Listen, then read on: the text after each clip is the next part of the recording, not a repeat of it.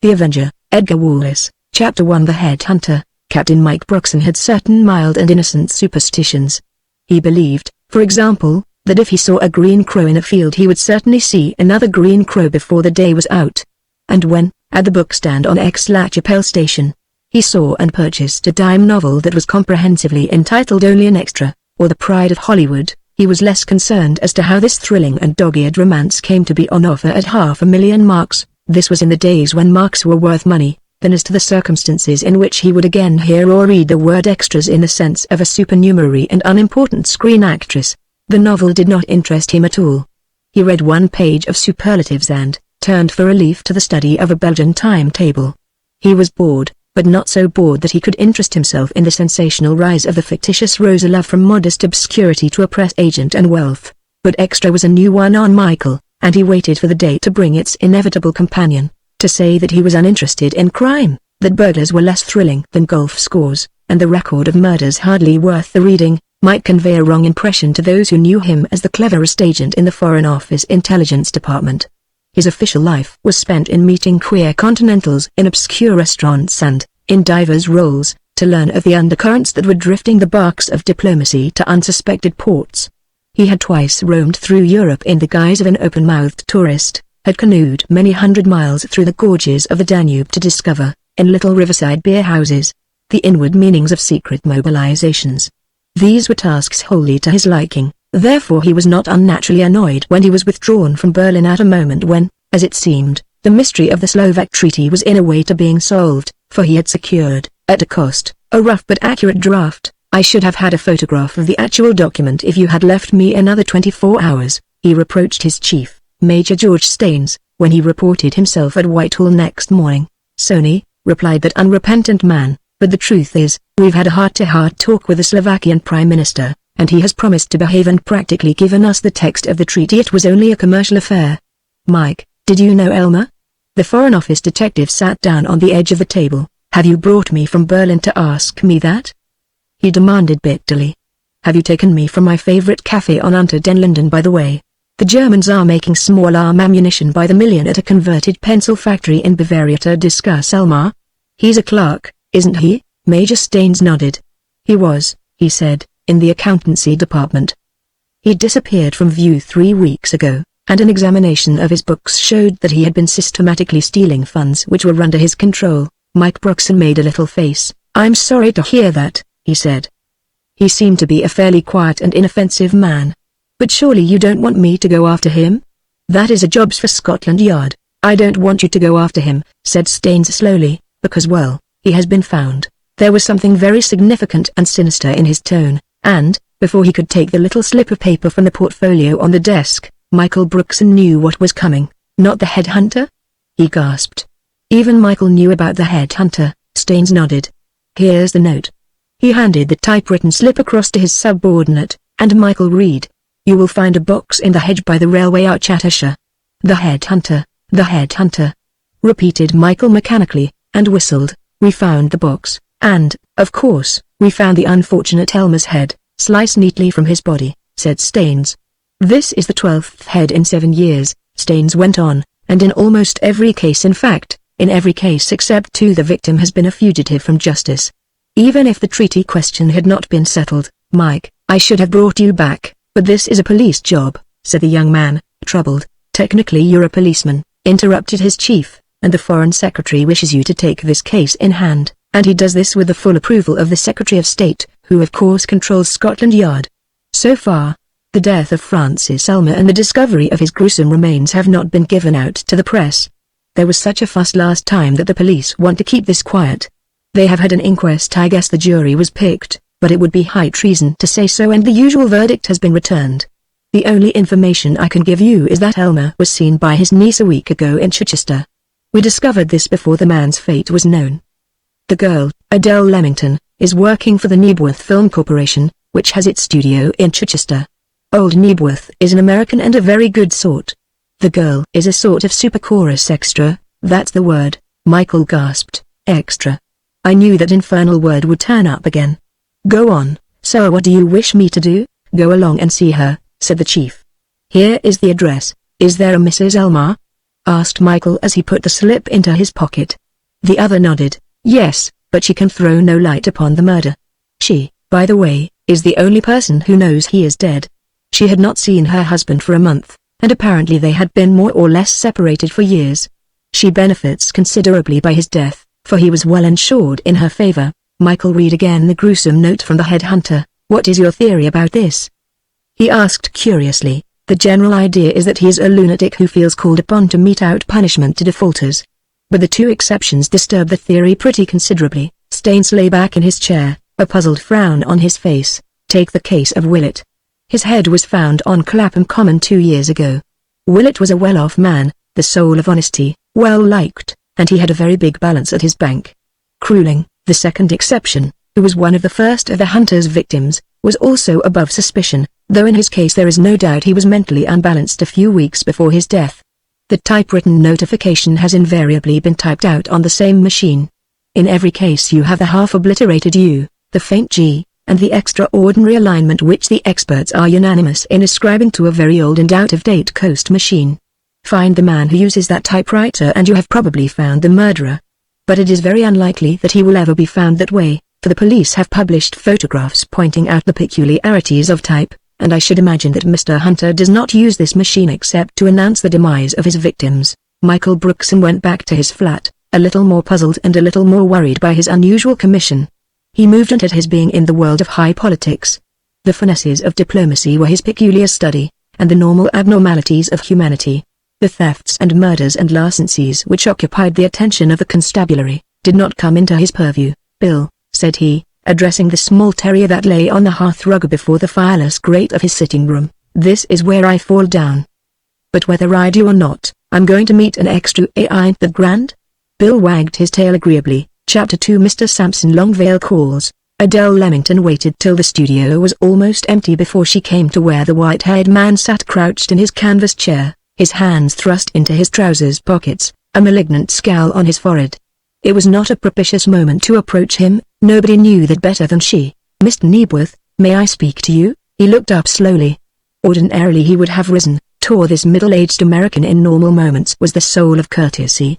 But just at that moment his respect for womanhood was something below zero. His look was blank, though the director in him instinctively approved her values. She was pretty, with regular features and a mop of brown hair in which the sunshine of childhood still lingered. Her mouth firm, delicately shaped, her figure slim perfect in many ways. Jack had seen many beautiful extras in his career, and had passed through stages of enthusiasm and despair as he had seen them translated to the screen, pretty wooden figures without soul or expression, gauche of movement, hopeless. Too pretty to be clever, too conscious of their beauty to be natural.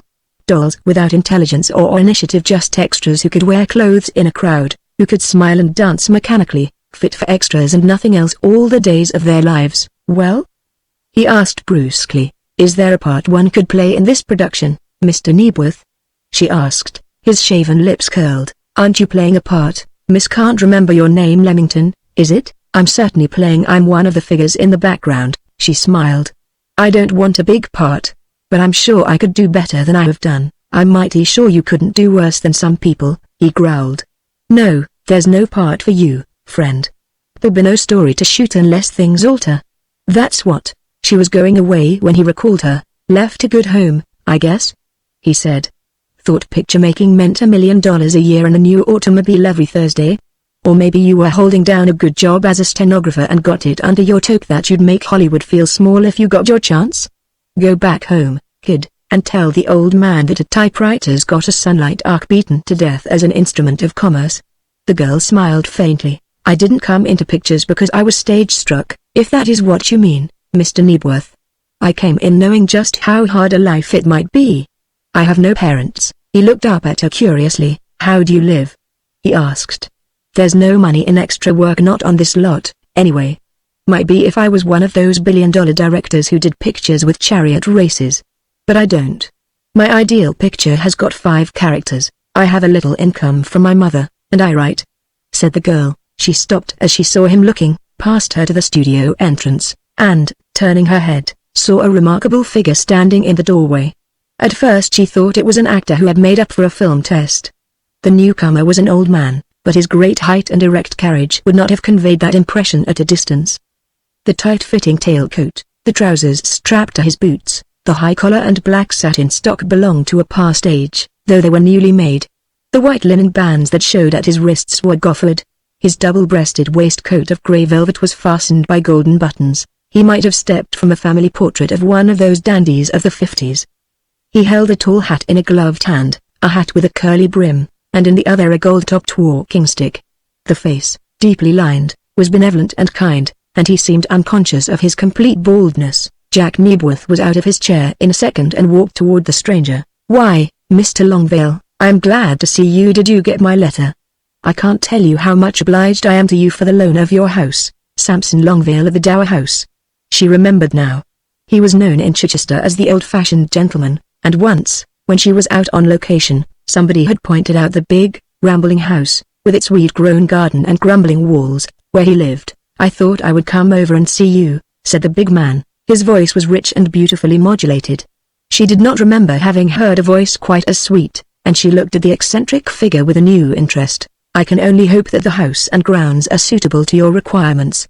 I am afraid they are in sad disorder, but I cannot afford to keep the estate in the same condition as my grandfather did." "Just what I want, Mr. Longvale.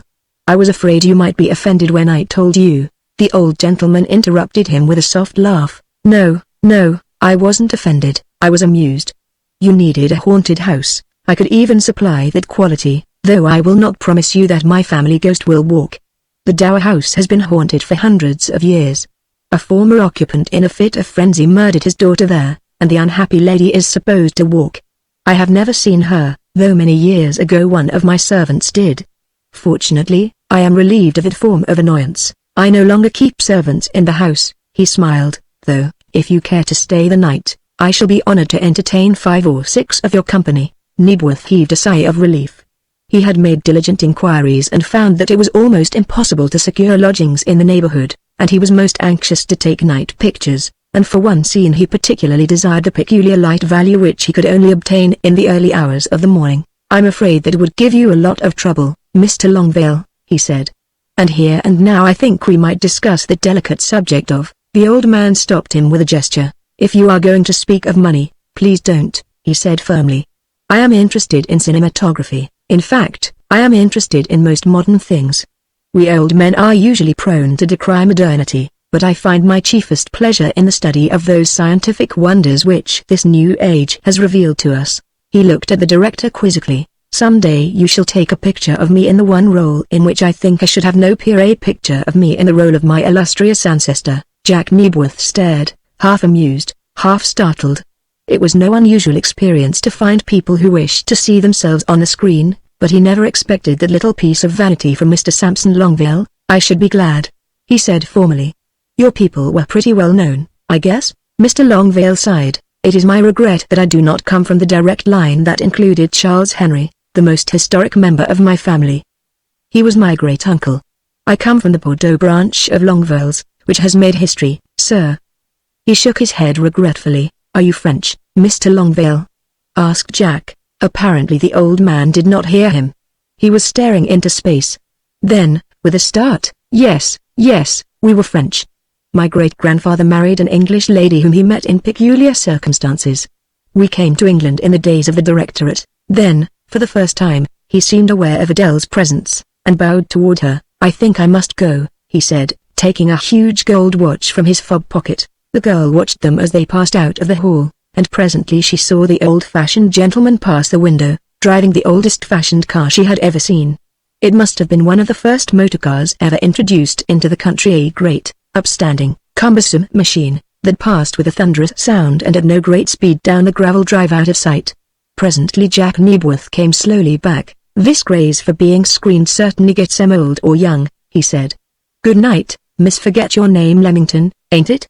"Good night." She was halfway home before she realized that the conversation that she had plucked up such courage to initiate had ended unsatisfactorily for her, and she was as far away from her small part as ever. Chapter 3. The niece. Adele Leamington occupied a small room in a small house, and there were moments when she wished it were smaller, that she might be justified in plucking up her courage to ask from the stout and unbending Mrs. Watson, her landlady, a reduction of rent. The extras on Jack Knebworth's lot were well paid but infrequently employed, for Jack was one of those clever directors who specialized in domestic stories. She was dressing when Mrs. Watson brought in her morning cup of tea. "There's a young fellow been hanging round outside since I got up," said Mrs. Watson. "I saw him when I took in the milk. Very polite he was, but I told him you weren't awake." "Did he want to see me?" asked the astonished girl. "That's what he said," said Mrs. Watson grimly. "I asked him if he came from Knebworth, and he said no. If you want to see him, you can have the use of the parlor, though I don't like young men calling on young girls. I've never let theatrical lodgings before, and you can't be too careful. I've always had name for respectability and I want to keep it." Adele smiled. "I cannot imagine anything more respectable than an early morning caller, Mrs. Watson," she said. She went downstairs and opened the door. The young man was standing on a sidewalk with his back to her, but at the sound of the door opening he turned. He was good-looking and well-dressed, and his smile was quick and appealing. "I hope your landlady did not bother to wake you up. I could have waited." "You are Miss Adele Leamington, aren't you?" She nodded. "Will you come in, please?" she asked, and took him into the stuffy little front parlor, and, closing the door behind her, waited. "I am a reporter," he said untruthfully, and her face fell. "You've come about Uncle Francis? Is anything really wrong? They sent a detective to see me a week ago. Have they found him?" "No, they haven't found him," he said carefully. "You knew him very well, of course, Miss Leamington?" She shook her head. "No, I have only seen him twice in my life. My dear father and he quarreled before I was born, and I only saw him once after Daddy died, and once before Mother was taken with her fatal illness." She heard him sigh, and sensed his relief, though why he should be relieved that her uncle was almost a stranger to her she could not fathom. "You saw him at Chichester, though?" he said. She nodded. "Yes, I saw him. I was on my way to Goodwood Park, a whole party of us in a char-a-banc, and I saw him for a moment walking along the sidewalk. He looked desperately ill and worried. He was just coming out of a stationer's shop when I saw him. He had a newspaper under his arm and a letter in his hand." "Where was the store?"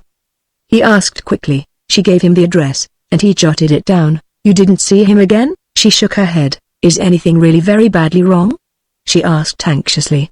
"I've often heard Mother say that Uncle Francis was very extravagant, and a little unscrupulous."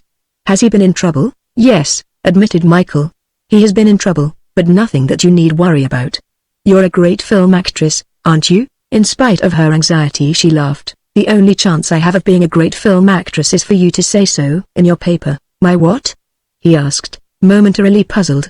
"Oh yes, my newspaper, of course. I don't believe you're a reporter at all," she said with sudden suspicion. "Indeed I am," he said glibly, and dared to pronounce the name of that widely circulated sheet upon which the sun seldom sets. "Though I'm not a great actress, and fear I never shall be, I like to believe it is because I've never had a chance. I've a horrible suspicion that Mr. Knebworth knows instinctively that I am no good." Mike Broxton had found a new interest in the case, an interest which, he was honest enough to confess to himself, was not dissociated from the niece of Francis Elmer.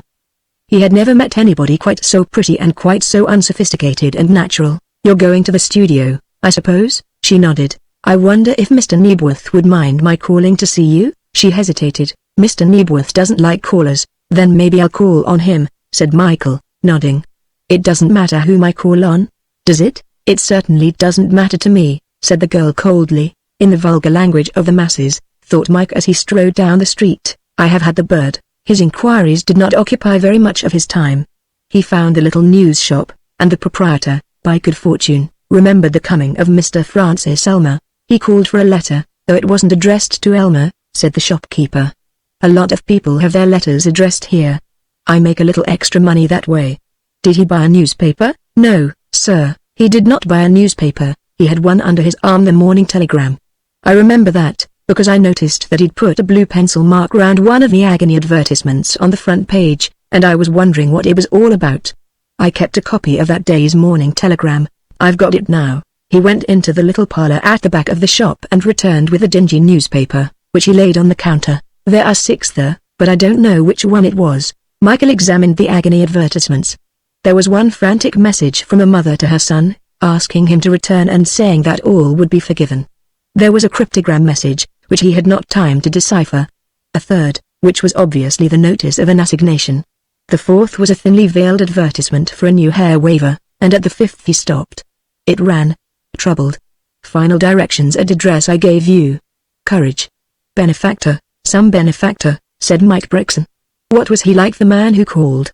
Was he worried? Yes, sir, he looked upset, all distracted like. He seemed like a chap who'd lost his head. That seems a fair description, said Mike. Chapter 4: The Leading Lady. In the studio of the Knebworth Picture Corporation, the company had been waiting in its street clothes for the greater part of an hour. Jack Knebworth sat in his conventional attitude, huddled up in his canvas chair, fingering his long chin and glowering from time to time at the clock above the studio manager's office. It was 11 when Stella Mendoza flounced in, bringing with her the fragrance of wood violets and a small, unhappy beak. Do you work to summertime? Asked Knebworth slowly. Or maybe you thought the call was for afternoon? You've kept 50 people waiting, Stella. I can't help their troubles, they said with a shrug of shoulder. You told me you were going on location, and naturally I didn't expect there would be any hurry. I had to pack my things. Naturally you didn't think there was any hurry. Jack Knebworth reckoned to have 3 fights a year. This was the third.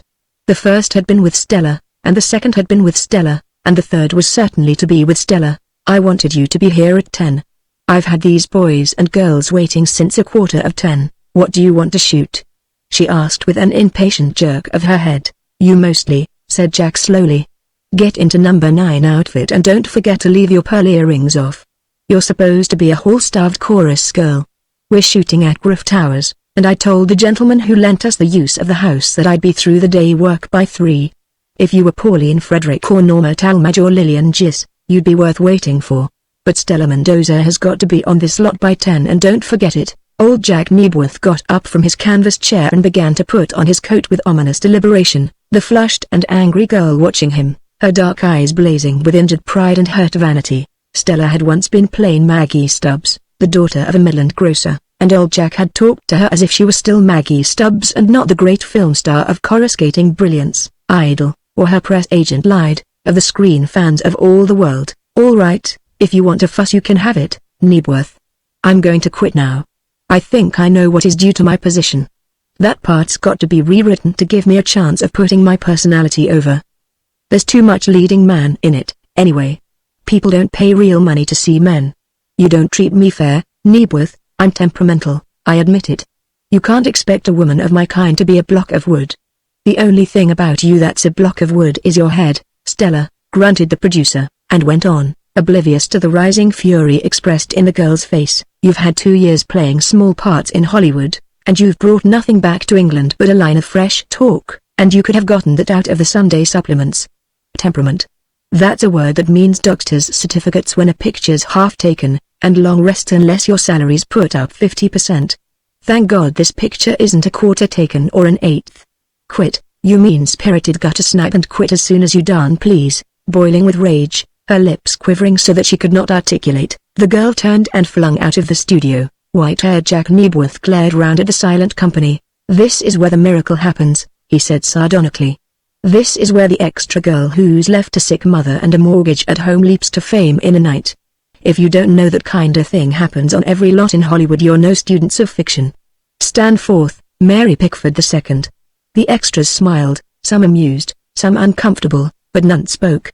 Adele was frozen stiff, incapable of speech. Modesty don't belong to this industry. Old Jack sneered amiably. Who thinks she can play Roselle in this piece because an extra's going to play the part? Believe me. I'm going to show this pseudo-actress that there isn't an extra on this lot that couldn't play her head off. Somebody talked about playing a part yesterday. His forefinger pointed to Adele, and with a heart that beat tumultuously she went toward him. I had a camera test of you 6 months ago, said Jack suspiciously. There was something wrong with her. What was it? He turned to his assistant. That young man scratched his head in an effort of memory. Ankles? He hazarded a guess at random, a safe guess, for Knebworth had views about ankles. Nothing wrong with them. Get out the print and let us see it. 10 minutes later Adele sat by the old man's side in the little projection room and saw her test run through. Hair, said Knebworth triumphantly. I knew there was something. Don't like bobbed hair. Makes a girl too pert and sophisticated. You've grown it? He added as the lights were switched on. Yes, Mr. Knebworth. He looked at her in dispassionate admiration. You'll do, he said reluctantly. See the wardrobe and get Miss Mendoza's costumes. There's one thing I'd like to tell you before you go, he said, stopping her. You may be good and you may be bad, But, good or bad, there's no future for you, so don't get heated up.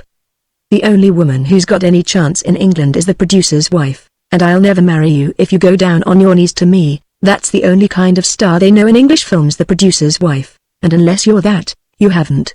He snapped his finger. I'll give you a word of advice, kid. If you make good in this picture, link yourself up with one of those cute English directors that set 3 flats and a pot of palms and call it a drawing room. Give Miss What's her name the script, Harry. Say go out somewhere quiet and study it, will you? Harry, you see the wardrobe. I give you half an hour to read the script. Like one in a dream, the girl walked out into the shady garden that ran the length of the studio building and sat down, trying to concentrate on the typewritten lines. It wasn't true, it could not be true. And then she heard the crunch of feet on gravel and looked up in alarm.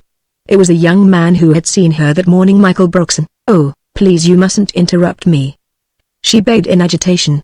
I've got a big part to read. Her distress was so real that he hastened to take his departure. I'm awfully sorry, he began. In her confusion she had dropped the loose sheets of the manuscript, and, stooping with her to pick them up, their heads bumped. Sorry, that's an old comedy situation, isn't it? He began, and then he saw the sheet of paper in his hand and began to read. It was a page of elaborate description of a scene. The cell is large, lighted by a swinging lamp. In center is a steel gate through which a soldier on guard is seen pacing to and fro. Good God, said Michael, and went white. The U's in the type were blurred. The G was indistinct. The page had been typed on the machine from which the headhunter sent forth his gruesome tales of death. Chapter 5. Mr. Lawley-Foss, what is wrong? Asked Adele, seeing the young man's grave face. Where did this come from?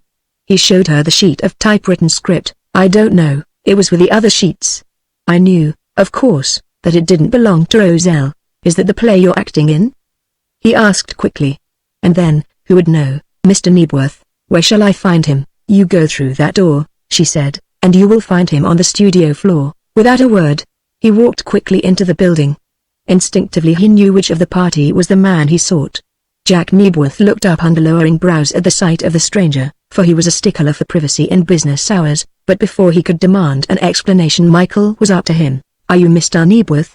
Jack nodded. I surely am, he said. May I speak to you for 2 minutes? I can't speak to anybody for 1 minute, growled Jack. Who are you, anyway, and who let you in? I'm a detective from the Foreign Office, said Michael, lowering his voice, and Jack's manner changed. Anything wrong? He asked, as he accompanied the detective into his sanctum. Jack laid down the sheet of paper with its typed characters on the table. Who wrote that? He asked. Jack Nebworth looked at the manuscript and shook his head. I've never seen it before. What is it all about? You've never seen this manuscript at all? No, I'll swear to that. But I dare say my scenario man will know all about it. I'll send for him. He touched a bell, and, to the clerk who came, Mr. Lawley-Foss, to come quickly, he said. The reading of books, plots and material for picture plays is entirely in the hands of my scenario manager, he said. I never see a manuscript until he considers it's worth producing, and even then, of course, the picture isn't always made. If the story happens to be a bad one, I don't see it at all. I'm not so sure that I haven't lost some good stories. Because Foss, he hesitated a second. Well, he and I don't see exactly eye to eye. Now, Mr. Brookson, what is the trouble? In a few words Michael explained the grave significance of the typewritten sheet. The headhunter. Jack whistled. There came a knock at the door, and Lawley-Foss slipped into the room.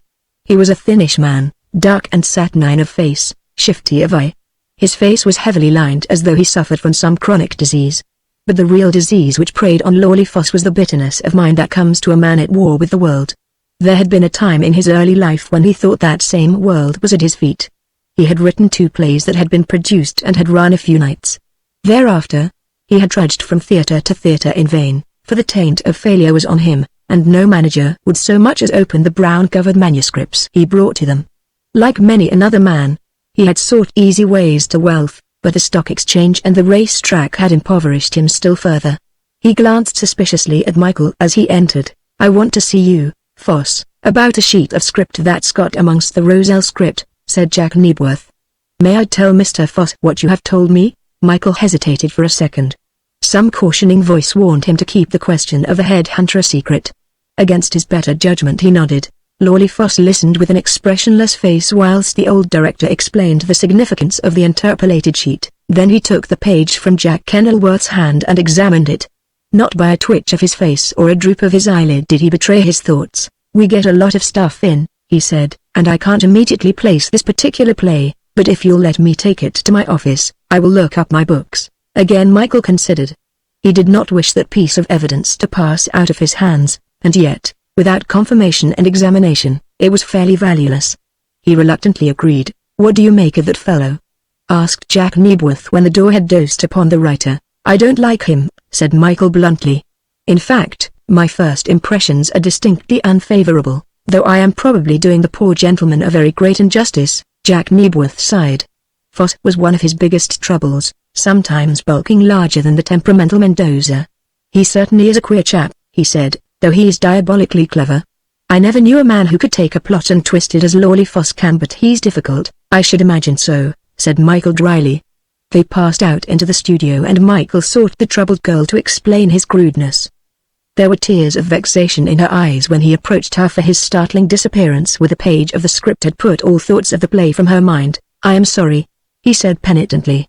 "I almost wish I hadn't come, and I quite wish it," she said, smiling in spite of herself. "What was the matter with that page you took? You are a detective, aren't you?" "I admit it," said Michael recklessly. "Did you speak the truth when you said that my uncle—" She stopped, at a loss for words. "No, I did not," replied Michael quietly. "Your uncle is dead, Miss Leamington." "Dead?" she gasped. He nodded. "He was murdered, in extraordinary circumstances." Suddenly her face went white. "He wasn't the man whose head was found at Usher? How did you know?" he asked sharply. "It was in this morning's newspaper," she said, and inwardly he cursed the sleuth-hound of a reporter who had got onto the track of this latest tragedy. She had to know sooner or later. He satisfied himself with that thought. The return of Foss relieved him of further explanations. The man spoke for a while with Jack Knebworth in a low voice, and then the director beckoned Michael across. "Foss can't trace this manuscript," he said, handing Jack the sheet. "It may have been a sample page sent in by a contributor, or it may have been a legacy from our predecessors. I took over a whole lot of manuscript with the studio from a bankrupt production company." He looked impatiently at his watch. "Now, Mr. Brixton, if it's possible I should be glad if you would excuse me.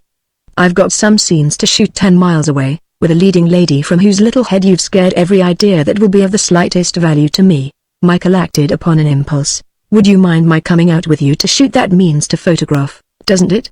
I promise you I won't be in the way." Old Jack nodded curtly, and 10 minutes later Michael Brixton was sitting side by side with the girl in a charabanc which was carrying them to the location.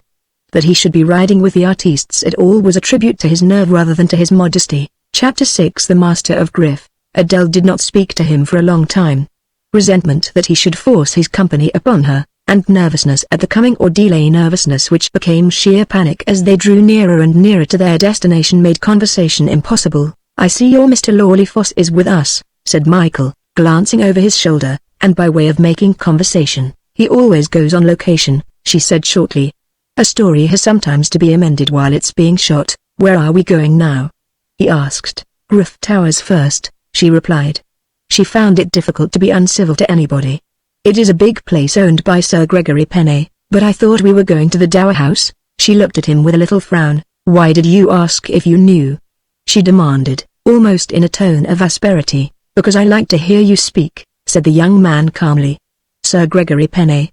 I seem to know the name." She did not answer. "He was in Borneo for many years, wasn't he?" "He's hateful," she said vehemently. "I detest him." She did not explain the cause of her detestation, and Michael thought it discreet not to press the question, but presently she relieved him of responsibility. "I've been to his house twice. He has a very fine garden, which Mr. Knebworth has used before. Of course, I only went as an extra and was very much in the background. I wish I had been more so. He has queer ideas about women, and especially actresses. Not that I'm an actress," she added hastily, "but I mean people who play for a living. Thank heaven there's only one scene to be shot at Griff, and perhaps he will not be at home, but that's unlikely. He's always there when I go." Michael glanced at her out of the corner of his eye. His first impression of her beauty was more than confirmed. There was a certain wistfulness in her face which was very appealing, an honesty in the dark eyes that told him all he wanted to know about her attitude toward the admiration of the unknown Sir Gregory. "It's queer how all baronets are villains in stories," he said, "and queerer still that most of the baronets I've known have been men of singular morals. I'm bothering you, being here, aren't I? He asked, dropping his tone of banter. She looked round at him. You are a little, she said frankly. You see, Mr. Brixton, this is my big chance. It's a chance that really never comes to an extra except in stories, and I'm frightened to death of what is going to happen. You make me nervous, but what makes me more panic-stricken is that the first scene is to be shot at Griff. I hate it. I hate it. She said almost savagely. Big, hard-looking house, with its hideous stuffed tigers and its awful-looking swords. Swords? He asked quickly. What do you mean? The walls are covered with them Eastern swords. They make me shiver to see them. But Sir Gregory takes a delight in them. He told Mr. Nebworth, the last time we were there, that the swords were as sharp now as they were when they came from the hands of their makers, and some of them were 300 years old. He's an extraordinary man. He can cut an apple in half on your hand and never so much as scratch you. That is one of his favorite stunts. Do you know what stunt means? I seem to have heard the expression, said Michael absently. There is the house, she pointed. Ugh. It makes me shiver. Griff Towers was one of those bleak-looking buildings that it had been the delight of the early Victorian architects to erect. Its one grey tower, placed on the left wing, gave it a lopsided appearance, but even this distortion did not distract attention from its rectangular unloveliness. The place seemed all the more bare since the walls were innocent of greenery and it stood starkly in the midst of a yellow expanse of gravel. Looks almost like a barracks, said Michael, with a parade ground in front. They passed through the lodge gates, and the charabanc stopped halfway up the drive. The gardens apparently were in the rear of the building, and certainly there was nothing that would attract the most careless of directors in its uninteresting facade. Michael got down from his seat and found Jack Nebworth already superintending the unloading of a camera and reflectors. Behind the charabanc came the big dynamo lorry, with 3 sun arcs that were to enhance the value of daylight. Oh, you're here, are you? Growled Jack. Now you'll oblige me, Mr. Brixton, by not getting in the way. I've got a hard morning's work ahead of me. I want you to take me on as a what is the word ? Extra, said Michael. The old man frowned at him. Say, what's the great idea? He asked suspiciously. I have an excellent reason, and I promise you that nothing I do will in any way embarrass you. The truth is, Mr. Nebworth, I want to be around for the remainder of the day, and I need an excuse. Jack Nebworth bit his lip, scratched his long chin, scowled, and then, all right, he said gruffly. Maybe you'll come in handy, though I'll have quite enough bother directing one amateur, and if you get into the pictures on this trip you're going to be lucky. There was a man of the party, a tall young man whose hair was brushed back from his forehead, and was so tidy and well arranged that it seemed as if it had originally been stuck by glue and varnished over. A tall, somewhat good-looking boy, who had sat on Adele's left throughout the journey and had not spoken once. He raised his eyebrows at the appearance of Michael, and, strolling across to the harassed Nebworth, his hands in his pockets, he asked with a hurt air, I say, Mr. Nebworth, who is this Johnny? Which Johnny? Growled old Jack. You mean Brixton? He's an extra. Oh, an extra, is he? Said the young man. I say, it's pretty desperately awful when extras hobnob with principals. And this Leamington girl, she's simply going to mess up the pictures. She is, by Jove, is she, by Jove? Snarled Nebworth. Now see here, Mr. Connolly, I ain't so much in love with your work that I'm willing to admit in advance that even an extra is going to mess up this picture. I've never played opposite to an extra in my life, dash it all. Then you must have felt lonely, grunted Jack, busy with his packing. Now, Mendoza is an artiste, began the youthful leading man, and Jack Nebworth straightened his back. Get over the till you're wanted, you. He roared. When I need advice from pretty boys, I'll come to you. See. For the moment you're de trop, which is a French expression meaning that you're standing on ground there's a better use for. The disgruntled Reggie Connolly strolled away with a shrug of his thin shoulders, which indicated not only his conviction that the picture would fail, but that the responsibility was everywhere but under his hat. From the big doorway of Grill Towers, Sir Gregory Penney was watching the assembly of the company. He was a thick-set man, and the son of Borneo and an unrestricted appetite had dyed his skin a color which was between purple and brown. His face was covered with innumerable ridges, his eyes looked forth upon the world through 2 narrow slits. The rounded feminine chin seemed to be the only part of his face that sunshine and stronger stimulants had left in its natural condition. Michael watched him as he strolled down the slope to where they were standing, guessing his identity. He wore a golf suit of a loud check in which red predominated, and a big cap of the same material was pulled down over his eyes. Taking the stub of a cigar from his teeth, With a quick and characteristic gesture he wiped his scanty moustache on his knuckles. "Good morning, Nebworth," he called. His voice was harsh and cruel, a voice that had never been mellowed by laughter or made soft by the tendernesses of humanity. "Good morning, Sir Gregory." Old Nebworth disentangled himself from his company. "Sorry I'm late." "Don't apologize," said the other. "Only I thought you were going to shoot earlier." "Brought my little girl, eh? Your little girl?" Jack looked at him, frankly nonplussed. "You mean Mendoza?" "No, she's not coming. I don't mean Mendoza, if that's the dark girl." "Never mind, I was only joking. Who the blazes was his little girl?" thought Jack, who was ignorant of two unhappy experiences which an unconsidered extra girl had on previous visits. The mystery, however, was soon cleared up, for the baronet walked slowly to where Adele Leamington was making a pretense of studying her script. "Good morning, little lady," he said, lifting his cap an eighth of an inch from his head. "Good morning, Sir Gregory," she said coldly. "You didn't keep your promise." He shook his head waggishly. "Oh, woman, I don't remember having made a promise," said the girl quietly. "You asked me to come to dinner with you, and I told you that that was impossible. I promised to send my car for you. Don't say it was too far away." Never mind.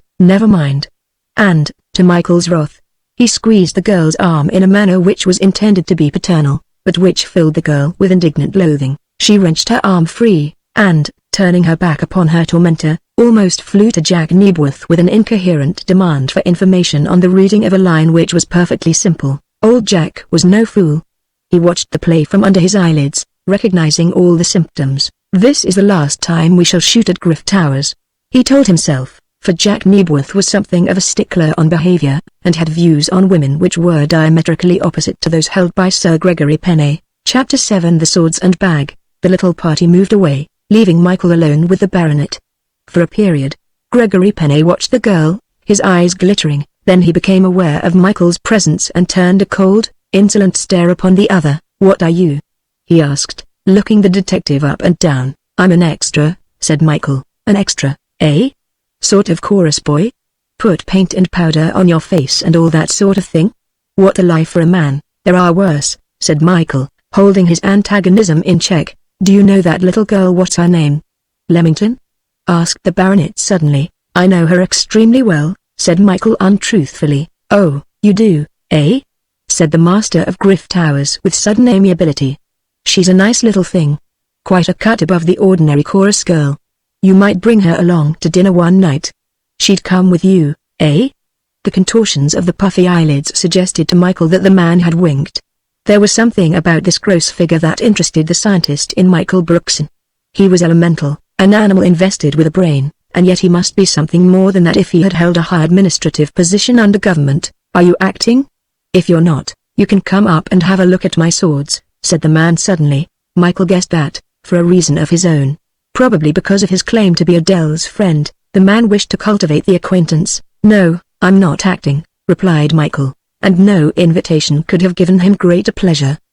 Did their owner realize the fact? Michael Brookson had already made up his mind not to leave Griff Towers until he had inspected that peculiar collection. "Yes, she's a nice little girl." Penney returned to the subject immediately as they paced up the slope toward the house. "As I say, a cut above chorus girls. Young, unsophisticated, virginal. You can have your sophisticated girls, there is no mystery to 'em. They revolt me.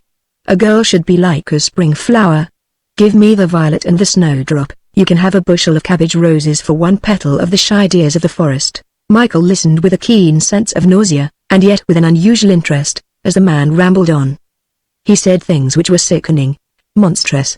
There were moments when Brookson found it difficult to keep his hands off the obscene figure that paced at his side, and only by adopting toward him the attitude with which the enthusiastic naturalist employs in his dealings with snakes was he able to get a grip of himself. The big entrance hall into which he was ushered was paved with earth and tiles, and, looking up at the stone walls, Michael had his first glimpse of the famous swords. There were hundreds of them: poniards, scimitars, ancient words of Japan, basket-hilted hangers, two-handed swords that had felt the grip of long-dead crusaders. "What do you think of them, eh?" Sir Gregory Penney spoke with the pride of an enthusiastic collector. "There isn't one of them that could be duplicated, my boy, and they're only the rag, tag and bobtail of my collection." He led his visitor along a broad corridor, lighted by square windows set at intervals, and here again the walls were covered with shining weapons. Throwing open a door, Sir Gregory ushered the other into a large room which was evidently his library, though the books were few, and, so far as Michael could see at first glance, the conventional volumes that are to be found in the houses of the country gentry. Over the mantelshelf were two great swords of a pattern which Michael did not remember having seen before. "What do you think of those?" Penne lifted one from the silver hook which supported it, and drew it from its scabbard. "Don't feel the edge unless you want to cut yourself. This would split a hair, but it would also cut you in two, and you would never know what had happened till you fell apart."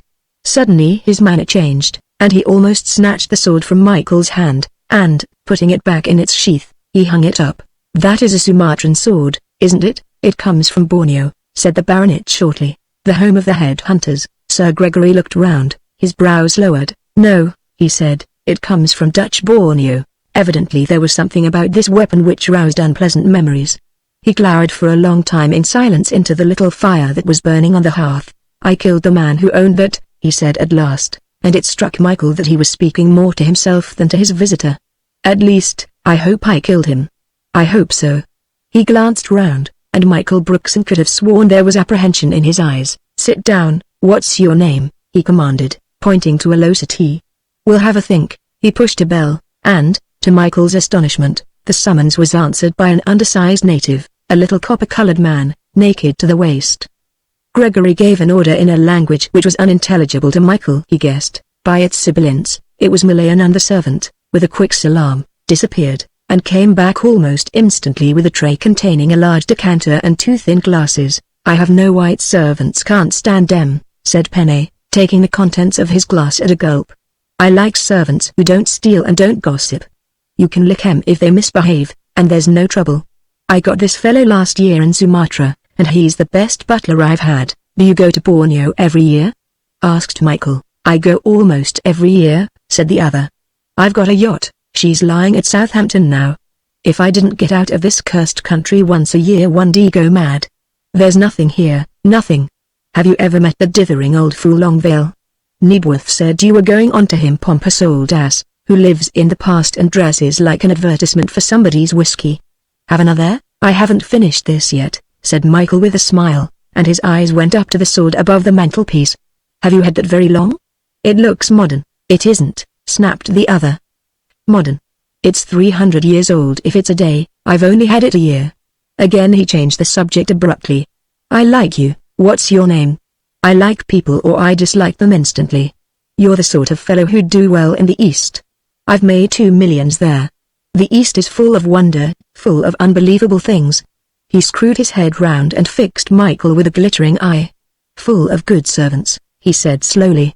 "Would you like to meet the perfect servant?" There was something peculiar in his tone, and Michael nodded. "Would you like to see the slave who never asks questions and never disobeys, who has no love but love of me?" He thumped himself on the chest. "No hate but for the people I hate, my trusty bag." He rose, and, crossing to his table, turned a little switch that Michael had noticed attached to the side of the desk. As he did so, a part of the paneled wall at the farther end of the room swung open. For a second Michael saw nothing, and then there emerged, blinking into the daylight, a most sinister, a most terrifying figure. And Michael Brookson had need for all his self-control to check the exclamation that rose to his lips. Chapter 8 Bag. It was a great orang-outang. Crouched as it was, gazing malignantly upon the visitor with its bead-like eyes, it stood over 6 feet in height. The hairy chest was enormous, the arms that almost touched the floor were as thick as an average man's thigh. It wore a pair of workman's dark blue overalls, held in place by 2 straps that crossed the broad shoulders. "Bag," called Sir Gregory in a voice so soft that Michael could not believe it was the man's own. "Come here." The gigantic figure waddled across the room to where they stood before the fireplace. "This is a friend of mine, Bag." The great ape held out his hand, and for a second Michael's was held in its velvet palm. This done, he lifted his paw to his nose and sniffed loudly, the only sound he made. "Get me some cigars," said Penne. Immediately the ape walked to a cabinet, pulled open a drawer, and brought out a box. "Not those," said Gregory. "The small ones." He spoke distinctly, as if he were articulating to somebody who was deaf, and, without a moment's hesitation, the hideous Bag replaced the box and brought out another. "Pour me out a whiskey and soda." The ape obeyed. He'd not spill a drop, and when his owner said enough, replaced the stopper in the decanter and put it back. "Thank you, that will do, Bag." Without a sound the ape waddled back to the open paneling and disappeared, and the door closed behind him. "Why, the thing is human," said Michael in an awe-stricken whisper. Sir Gregory Penney chuckled. "More than human," he said. "Bag is my shield against all trouble." His eyes seemed to go instantly to the sword above the mantelpiece. "Where does he live?" "He's got a little apartment of his own, and he keeps it clean. He feeds with the servants." "Good Lord!" gasped Michael, and the other chuckled again at the surprise he had aroused. "Yes, he feeds with the servants. They're afraid of him, but they worship him. He's a sort of god to them, but they're afraid of him. Do you know what would have happened if I'd said, 'This man is my enemy'?" He pointed his stubby finger at Michael's chest. "He would have torn you limb from a limb. You wouldn't have had a chance, Mr. What's your name, not a dog's chance. And yet he can be gentle. Yes, he can be gentle." He nodded. "And cunning. He goes out almost every night, and I've had no complaints from the villagers. No sheep stolen, nobody frightened. He just goes out and loafs around in the woods, and doesn't kill as much as a hen partridge." "How long have you had him?" 8 or 9 years, said the baronet carelessly, swallowing the whiskey that the ape had poured for him. "Now let's go out and see the actors and actresses. She's a nice girl, eh? You're not forgetting you're going to bring her to dinner, are you?" "What is your name?" "Brookson," said Michael. "Michael Brookson." Sir Gregory grunted something. "I'll remember that, Brookson. I ought to have told Bag. He likes to know." "Would he have known me again, suppose you had?" asked Michael, smiling. "Known you?" said the baronet contemptuously. "He will not only know you, but he'll be able to trail you down. Notice him smelling his hand. He was filing you for reference, my boy. If I told him, 'Go along and take this message to Brookson,' he'd find you." When they reached the lovely gardens at the back of the house, the first scene had been shot, and there was a smile on Jack Nebworth's face which suggested that Adele's misgivings had not been justified. And so it proved. "That girl's a peach," Jack unbent to say. "A natural-born actress, built for this scene. It's almost too good to be true." "What do you want?" It was Mr. Reggie Connolly, and he had the obsession which is perpetual in every leading man. He felt that sufficient opportunities had not been offered to him. "I say, Mr. Nebworth," he said in a grieved tone, "I'm not getting much of the fat in this story. So far, there's about 30 feet of me in this picture. I say, that's not right, you know. If a Johnny is being featured, you're not being featured," said Jack shortly, and Mendoza's chief complaint was that there was too much of you in it. Michael looked round. Sir Gregory Penney had strolled toward where the girl was standing, and, in her state of elation, she had no room in her heart even for resentment against the man she so cordially detested. "Little girl, I want to speak to you before you go," he said, dropping his voice, and for once she smiled at him. "Well, you have a good opportunity now, Sir Gregory," she said. "I want to tell you how sorry I am for what happened the other day, and I respect you for what you said, for a girl's entitled to keep her kisses for men she likes.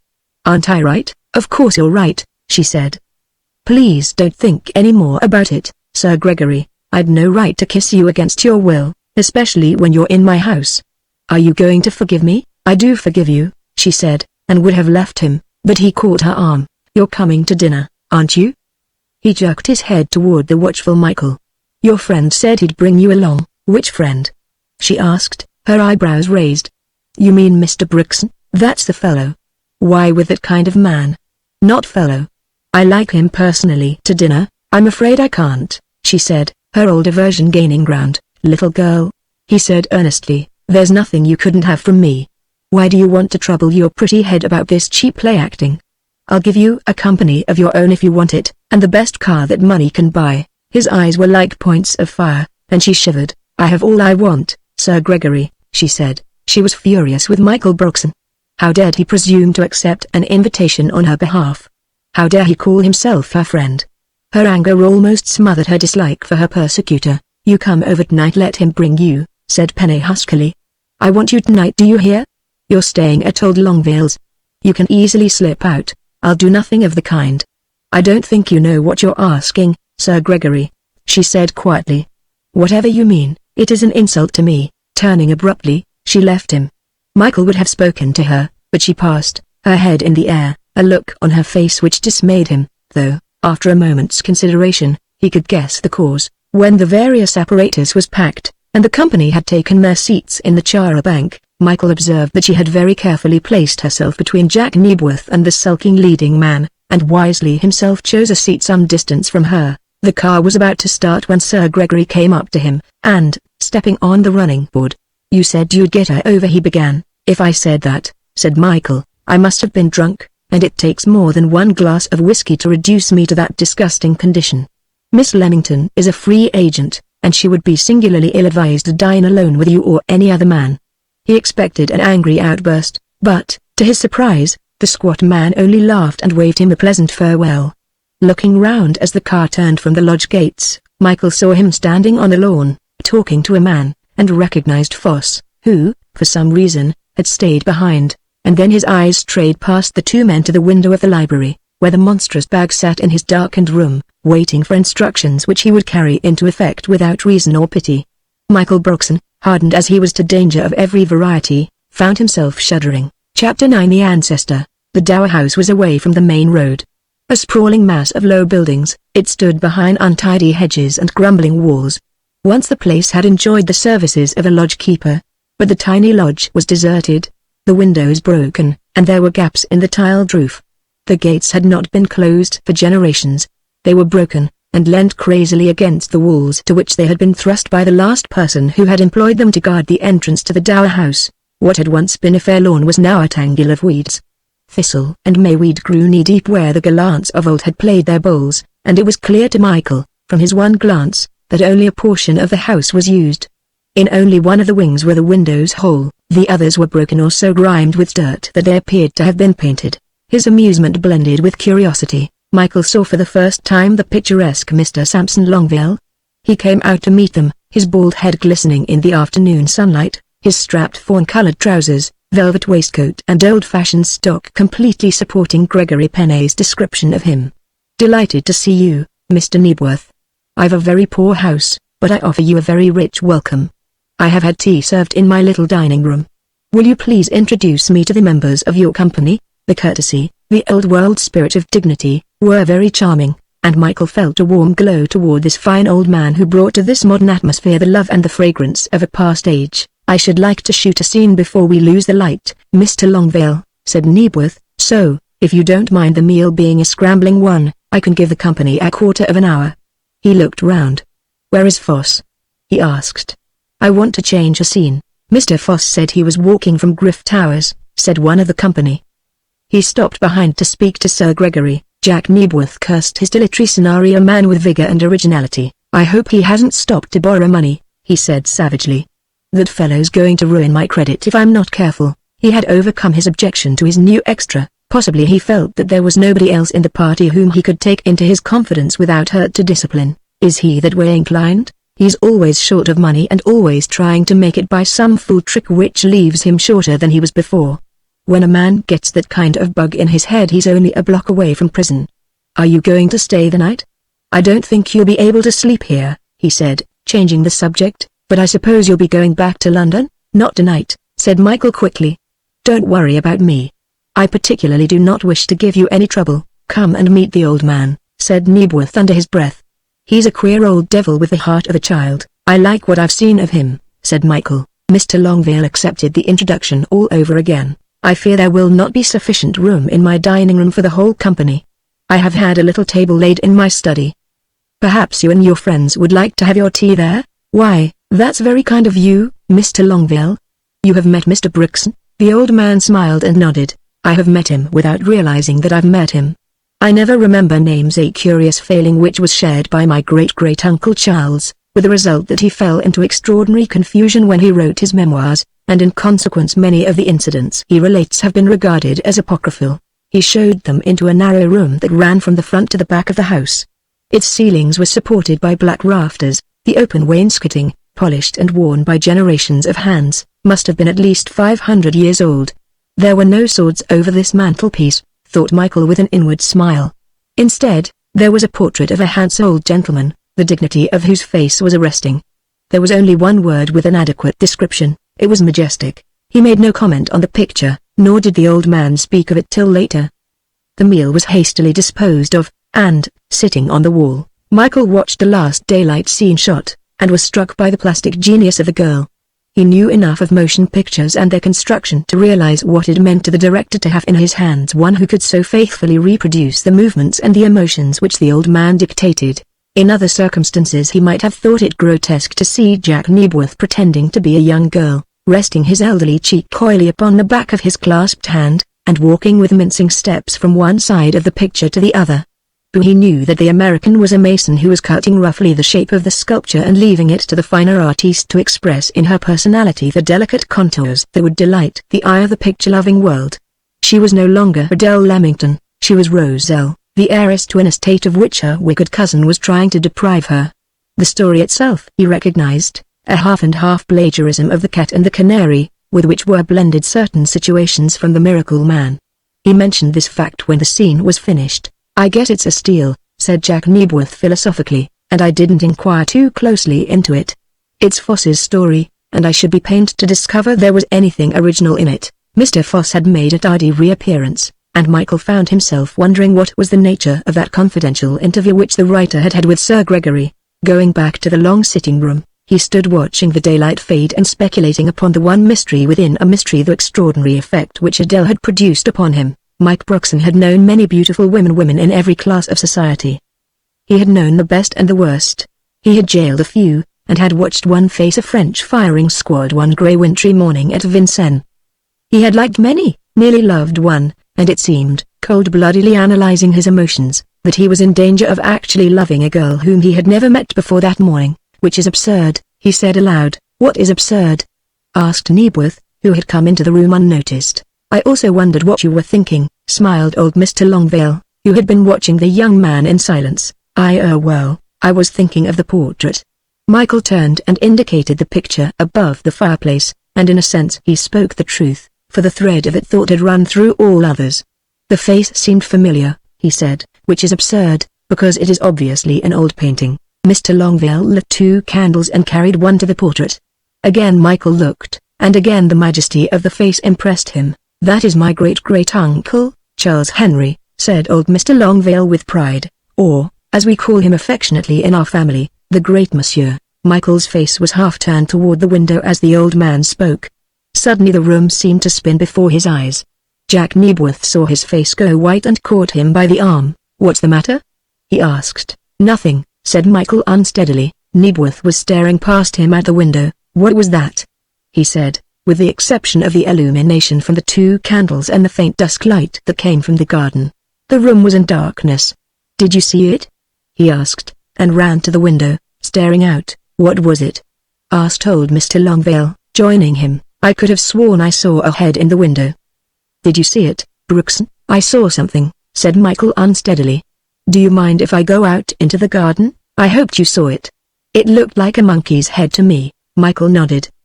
He walked down the flagged passage into the garden, and, as he did so, slipped a Browning from his hip, pressed down the safety catch, and dropped the pistol into his jacket pocket. He disappeared, and 5 minutes later Knebworth saw him pacing the garden path, and went out to him. "Did you see anything?" "Nothing in the garden." "You must have been mistaken." "But didn't you see him?" Michael hesitated. "I thought I saw something," he said with an assumption of carelessness. "When are you going to shoot those night pictures of yours?" "You saw something, Brookson. Was it a face?" Mike Brookson nodded. Chapter 10. The open window. The dynamo wagon was humming as he walked down the garden path, and with a hiss and a splutter from the arcs, the front of the cottage was suddenly illuminated by their fierce light. Outside on the road a motorist had pulled up to look upon the unusual spectacle. "What is happening?" he asked curiously. "They're taking a picture," said Michael. "Oh, is that what it is?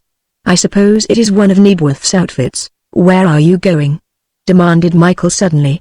"Forgive my asking you, but if you're heading for Chichester you can render me a very great service if you give me a lift." "Jump in," said the man.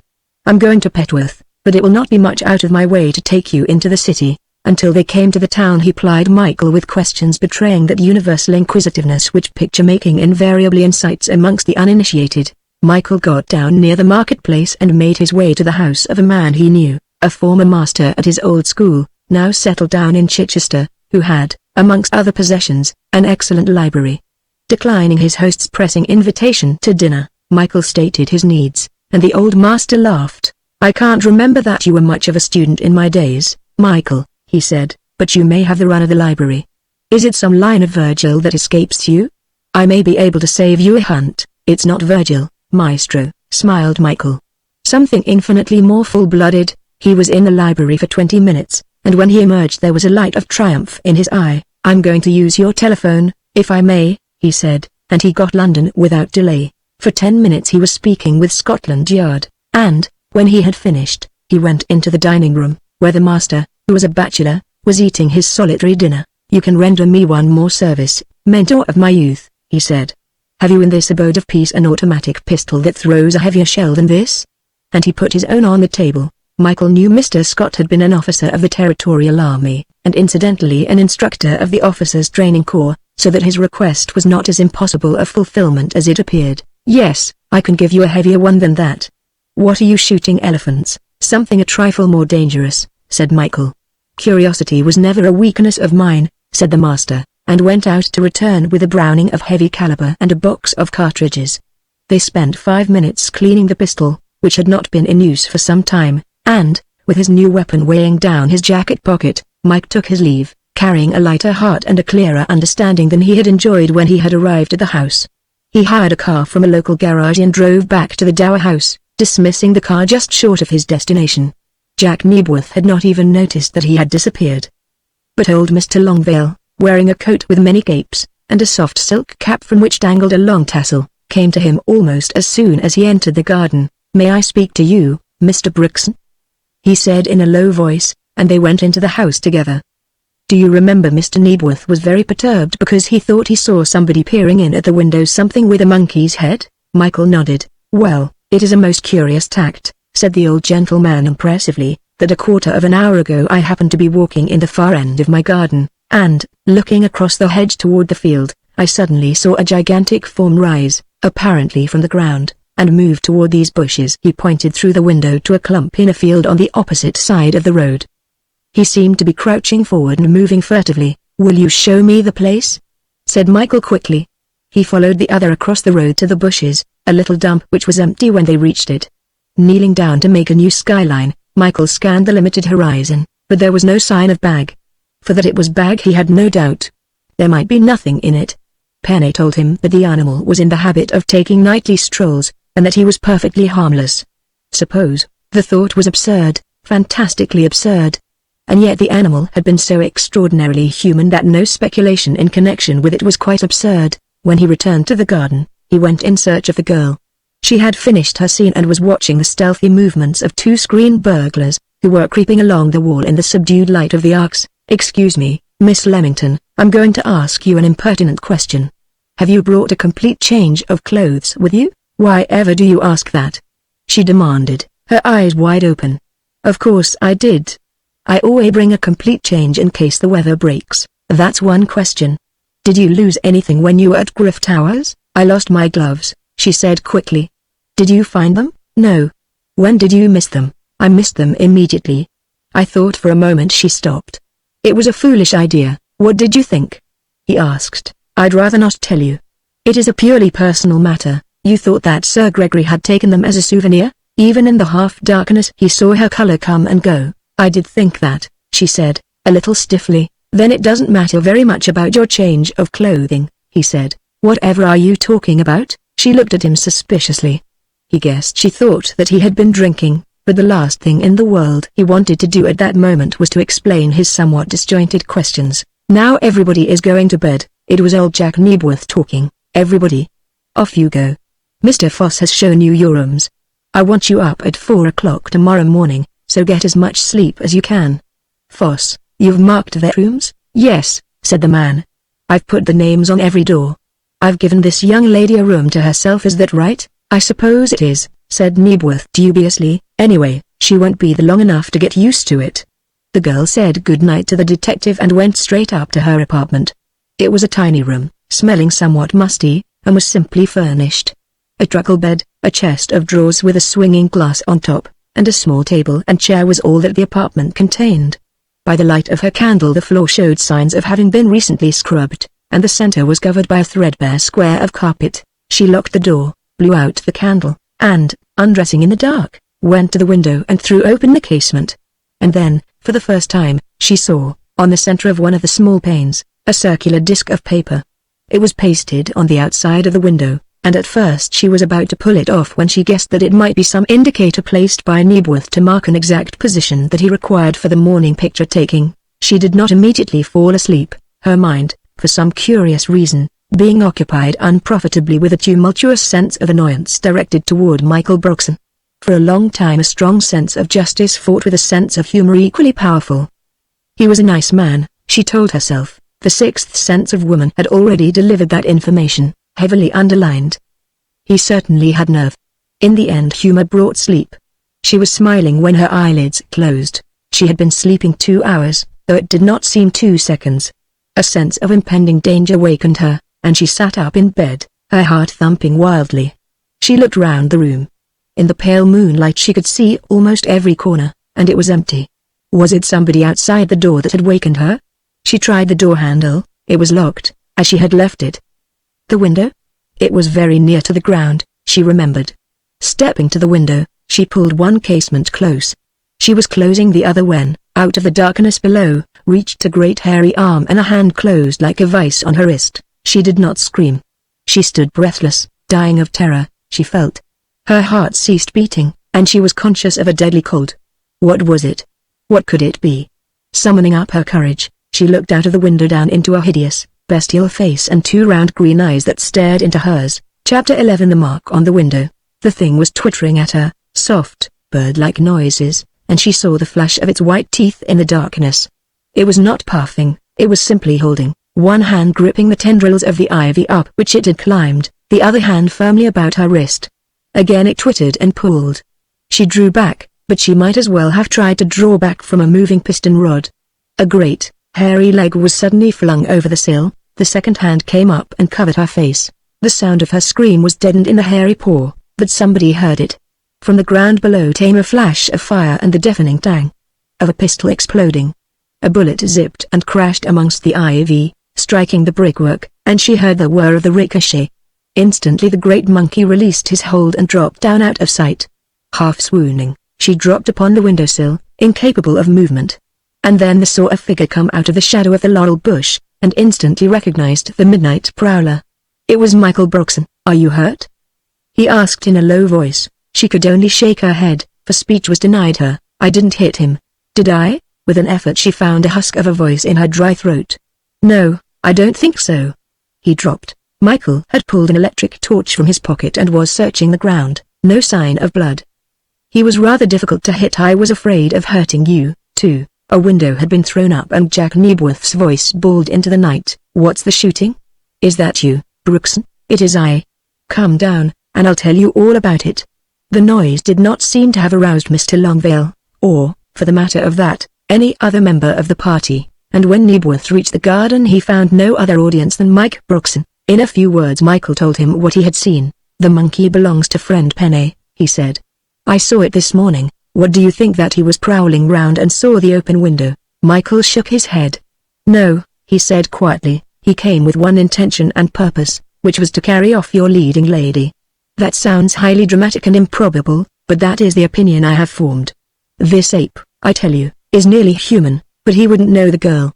He has never seen her." "He could smell her," said Mike instantly. "She lost a pair of gloves at the Towers today, and it's any odds that they were stolen by the noble Gregory Penney, so that he might introduce the bag an unfailing scent. I can't believe it, it is incredible.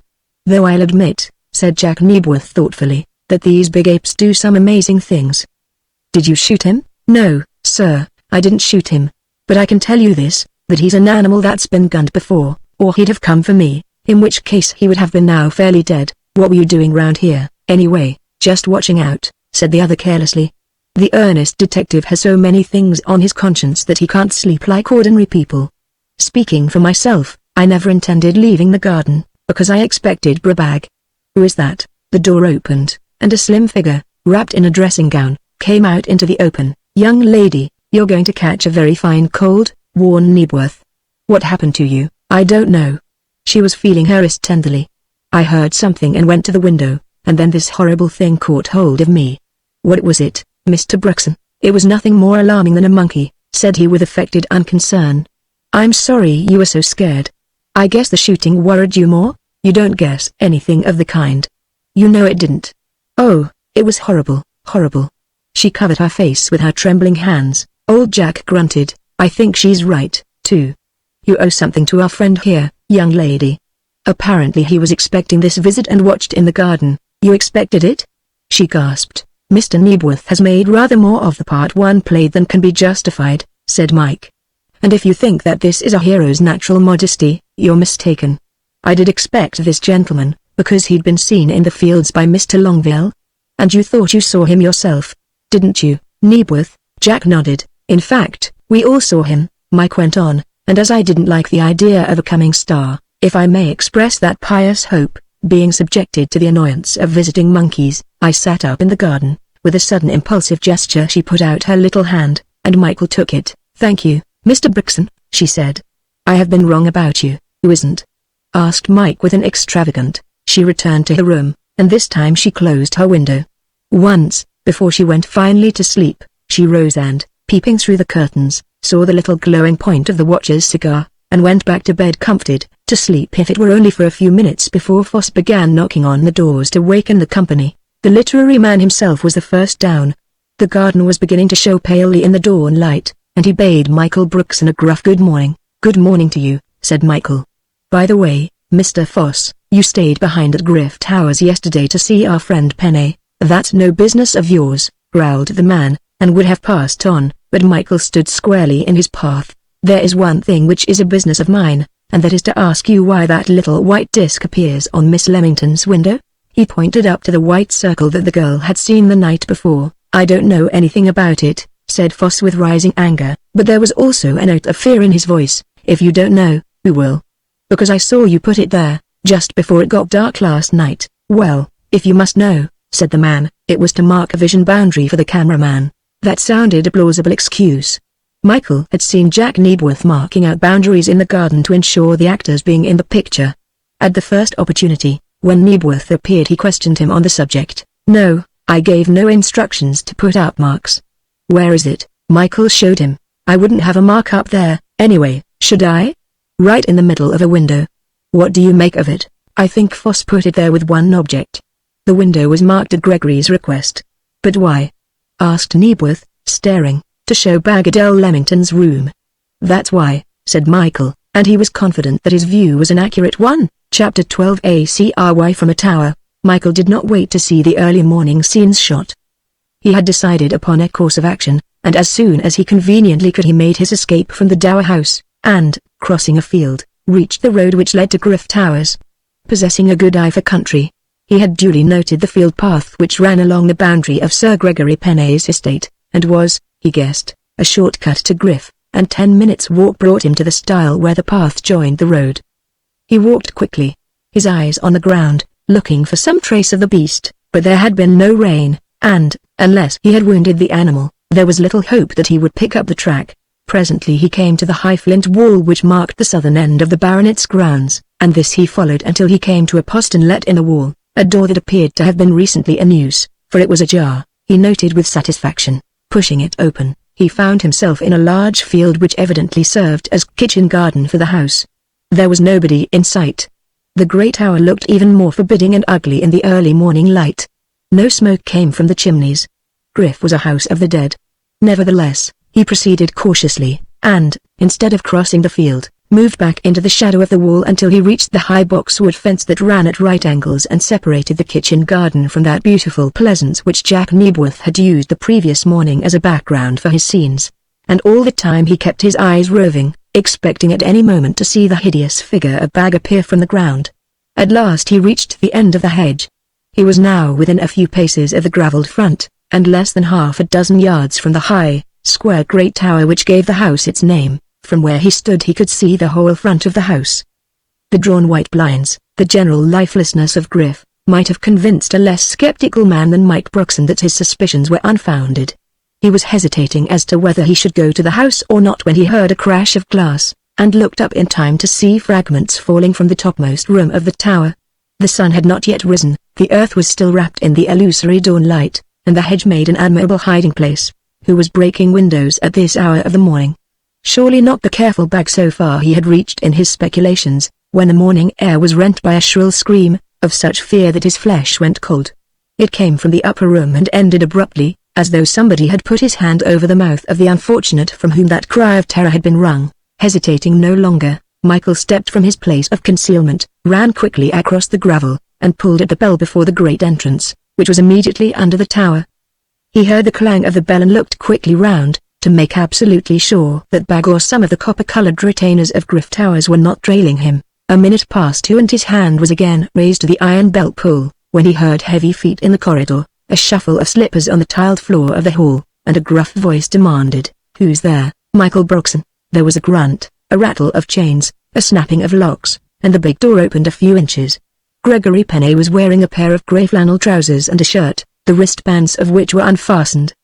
His malignant glare changed to wonder at the sight of the detective. "What do you want?" he demanded, and opened the door a few more inches. "I want to see you," said Michael. "Usually call at daybreak," growled the man as he closed the door on his visitor. Michael made no answer, but followed Gregory Penney to his room. The library had evidently been occupied throughout the night. The windows were shuttered, the electroliers were burning, and before the fire was a table and 2 whiskey bottles, one of which was empty. "Have a drink?" said Penney mechanically, and poured himself out a portion with an unsteady hand. "Is your ape in?" asked Michael, refusing the proffered drink with a gesture. "What, Bag?" "I suppose so. He goes and comes as he likes." "Do you want to see him?" "Not particularly," said Michael. "I've seen him once tonight." Penney was lighting the stub of a cigar from the fire as he spoke, and he looked round quickly. "You've seen him before?" "What do you mean?" "I saw him at the Dower House, trying to get into Miss Leamington's room, and he was as near to being a dead-oring outang as he has ever been." The man dropped the lighted spill on the hearth and stood up. "Did you shoot him?" he asked. "I shot at him." Gregory nodded. "You shot at him," he said softly. "That accounts for it. Why did you shoot him?" "He's perfectly harmless." "He didn't strike me that way," said Michael coolly. "He was trying to pull Miss Leamington from her room." The man's eyes opened. "He got so far, did he?" "Well?" There was a pause. "You sent him to get the girl," said Michael. "You also bribed Foss to put a mark on the window so that Bag should know where the girl was sleeping." He paused, but the other made no reply. The caveman method is fairly beastly, even when the caveman does his own kidnapping. When he sends an anthropoid ape to do his dirty work, it passes into another category. The man's eyes were invisible. Now his face had grown a deep hue. "So that's your line, is it?" he said. "I thought you were a pal." "I'm not responsible for your illusions," said Michael. "Only I tell you this," he tapped the man's chest with his finger. "If any harm comes to Adele Leamington that is traceable to you or your infernal agent, I shan't be contented with shooting Mr. Bag. I will come here and shoot you. Do you understand? And now you can tell me what is the meaning of that scream I heard from your tower. Who the hell do you imagine you're cross-questioning?" spluttered Penney, livid with fury. "You dirty, miserable little actor." Michael slipped a card from his pocket and put it in the man's hand. "You'll find my title to question you legibly inscribed," he said. The man brought the card to the table lamp and read it. The effect was electrical.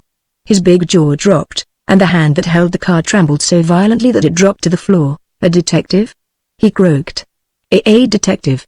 What do you want here?" "I heard somebody scream," said Michael. "One of the servants maybe. We've got a Papuan woman here who's ill. In fact, she's a little mad, and we're moving her tomorrow. I'll go and see if you like." He looked toward Michael as though seeking permission. His whole attitude was one of humility, and Michael required no more than the sight of that pallid face and those chattering teeth to turn his suspicion to certainty. Something was happening in this house that he must get to the bottom of. "May I go and see?" asked Penney. Michael nodded. The stout man shuffled out of the room as though he were in a hurry to be gone, and the lock clicked. Instantly Michael was at the door, turned the handle and pulled. It was locked. He looked round the room quickly, and, running to one of the windows, flung back the curtain and pulled at the shutter. But this too was locked. It was, to all intents and purposes, a door with a little keyhole at the bottom. He was examining this when all the lights in the room went out, the only illumination being a faint red glow from the fire. Chapter 13 The Trap That Failed. And then Michael heard a faint creak in one corner of the room. It was followed by the almost imperceptible sound of bare feet on the thick pile carpet and the noise of quick breathing. He did not hesitate. Feeling again for the keyhole of the shutter, he pulled out his pistol and fired twice at the lock. The sound of the explosion was deafening in the confined space of the room. It must have had an electrical effect upon the intruder, for when, with a wrench, the shutter opened, and at a touch the white blind sprang up, flooding with light the big, ornate room. It was empty. Almost immediately afterwards the door opened through which the baronet had passed. If he had been panic-stricken before, his condition was now pitiable. "What's that? What's that?" he whimpered. "Did somebody shoot?" "Somebody shot," said Michael calmly, "and I was the somebody. And the gentlemen you sent into the room to settle accounts with me are very lucky that I confined my firing practice to the lock of your shutter, Penny." He saw something white on the ground, and, crossing the room with quick strides, picked it up. It was a scarf of coarse silk, and he smelt it. "Somebody dropped this in their hurry," he said. "I guess it was to be used, my dear fellow. I assure you I didn't know." "How is the interesting invalid?" asked Michael with a curl of his lip. "The lunatic lady who screams?" The man fingered his trembling lips for a moment as though he were trying to control them. "She's all right. It was as I thought," he said. "She had some sort of fit." Michael eyed him pensively. "I'd like to see her, if I may," he said. "You can't." Penny's voice was loud, defiant. "You can't see anybody. What the hell do you mean by coming into my house at this hour of the morning and damaging my property? I'll have this matter reported to Scotland Yard, and I'll get the coat off your back, my man. Some of you detectives think you own the earth, but I'll show you you don't." The blustering voice rose to a roar. He was smothering his fear in weak anger. Michael thought, and looked up at the swords above the mantelpiece. Following the direction of his eyes, Sir Gregory wilted, and again his manner changed. "My dear fellow, why exasperate me? I'm the nicest man in the world if you only treat me right. You've got crazy ideas about me." "You have indeed." Michael did not argue. He walked slowly down the passage and out to meet the first sector of a blazing sun. As he reached the door he turned to the man. "I cannot insist upon searching your house because I have not a warrant, as you know, and by the time I got a warrant there would be nothing to find. But you look out, my friend." He waved a warning finger at the man. "I hate dragging in classical allusions, but I should advise you to look up a lady in mythology who was known to the Greeks as Adrastea," and with this he left, walking down the drive, watched with eyes of despair by a pale-faced girl from the upper window of the tower, whilst Sir Gregory went back to his library and, by much diligent searching, discovered that Adrastea was another name or nemesis. Michael was back at the Dower House in time for breakfast. It was no great tribute to his charm that his absence had passed unnoticed, or so it appeared, though Adele had marked his disappearance and had been the first to note his return. Jack Knebworth was in his most cheery mood. The scenes had been, he thought, most successful. "I can't tell, of course, until I get back to the laboratory and develop the pictures, but so far as young Leamington is concerned, she's wonderful. I hate predicting at this early stage, but I believe that she's going to be a great artiste." "You didn't expect her to be?" said Michael in surprise. Jack laughed scornfully. "I was very annoyed with Mendoza, and when I took this outfit on location I did so quite expecting that I should have to return and retake the picture with Mendoza in the cast. Film stars aren't born, they're made by bitter experience, patience, and suffering. They have got to pass through stages of stark inefficiency, during which they're liable to be discarded, before they win out. Your girl has skipped all the intervening phases and has won at the first time of asking." "When you talk about my girl," said Michael carefully, "will you be good enough to remember that I have the merest and the most casual interest in the lady?" "If you're not a liar," said Jack Knebworth, "you're a piece of cheese." "What chance has she as a film artiste?" asked Michael, anxious to turn the subject. Knebworth ruffled his white hair. "Precious little," he said. "There isn't a chance for a girl in England. That's a horrible thing to say, but it's true. You can count the so-called English stars over the fingers of one hand. They've only a local reputation and they're generally married to the producer. What chance has an outsider got of breaking into the movies? And even if they break in, it's not much good to them. Production in this country is streets behind production, either in America or in Germany. It is even behind the French, though the French films are nearly the dullest in the world. The British producer has no ideas of his own. He can adopt and adapt the stunts, the tricks of acting, the methods of lighting, that he sees in foreign films at trade shows, and with the aid of an American cameraman he can produce something which might have been produced a couple of years ago at Hollywood. It's queer, because England has never been left behind as she has been in the cinema industry. France started the motorcar industry. Today, England makes the finest motorcar in the world. America started aviation. Today, the British aeroplanes have no superior. And yet, with all the example before them, with all the immense profits which are waiting to be made, In the past 20 years England has not produced one film star of international note, one film picture with an international reputation. It was a subject upon which he was prepared to enlarge, and did enlarge, throughout the journey back to Chichester. The cinema industry is in the hands of showmen all the world over, but in England it is in the hands of peep showmen, as against the Barnums of the States. No, there's no chance for your little friend, not in this country. If the picture I'm taking makes a hit in America, yes. She'll be playing at Hollywood in 12 months' time in an English story directed by Americans. In the outer lobby of his office he found a visitor waiting for him, and gave her a curt and steely good morning. "I want to see you, Mr. Knebworth," said Stella Mendoza, with a smile at the leading man, who had followed Knebworth into his office. "You want to see me, do you? Why, you can see me now. What do you want?" She was pulling at a lace handkerchief with a pretty air of penitence and confusion. Jack was not impressed. He himself had taught her all that handkerchief stuff. "I've been very silly, Mr. Knebworth, and I've come to ask your pardon. Of course, it was wrong to keep the boys and girls waiting, and I really am sorry. Shall I come in the morning? Or can I start today?" A faint smile trembled at the corners of the director's big mouth. "You needn't come in the morning and you needn't stay today, Stella," he said. "Your substitute has done remarkably well, and I don't feel inclined to retake the picture." She flashed an angry glance at him, a glance at total variance with her softer attitude. "I've got a contract, I suppose you know that, Mr. Knebworth," she said shrilly. "I'd ever so much rather play opposite Miss Mendoza," murmured a gentle voice. It was the youthful Reggie Connolly, he of the sleek hair. "It's not easy to play opposite Miss I don't even know her name. She's so well, she lacks the artistry, Mr. Knebworth." Old Jack didn't speak. His gloomy eyes were fixed upon the youth. "What's more, I don't feel I can do myself justice with Miss Mendoza out of the cast," said Reggie. "I really don't. I feel most awfully, terribly nervous, and it's difficult to express one's personality when one's awfully, terribly nervous. In fact," he said recklessly, "I'm not inclined to go on with the picture unless Miss Mendoza returns." She shot a grateful glance at him, and then turned with a slow smile to the silent Jack. "Would you like me to start today?" "Not today, or any other day," roared the old director, his eyes flaming. "As for you, you nut-fed chorus boy, if you try to let me down I'll blacklist you at every studio in this country, and every time I meet you I'll kick you from hell to Halifax." He came stamping into the office, where Michael had preceded him, a raging fury of a man. "What do you think of that?"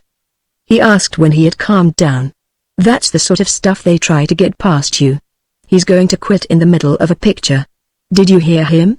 That sissy boy. That mouse. Say, Brixton, would you like to play opposite this girl of mine?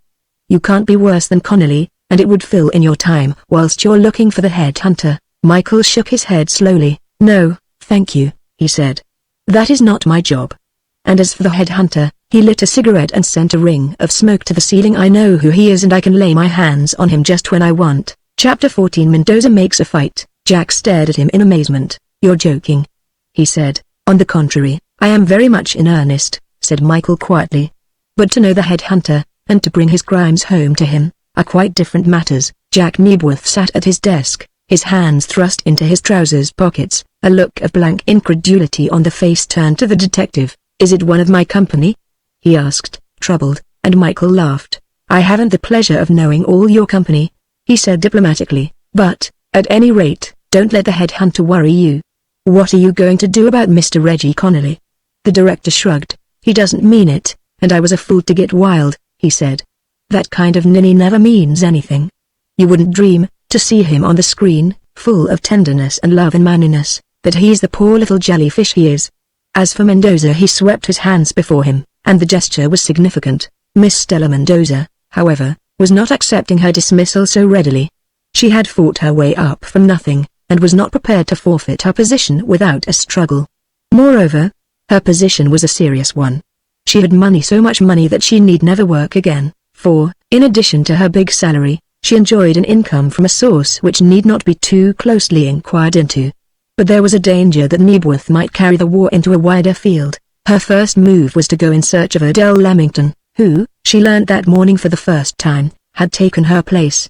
Though she went in a spirit of conciliation, she choked with anger to discover that the girl was occupying the star's dressing room, the room which had always been sacred to Stella Mendoza's use.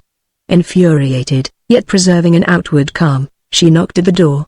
"That she, Stella Mendoza, should knock at a door rightfully hers was maddening enough. Adele was sitting at the bare dressing table, gazing, a little awe-stricken, at the array of mirrors, lights and the vista of dresses down the long alleyway which served as a wardrobe. At the sight of Mendoza she went red. "Miss Leamington, isn't it?" asked Stella sweetly. "May I come in?" "Do, please," said Adele, hastily rising. "Please do sit down," said Stella. "It's a very uncomfortable chair, but most of the chairs here are uncomfortable."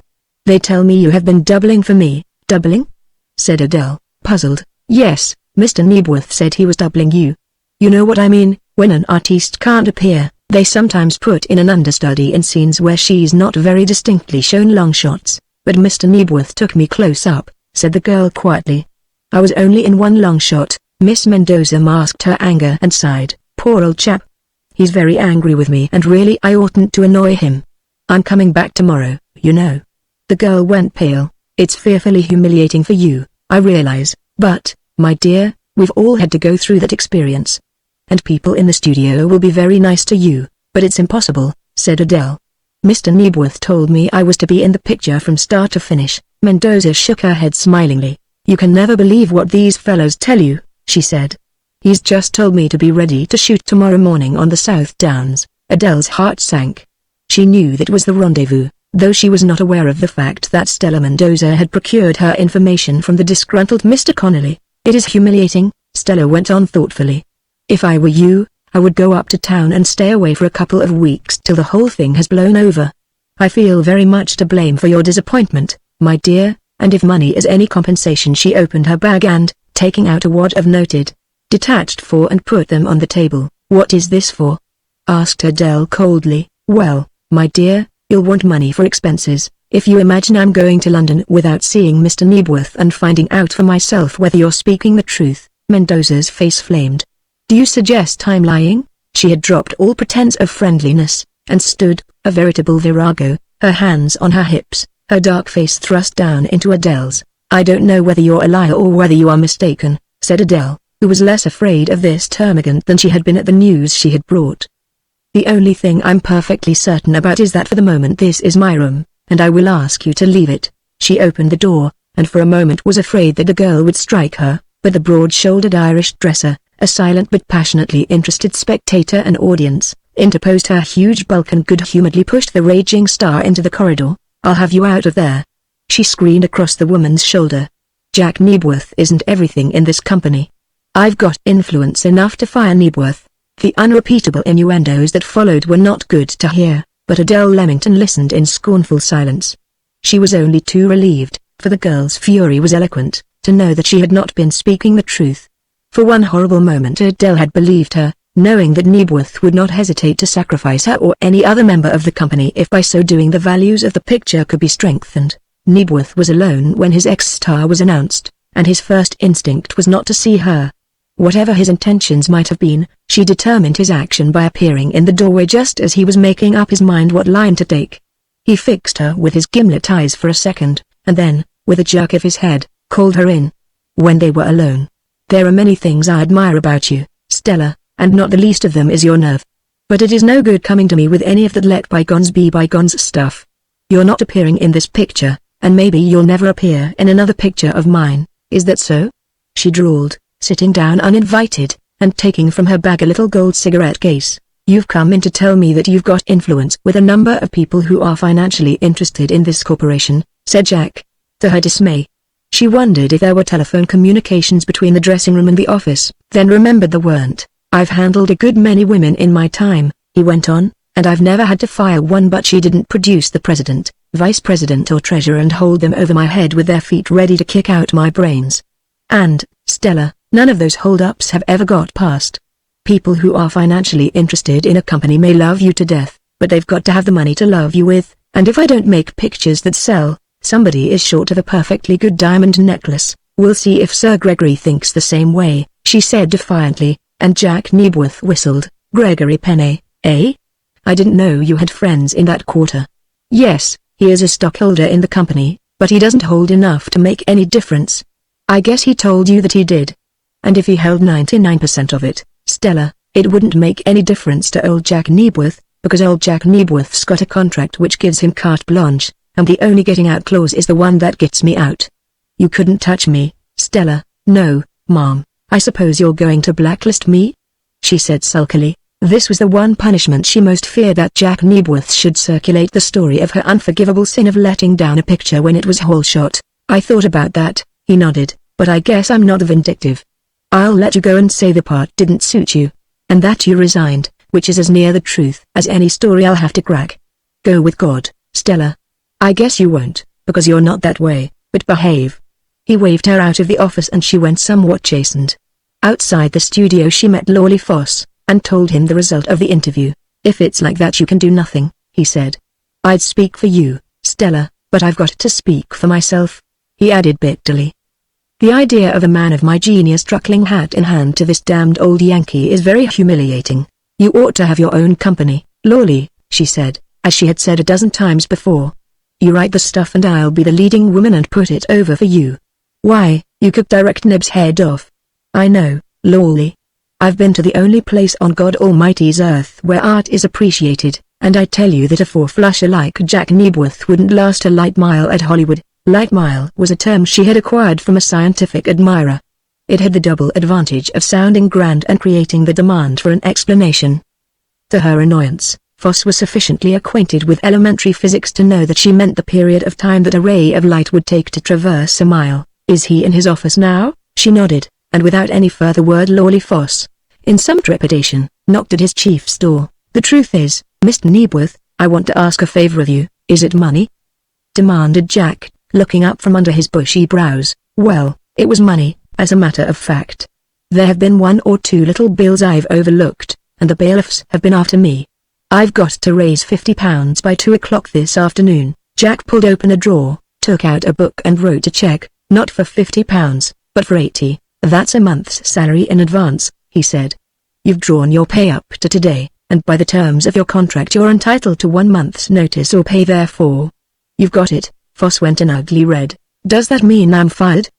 He asked loudly. Jack nodded. You're fired, not because you want money, not because you're one of the most difficult men on the lot to deal with, but for what you did last night, Foss. What do you mean? I mean I'm taking Mr. Brixton's view, that you fastened a white label to the window of Miss Leamington's room in order to guide an agent of Sir Gregory Penney. That agent came and nearly kidnapped my leading lady. The man's lip curled in a sneer. You've got melodrama in your blood, Nebworth, he said. Kidnap your leading lady. Those sort of things may happen in the United States, but they don't happen in England. Close the door as you go out, said Jack, preparing for his work. Let me say this, began Foss. I'll let you say nothing, snarled Nebworth. I won't even let you say goodbye. Get, and, when the door slammed behind his visitor, the old director pushed a bell on his table, and, to his assistant who came, Get Miss Leamington down here, he said. I'd like contact with something that's wholesome. Chapter 15. From the Yard. Chichester is not famous for its restaurants, but the dining room of a little hotel, where 3 people foregathered that afternoon, had the advantage of privacy. When Mike Broxton got back to his hotel he found 2 men waiting to see him, and after a brief introduction he took them upstairs to his sitting room. I'm glad you've come, he said, when an inspector had closed the door behind him. The fact is that sheerly criminal work is a novelty to me, and I'm afraid that I'm going to make it a mystery to you, he smiled. At the moment I'm not prepared to give expression to all my suspicions. Detective Inspector Lyle, the chief of the 2, laughed. We have been placed entirely under your orders, Captain Broxton, he said, and neither of us are very curious. The information you asked for, Sergeant Walters has brought. He indicated his tall companion. Which information about Penney? Is he known to the police? Asked Michael, interested. Sergeant Walters nodded. He was convicted and fined a few years ago for assaulting a servant woman. Apparently he took a whip to the girl, and he very narrowly escaped going to prison. That was the first time our attention was attracted to him, and we made inquiries both in London and in the Malay States and found out all about him. He's a very rich man, and, being a distant cousin of the late baronet, you may say he fluked his title. In Borneo he lived up country, practically in the bush, for 15 or 20 years, and the stories we have about him aren't particularly savory. There are a few of them which you might read at your leisure, Mr. Bikes, there in the record. Michael nodded. Is anything known of an educated orang-outang which is his companion? To his surprise, the officer answered. Back? Oh yes, we know all about him. He was captured when he was quite a baby by Penny, and was brought up in captivity. It has been rather difficult to trace the man, because he never returns to England by the usual steamship line, so that it's almost impossible to have a tag on him. He has a yacht, a fine seagoing boat, the Keepy, which is practically icered and manned by Papuans. What comes and goes with him I don't know. There was a complaint came through to us that the last time he was abroad Penny nearly lost his life as the result of some quarrel he had with a local tribesman. Now, Mr. Brixton, what would you like us to do? Michael's instructions were few and brief. That evening, when Adele walked home to her lodgings, she was conscious that a man was following her, and after her previous night's adventure this fact could have played havoc with her nerves but for the note she found waiting when she got indoors. It was from Michael. Would you mind if I put to Scotland Yard man to watch you, to see that you do not get into mischief? I don't think there's any danger that you will, but I shall feel ever so much easier in my mind if you will endure this annoyance. She read the letter and her brows knit. So she was being shadowed.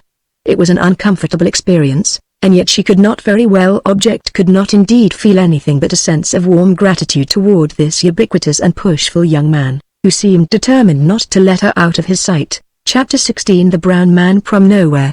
With a brand new grievance against life, Lawley-Foss gathered his forces to avenge himself upon the world that had treated him so harshly. And first and the most powerful of his forces was Stella Mendoza. There was a council of war held in the drawing room of the pretty little house that Stella had taken when she joined the Knebworth Corporation. The third of the party was Mr. Reggie Connolly.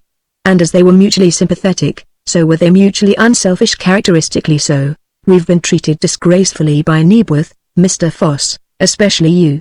I think, compared with your case, mine is nothing. It is the way he has handled you that makes me sore, said Foss energetically. An artiste of your standing, the work you've done for him. And Reggie, he treated him like a dog. Personally, it doesn't matter to me, said Reggie. I can always find a contract, it's you. For the matter of that, we can all find contracts, interrupted Stella with a taste of acid in her voice. I can have my own company when I please, and I've got 2 directors mad to direct me, and 2 men I know would put up every cent of money to give me my own company. At least, they'd put up a lot.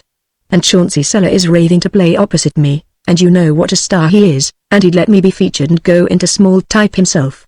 He's a lovely man, and the best juvenile in this country or any other. Mr. Connolly coughed. The point is, can we get the money now?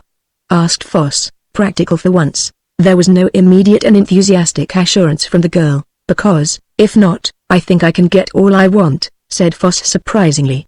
I won't say from whom, or how I'm going to get it.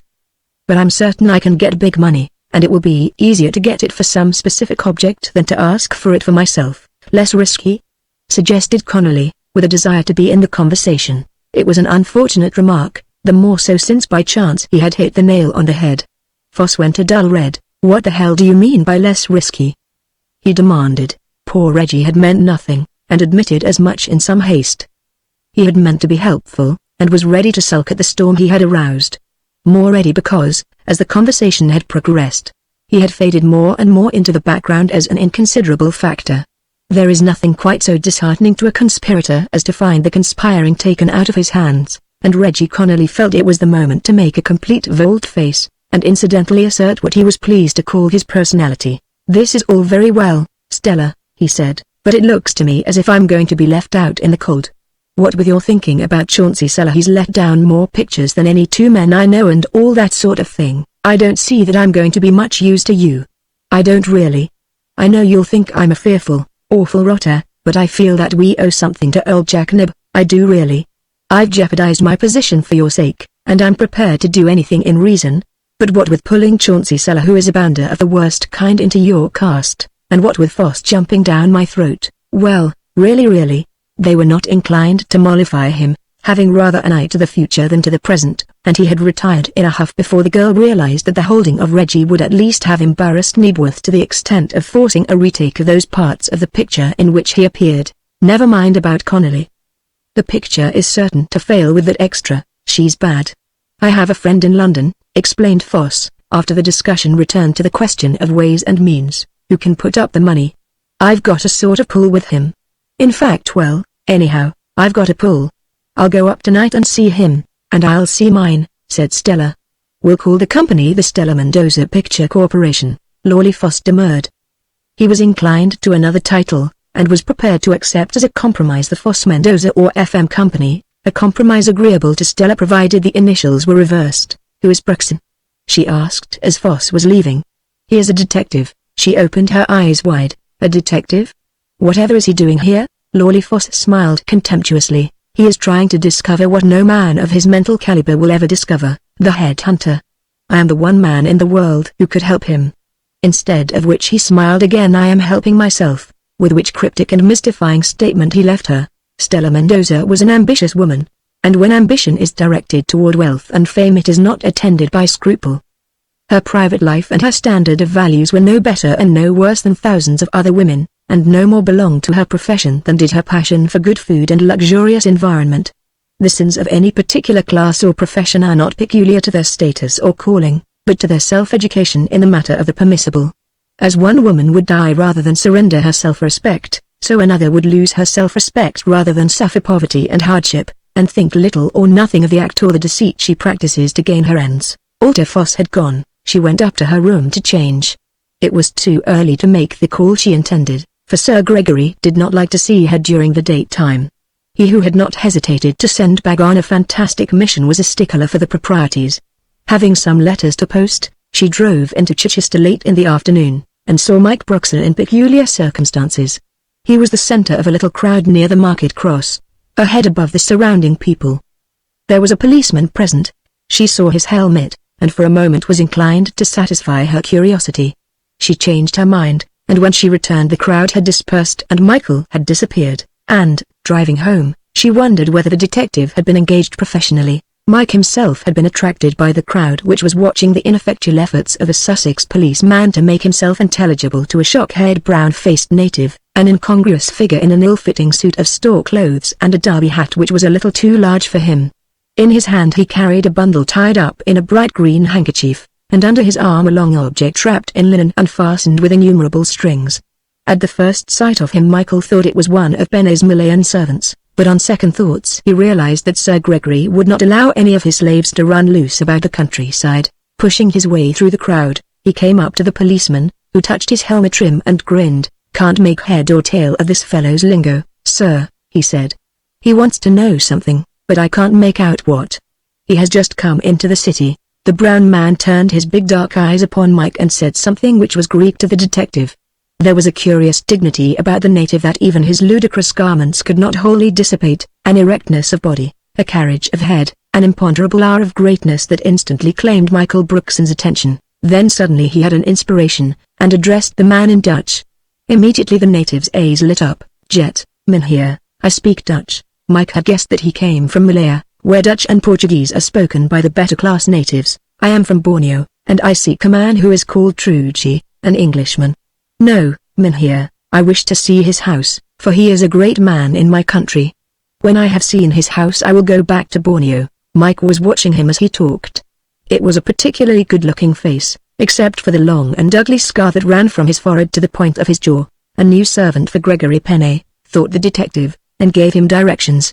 Standing by the policeman's side, he watched the queer figure with its bundles till it disappeared. "Queer language, that, sir," said the officer. "It was Dutch to me, and to me," chuckled Mike, and continued his way to the hotel. Chapter 17. Mr. Foss makes a suggestion. Immersed in her beloved script, Adele Leamington sat on her bed, a box of Maren's glaciers by her side, her knees tucked up, and a prodigious frown on her forehead. Try as hard as she would, she found it impossible to concentrate upon the intricate directions with which Foss invariably tortured the pages of his scenarios. Ordinarily she could have mastered this handicap, but, for some reason or other, individual thoughts which belonged wholly to her and had no association with her art came flowing forth in such volume that the lines were meaningless and the page, for all the instruction it gave to her, might as well have been blank. What was Michael Brookson? He was not her idea of a detective, and why was he staying in Chichester? Could it be? She flushed at the thought and was angry with herself. It was hardly likely that a man who was engaged in unraveling a terrible crime would linger for the sake of being near to her. Was the headhunter, the murderer, living near Chichester? She dropped her manuscript to her knees at the appalling thought. The voice of her landlady roused her. "Will you see Mr. Foss, miss?" She jumped up from the bed and opened the door. "Where is he?" "I've put him in the parlor," said the woman, who had grown a little more respectful of late. Possibly the rise of the extra to stardom was generally known in that small town, which took an interest in the fortunes of its one new lamb of a production company. Lawley Foss was standing by the window, looking out, when she came into the room. "Good afternoon, Adele," he said genially. He had never called her by her Christian name before, even if he had known it. "Good afternoon, Mr. Foss," she said with a smile. "I'm sorry to hear that you have left us." Foss lifted his shoulders in a gesture of indifference. "The scope was a little too limited for my kind of work," he said. He was wondering if Mike had told her about the disc of paper on her window, and surmised rightly that he had not. Foss himself did not attach any significance to the white disc, accepting Gregory's explanation, which was that, liking the girl, he wished to toss some flowers and a present, by way of a peace offering, through a window which he guessed would be open. Foss had thought him a lovesick fool, and had obliged him.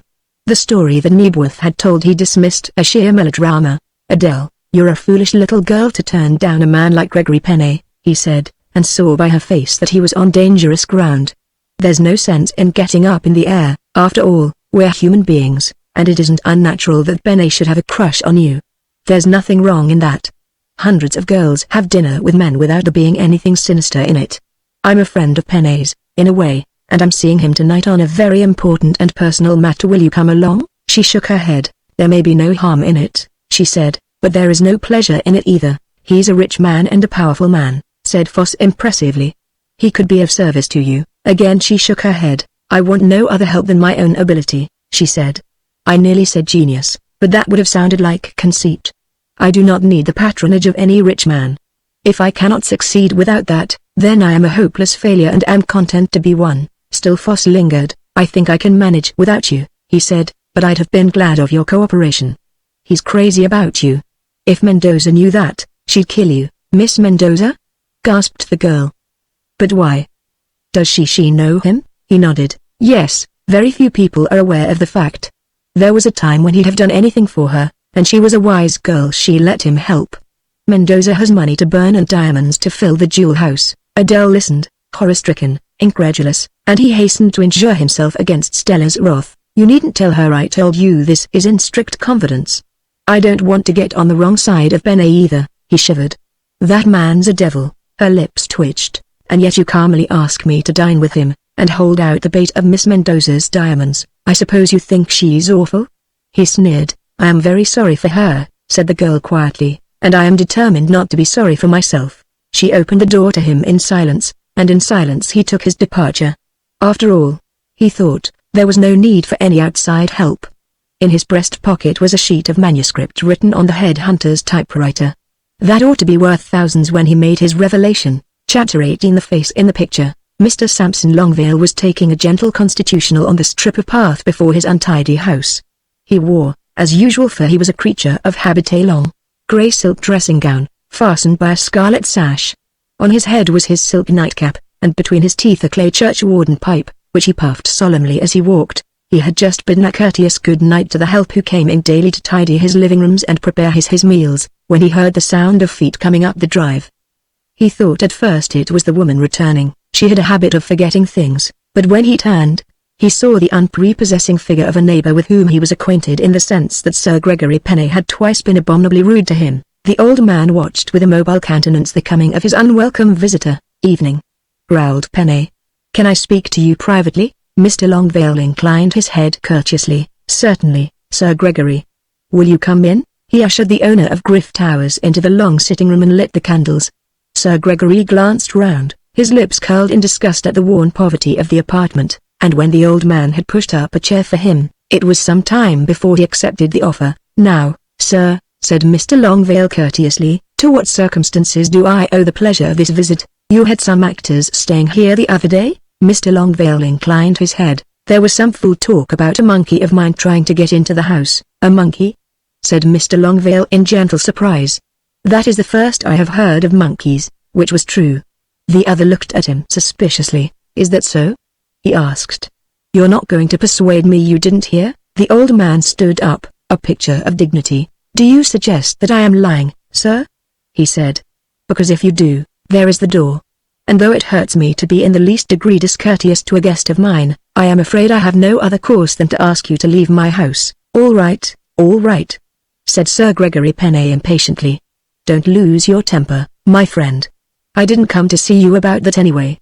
You're a doctor, aren't you? Mr. Longvale was obviously startled. I practiced medicine when I was younger, he said. Poor, too? Gregory looked round. You haven't a shilling in the world, I'll bet. You are wrong, said old Mr. Longvale quietly. I am an extremely wealthy man, and the fact that I do not keep my house in repair is due to the curious penchant of mine for decaying things. That is an unhealthy, probably a morbid, predilection of mine. How did you know I was a doctor? I heard through one of my servants. You set the broken finger of a carter. I haven't practiced for years, said Mr. Longvale. I almost wish I had, he added wistfully.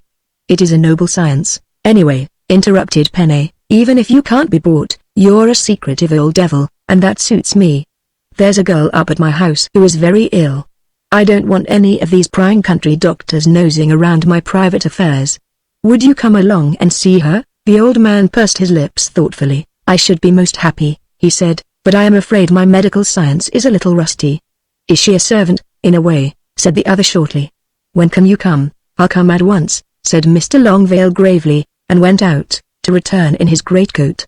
The baronet looked at the ancient garment with a smile of derision. Why the devil do you wear such old-fashioned clothes? He asked. To me they are very new, said the old man gently. The garments of today are without romance, without the thrill which these bring to me.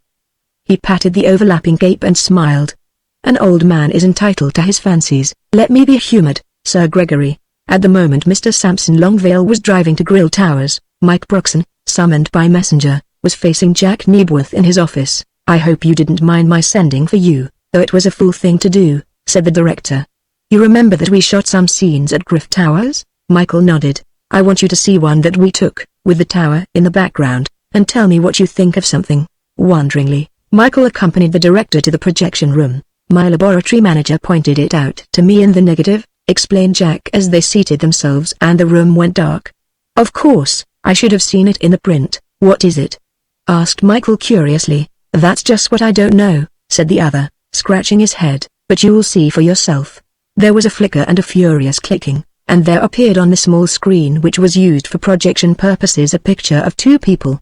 Adele was one and Reggie Connolly the other, and Michael gazed stolidly, though with rising annoyance, at a love scene which was being enacted between the two. In the immediate background was the wall of the tower, and Michael saw for the first time that there was a little window which he did not remember having seen from the interior of the hall. It was particularly dark, and was lighted, even in daytime, by electric lamps. I never noticed that window before, he said. It's the window I want you to watch, said Jack Nebworth, and, even as he spoke, there came stealthily into view a face. At first it was indistinct and blurred, but later it came into focus.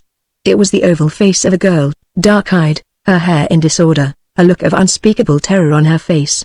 She raised her hand as if to beckon somebody, probably Jack himself, who was directing the picture. That, at least, was Jack's view. They had hardly time to get accustomed to the presence of the mystery girl when she disappeared, with such a rapidity as to suggest that she had been dragged violently back. What do you make of that? Asked Nebworth. Michael bit his lip thoughtfully. Looks almost as though friend Penny had a prisoner in his dark tower. Of course, the woman whose scream I heard, and who he said was a servant. But the window puzzles me. There's no sign of it inside. The stairway leads out of the hall, but in such a position that it is impossible that the girl could have been standing either on the stairs or the landing. Therefore there must be a fifth wall inside, containing a separate staircase. Does this mean you will have to retake? Jack shook his head. No, we can black her out. She's only on 50 feet of the film, but I thought you'd like to see it. The lights came on again, and they went back to the director's office. I don't like Penny, for more reasons than one, said Jack Nebworth. I like him less since I've found that he's better friends with Mendoza than I thought he was. Who is Mendoza, the deposed star? The other nodded. Stella Mendoza, not a bad girl and not a good girl, he said. I've been wondering why Penny always gave us permission to use his grounds for shooting, and now I know. I tell you that house holds a few secrets. Michael smiled faintly. One, at least, of them will be revealed tonight, he said. I am going to explore Griff Towers, and I do not intend asking permission of Sir Gregory Penny. And if I can discover what I believe is there to be discovered, Gregory Penny will sleep under lock and key this night. Chapter 19. The Midnight Visit. Michael Brookson had sent down to him from town a heavy suitcase, which contained precious little clothing. He was busy with its contents for half an hour, when the boots of the hotel announced the arrival of the motorcycle that had been hired for him. With a canvas bag strapped to his back, he mounted the machine, and was soon clear of the town, swerving through the twisting lanes of Sussex until he arrived at the Dower House, behind which he concealed his machine. It was 11 o'clock when he crossed the fields to the postern gate, on the alert all the time for the soft-footed bag. The postern was closed and locked, a contingency for which he was prepared. Unstrapping his bag, he took therefrom a bundle of rods and screwed 3 together. To the top he fastened a big, blunt hook, and, replacing the remainder of the rods, he lifted the hook till it rested on the top of the high wall, tested its stability, and in a few seconds had climbed his ladder and had jumped to the other side. He followed the path that he had taken before, keeping close to the bushes, and all the time watching left and right for Penny's monstrous servant. As he came to the end of the hedge, the hall door opened and 2 men came out. One was Penny, and for a moment he did not recognize the tall man by his side, until he heard his voice. "Mr. Sampson Longville, I think she will be all right. The wounds are very peculiar. It looks almost as if she had been scratched by some huge claw," said Longville. "I hope I have been of assistance, Sir Gregory, though, as I told you, it is nearly 50 years since I engaged in medical work." So old Longville had been a doctor? Somehow this news did not surprise Michael. There was something in the old man's benevolence of countenance and easy manner which would have suggested a training in that profession to one less analytical than Michael Brookson. "My car will take you down," he heard Sir Gregory say. "No, no, thank you, I will walk. It is not very far." "Good night, Sir Gregory." The baronet growled a good night and went back into the dimly lit hall, and Michael heard the rattle of chains as the door was fastened. There was no time to be lost. Almost before Mr. Sampson Longville had disappeared into the darkness, Michael had opened his canvas bag and had screwed on 3 more links to his ladder. From each rod projected a short, light, steel bracket. It was the type of hook ladder that firemen use, and Michael had employed this method of gaining entrance to a forbidden house many times in his checkered career. He judged the distance accurately, for when he lifted the rod and dropped the hook upon the sill of the little window, the ladder hung only a few inches short of the ground. With a tug to test the hook, he went up hand over hand, and in a few seconds was prying at the window sash. It needed little opening, for the catch was of elementary simplicity, and in another instant he was standing on the step of a dark and narrow stairway. He had provided himself with an electric torch, and he flashed a beam up and down. Below, he saw a small door which apparently led into the hall, and, by an effort of memory, he remembered that in the corner of the hall he had seen a curtain hanging, without attaching any importance to the fact. Going down, he tried the door and found it locked. Putting down his lantern, he took out a leather case of tools and began to manipulate the lock. In an incredibly short space of time the key turned. When he had assured himself that the door would open, he was satisfied. For the moment his work lay upstairs, and he climbed the steps again, coming to a narrow landing, but no door. A second, a third and a fourth flight brought him, as near as he could guess, to the top of the tower, and here he found a narrow exit.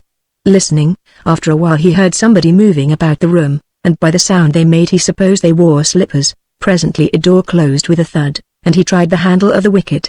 It was unlocked, and he opened it gently a fraction of an inch at a time, until he secured a view of the greater part of the chamber. It was a small, lofty room, unfurnished with the exception of a low bed in one corner, on which a woman lay.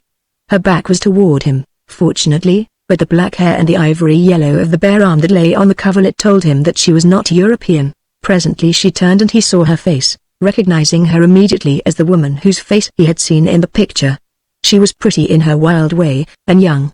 Her eyes were closed, and presently she began crying softly in her sleep. Michael was halfway in the room when he saw the handle of the other door turn, and, quick as a flash, stepped back into the darkness of the landing. It was Bag, in his old blue overall, a tray of food in his great hands.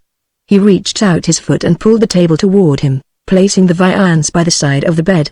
The girl opened her eyes and sank back with a little cry of disgust, and Bag, who was evidently used to these demonstrations of her loathing, shuffled out of the room. Again Michael pushed the door and crossed the room, unnoticed by the girl looking out into the passage. Not 6 feet away from him Bag was squatting, glaring in his direction. Michael closed the door quickly and flew back to the secret staircase, pulling the door behind him. He felt for a key, but there was none, and, without wasting another second, he ran down the stairs. The one thing he wished to avoid was an encounter which would betray his presence in the house. He made no attempt to get out of the window, but continued his way to the foot of the stairs, and passed through into the hall. This time he was able to close the door, for there were two large bolts at the top and the bottom. Pulling aside the curtain, he stepped gingerly into the hall.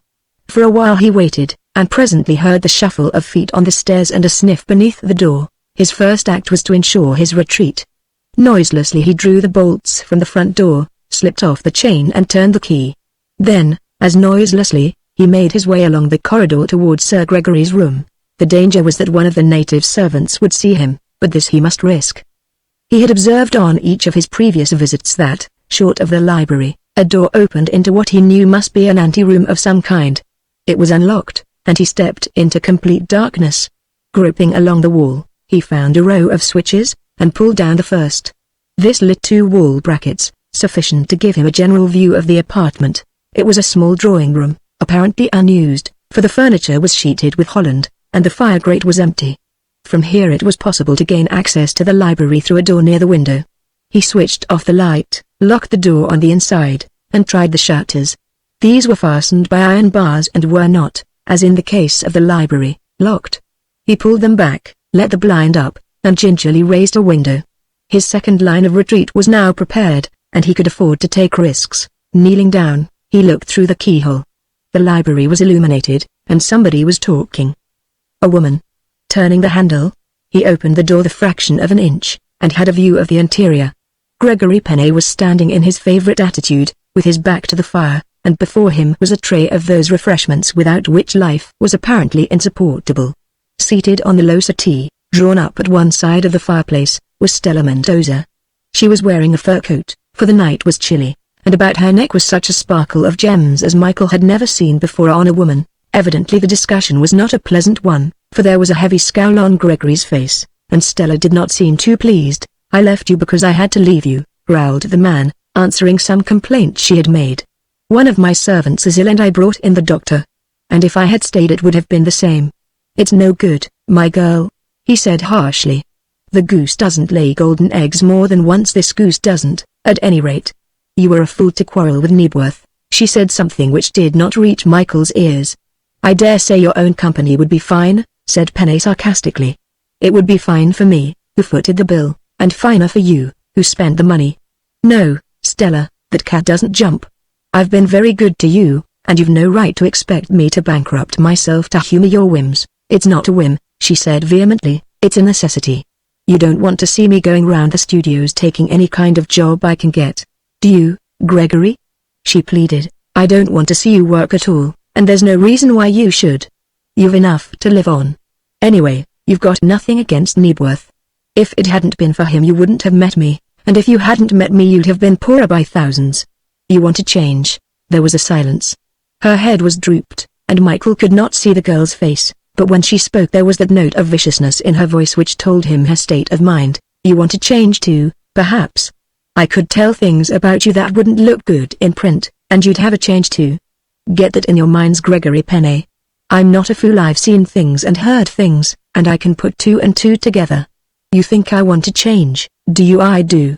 I want friends who aren't murderers." He sprang at her, his big hand covering her mouth. "You little devil," he hissed, and at that instant somebody must have knocked, for he turned to the door and said something in the native dialect. The answer was inaudible to Mike. "Listen." Gregory was speaking to the girl in a calmer tone. "Foss is waiting to see me, and I'll discuss this little matter with you afterwards." He released her, and, going to his desk, touched the spring that operated the mechanism of the secret door that led to Bag's quarters. "Go in there and wait," he said. "I'll not keep you longer than 5 minutes." She looked suspiciously at the door which had suddenly opened in the paneling. "No," she said. "I'll go home. Tomorrow will do. I'm sorry I got rough, Gregory, but you madden me sometimes. Go in there." He pointed to the den, his face working. "I'll not." Her face was white. "You beast, don't you think I know? That is Bag's den." "Oh, you beast." His face was horrible to see. It was as though all the foulness in his mind found expression in the demoniacal grimace. Breathless, terrified, the girl stared at him, shrinking back against the wall.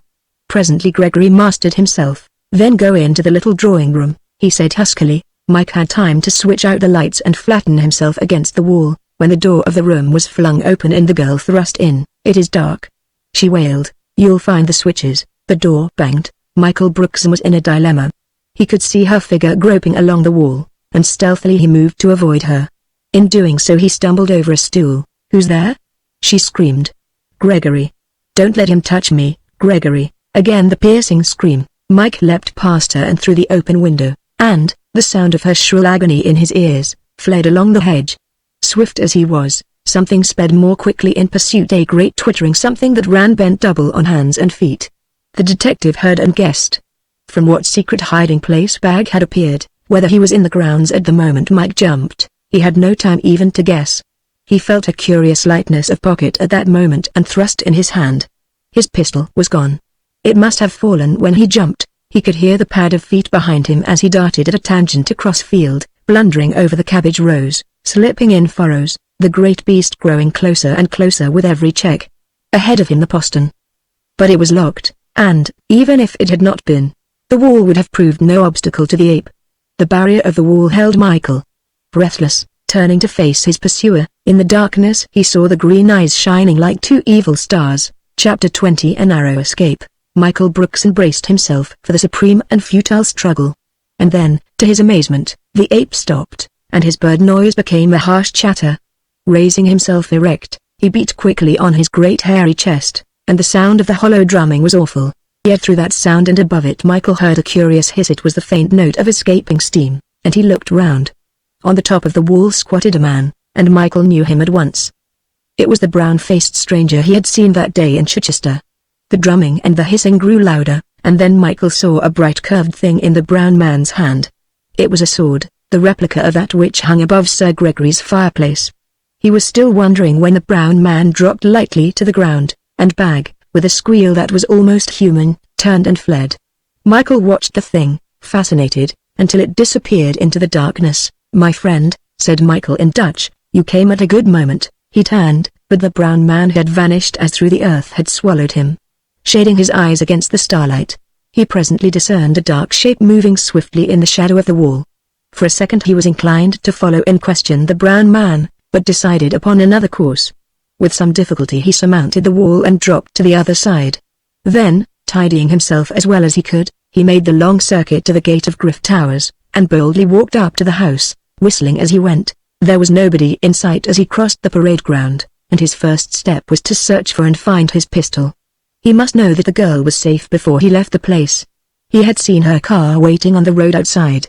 His hand was raised to the bell when he heard footsteps in the hall, and listened intently. There was no doubt that one of the voices was Stella Mendoza's, and he drew back again to cover. The girl came out, followed by Sir Gregory, and from their tone, a stranger unacquainted with the circumstances of their meeting might have imagined that the visit had been a very ordinary one, in spite of the lateness of the hour. "Good night, Sir Gregory," said the girl, almost sweetly. "I will see you tomorrow." "Come to lunch," said Gregory's voice, "and bring your friend." "Shall I walk with you to the car?" "No, thank you," she said hastily. Michael watched her till she was out of sight, but long before then the big door of Griff Towers had closed, and the familiar rattle of chains told him that it was closed finally. Where was Foss? He must have gone earlier, if Foss it was. Michael waited till all was quiet, and then, tiptoeing across the gravel, followed the girl.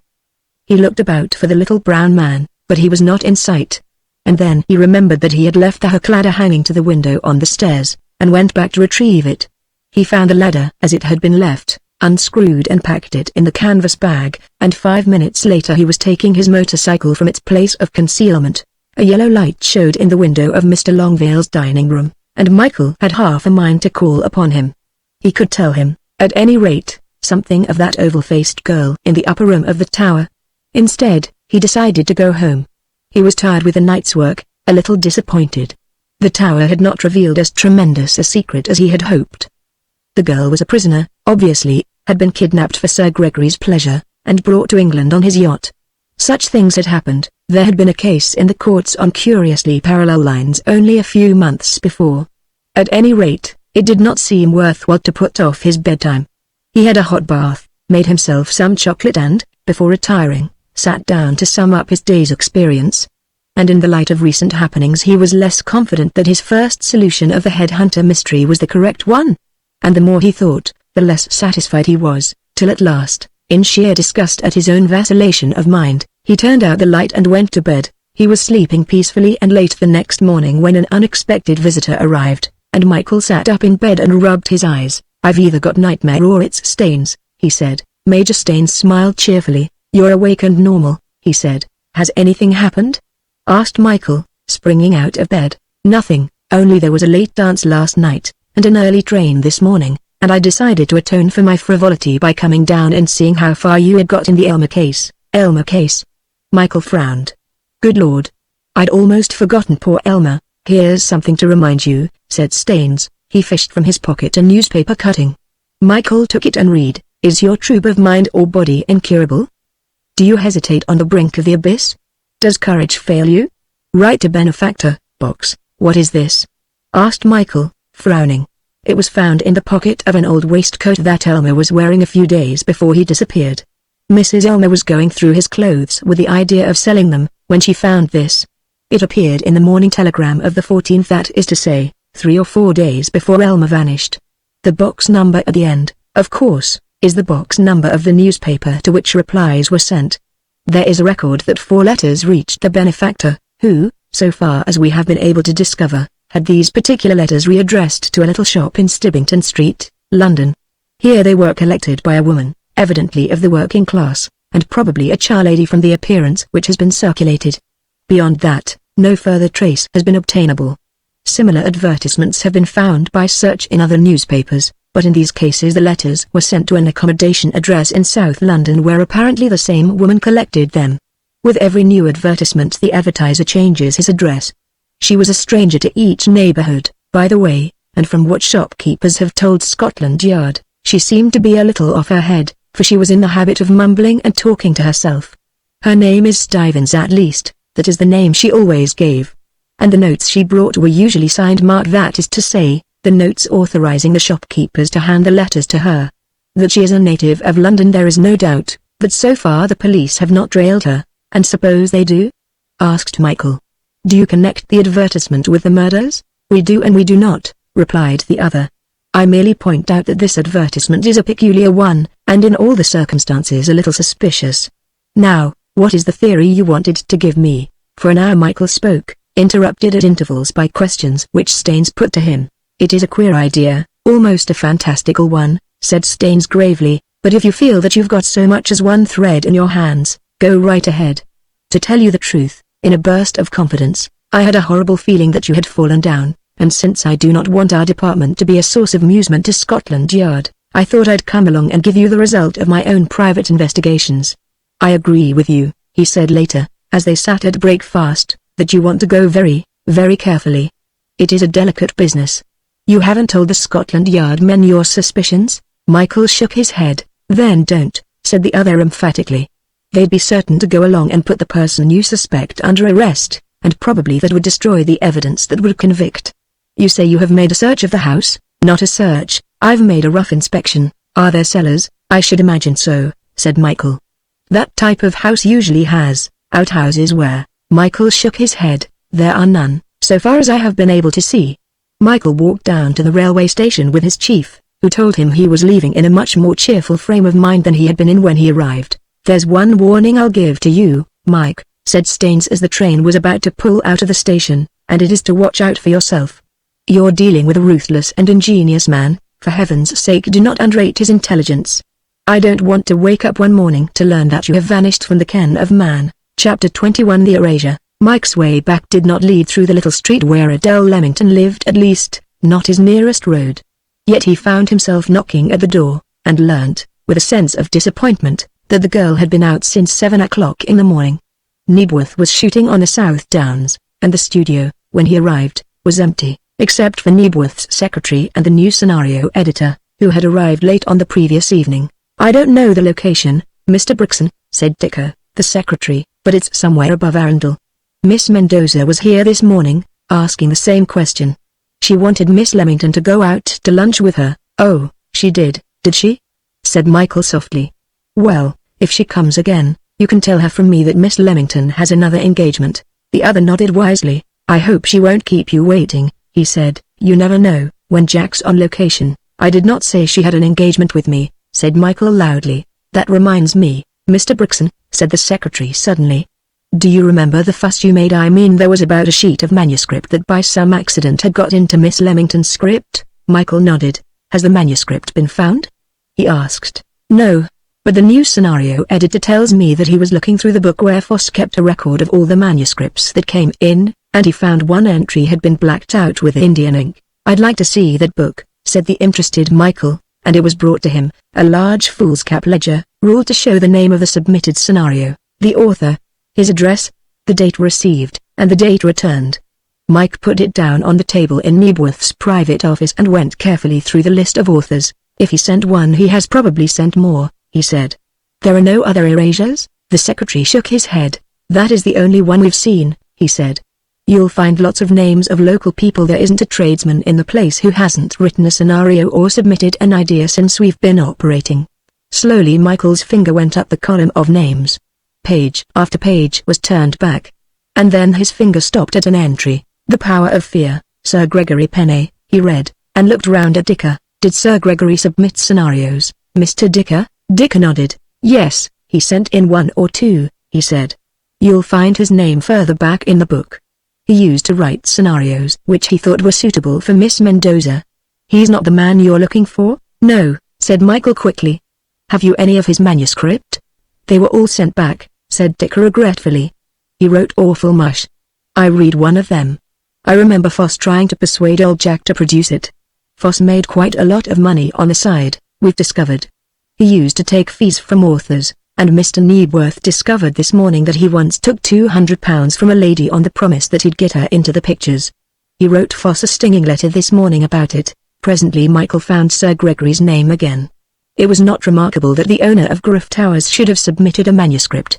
There was hardly a thinking man or woman in the world who did not believe he or she was capable of writing for the films. He closed the book and handed it back to Dicker. "It is certainly queer, that erased entry.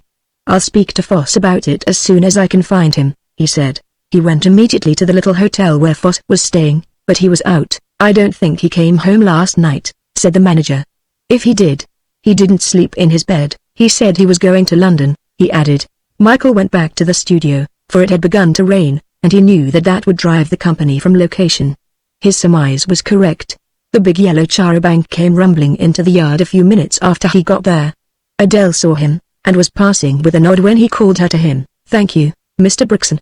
But we lunched on location, and I have 2 big scenes to read for tomorrow." Her refusal was uncompromising. But Michael was not the type who readily accepted a no. "What about tea?" "You've got to drink tea, my good lady, though you have 50 scenes to study. And you can't read and eat too.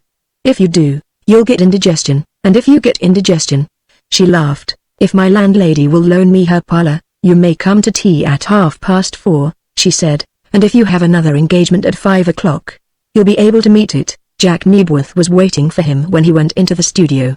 "Heard about that entry in the scenario book?" he asked. "I see you have. What do you think of it?" Without waiting for a reply, "It looks queer to me." Foss was an unmitigated liar. That fellow couldn't see straight. "I've got a little bone to pick with him on the matter of a fee he accepted from a screen-struck lady who wished to be featured in one of my productions." "How's the girl?"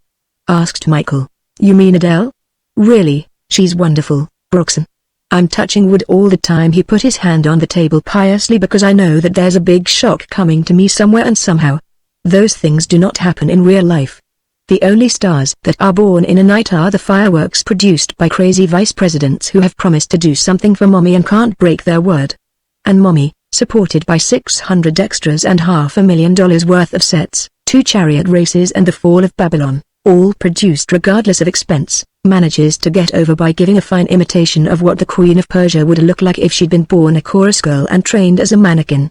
And she's either got so few clothes that you don't look at her face or so many clothes that you don't notice her acting. Those kind of stars are like the dust of the Milky Way. There is so much splendor all round them that it wouldn't matter if they weren't there at all.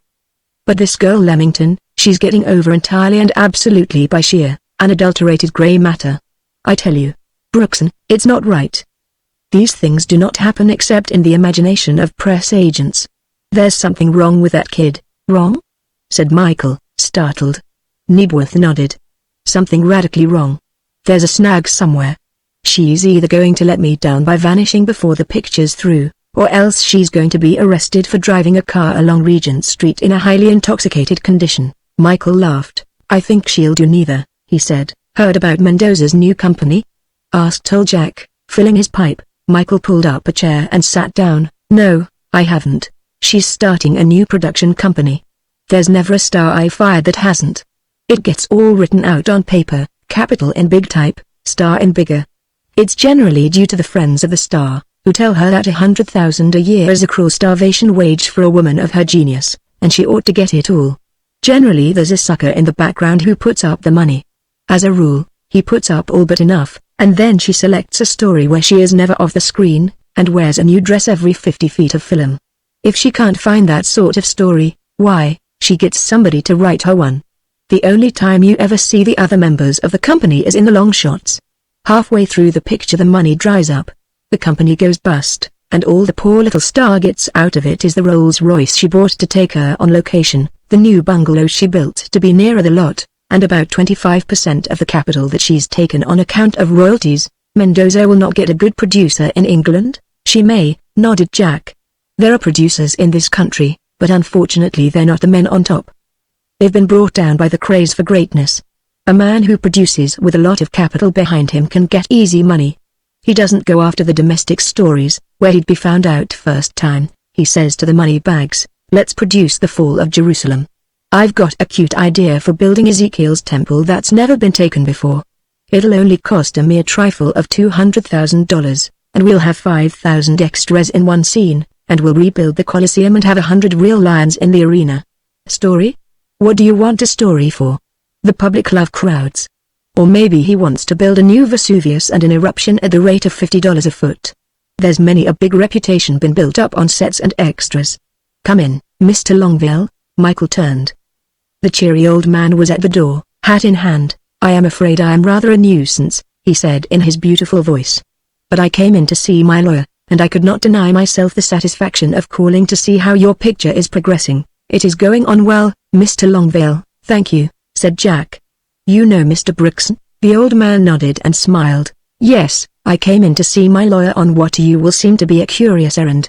Many years ago I was a medical student and took my final examination, so that I am, to all intents and purposes, a doctor, though I've not practiced to any extent.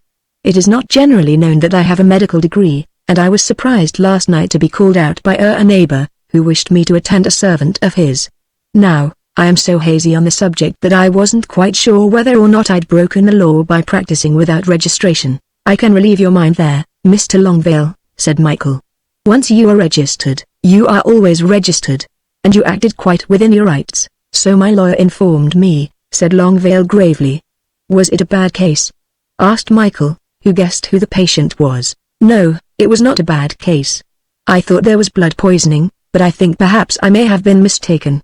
Medical science has made such great advance since I was a young man that I almost fear to prescribe.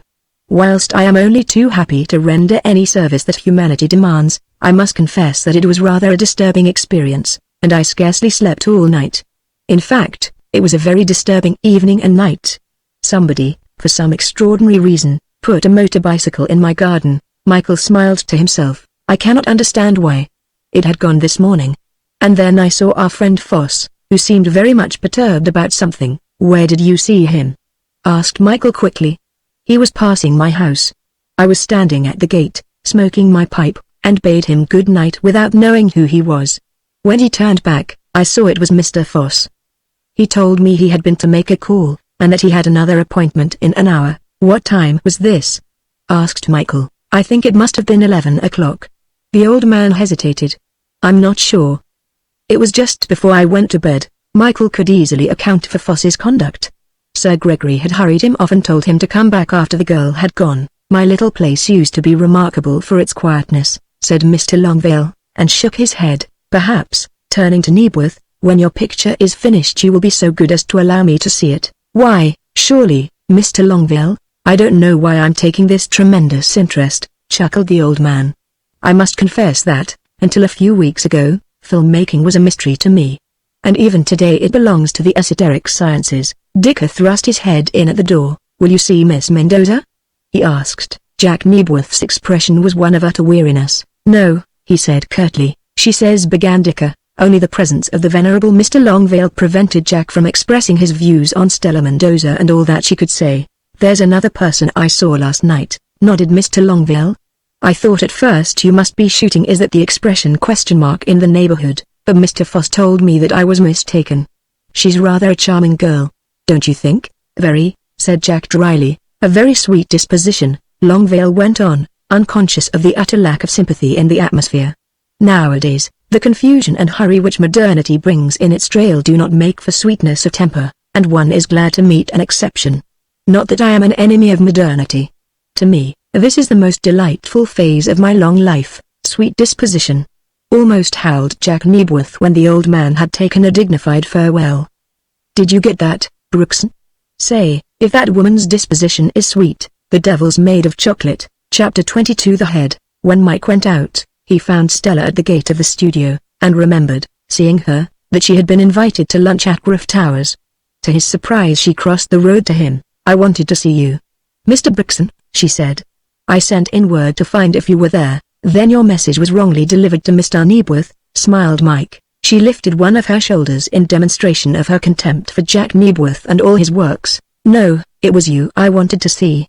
You're a detective, aren't you? I am, said Michael, wondering what was coming next. My car is round the corner. Will you come to my house? Michael hesitated.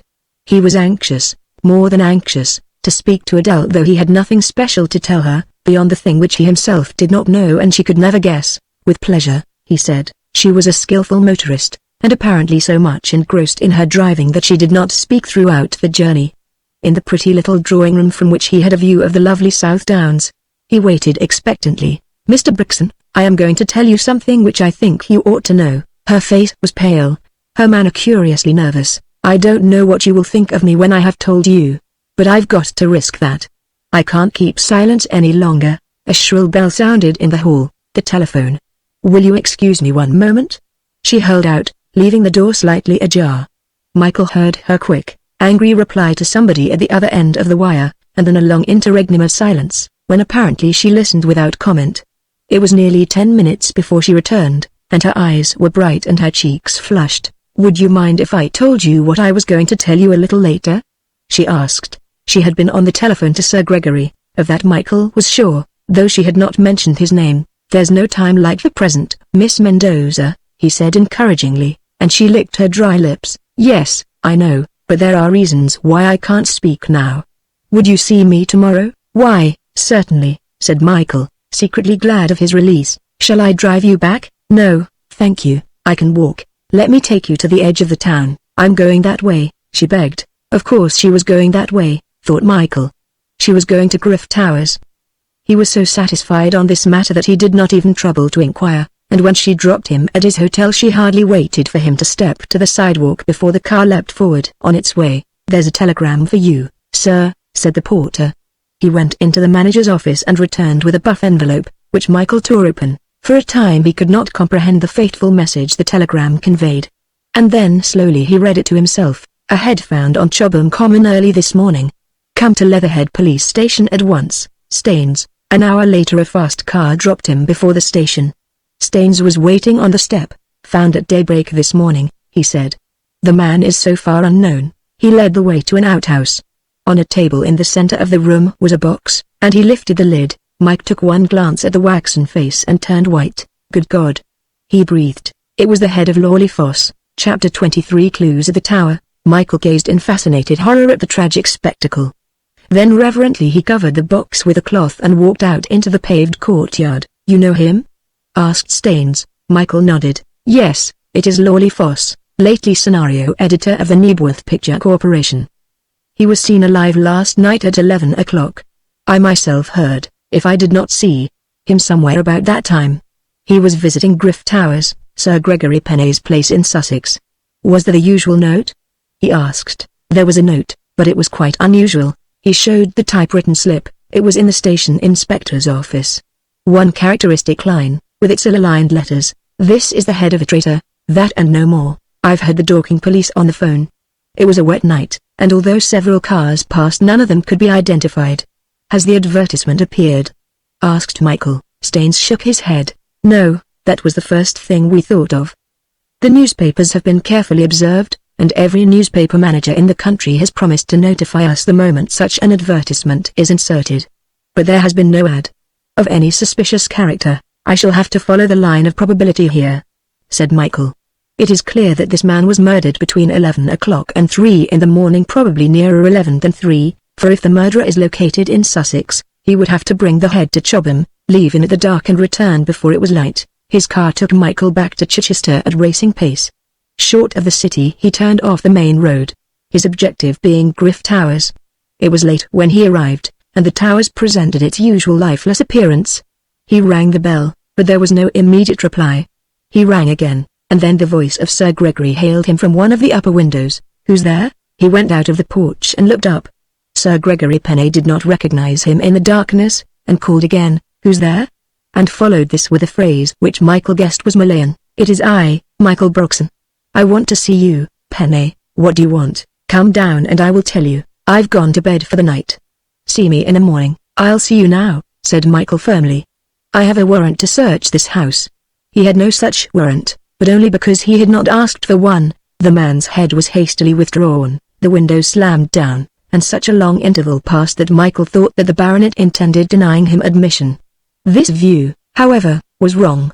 At the end of a dreary period of waiting the door was opened, and, in the light of a hall lamp, Sir Gregory Penney presented an extraordinary appearance. He was fully dressed, around his waist were belted 2 heavy revolvers, but this fact Michael did not immediately notice. The man's head was swathed in bandages, only one eye was visible, his left arm was stiff with a surgical dressing, and he limped as he walked. "I've had an accident," he said gruffly. "It looks a pretty bad one," said Michael, observing him narrowly. "I don't want to talk here, come into my room," growled the man. In Sir Gregory's library there were signs of a struggle. A long mirror which hung on one of the walls was shattered to pieces, and, looking up, Michael saw that one of the 2 swords was missing. "You've lost something," he said. "Did that occur in the course of the accident?" Sir Gregory nodded. Something in the hang of the second sword attracted Michael's attention, and, without asking permission, he lifted it down from its hook and drew the blade from the scabbard. It was brown with blood. "What is the meaning of this?"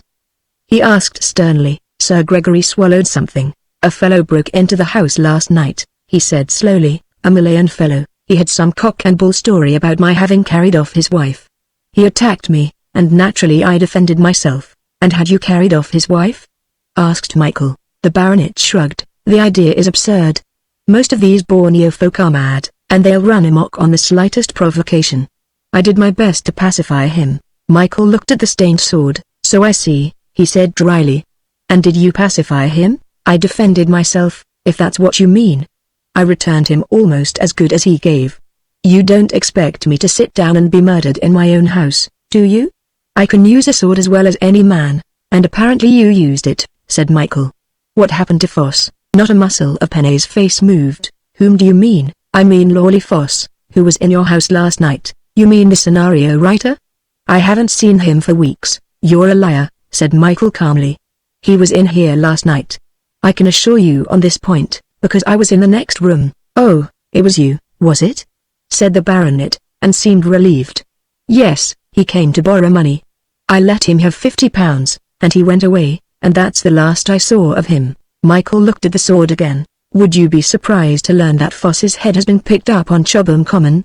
he asked. The other turned a pair of cold, searching eyes upon his interrogator. "I should be very much surprised," he said coolly. "If necessary, I have a witness to prove that Foss went, though I don't like bringing in a lady's name. Miss Stella Mendoza was here, having a bit of supper, as you probably know, if it was you in the next room. He left before she did, and he returned," said Michael. "I never saw him again." "I tell you," said the baronet violently. "If you can find anybody who saw him come into this house after his first visit you can arrest me."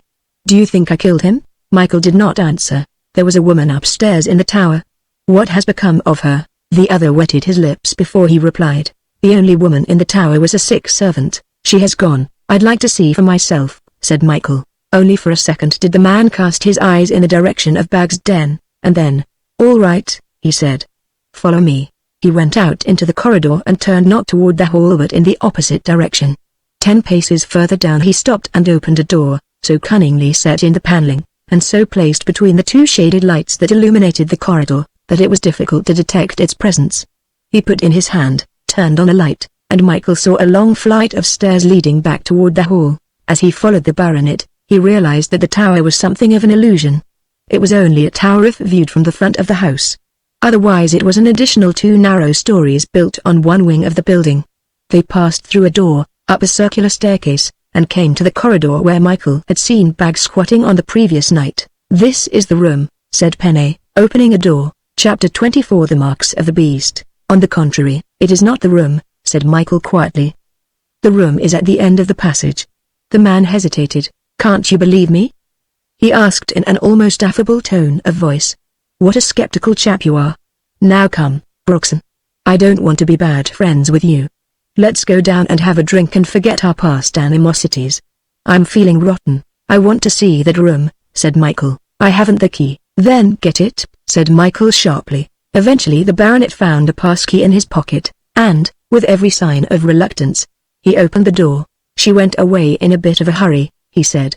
"She was taken so ill that I had to get rid of her. If she left here because she was ill, she went into an institution of some kind, the name of which you will be able to give me," said Michael, as he turned on the light. One glance at the room told him that the story of her hasty departure may have been accurate, but that the circumstances were normal the appearance of the room denied. The bed was in confusion, there was blood on the pillow, and a dark brown stain on the wall. A chair was broken, the carpet had odd and curious stains, one like the print of a bare foot. On a sheet was an indubitable handprint, but such a hand as no human being had ever possessed. "The mark of the beast," said Michael, pointing. "That's Bag." Again the baronet licked his lips. "There was a bit of a fight here," he said. The man came up and pretended to identify the servant as his wife. "What happened to him?" There was no reply. "What happened to him?" asked Michael with ominous patience. "I let him go, and let him take the woman with him. It was easier." With a sudden exclamation, Michael stooped and picked up from behind the bed a bright steel object. It was the half of a sword, snapped clean in the middle, and unstained. He looked along the blade, and presently found the slightest indent. Picking up the chair, he examined the leg and found 2 deeper dents in one of the legs. "I'll reconstruct the scene. You and your Bag caught the man after he had got into this room. The chair was broken in the struggle, probably by Bag, who used the chair. The man escaped from the room, ran downstairs into the library and got the sword from the wall, then came up after you. That's when the real fighting started. I guess some of this blood is yours, Penny." "Some of it," snarled the other. "All of it, damn him." There was a long silence. "Did the woman leave this room alive?" "I believe so," said the other sullenly. "Did her husband leave your library alive?" "You'd better find that out. So far as I know I was unconscious for half an hour." "Bag can use a sword." Michael did not leave the house till he had searched it from attic to basement. He had every servant assembled and began his interrogation. Each of them except one spoke Dutch, but none spoke the language to such purpose that they made him any wiser than he had been. Going back to the library, he put on all the lights. "I'll see Bag," he said. "He's out, I tell you. If you don't believe me." Penny went to the desk and turned the switch. The door opened and nothing came out. A moment's hesitation and Michael had penetrated into the den, a revolver in one hand, his lamp in the other. The 2 rooms were scrupulously clean, though a strange animal smell pervaded everything. There was a small bed, with sheets and blankets and feather pillow, where the beast slept, a small larder full of nuts, a running water tap. He found afterwards that, in spite of his cleverness, Bag was incapable of turning on or off a faucet, a deep, well-worn settee, where the dumb servitor took his rest, and 3 cricket balls, which were apparently the playthings of this hideous animal. Bag's method of entering and leaving the house was now apparent.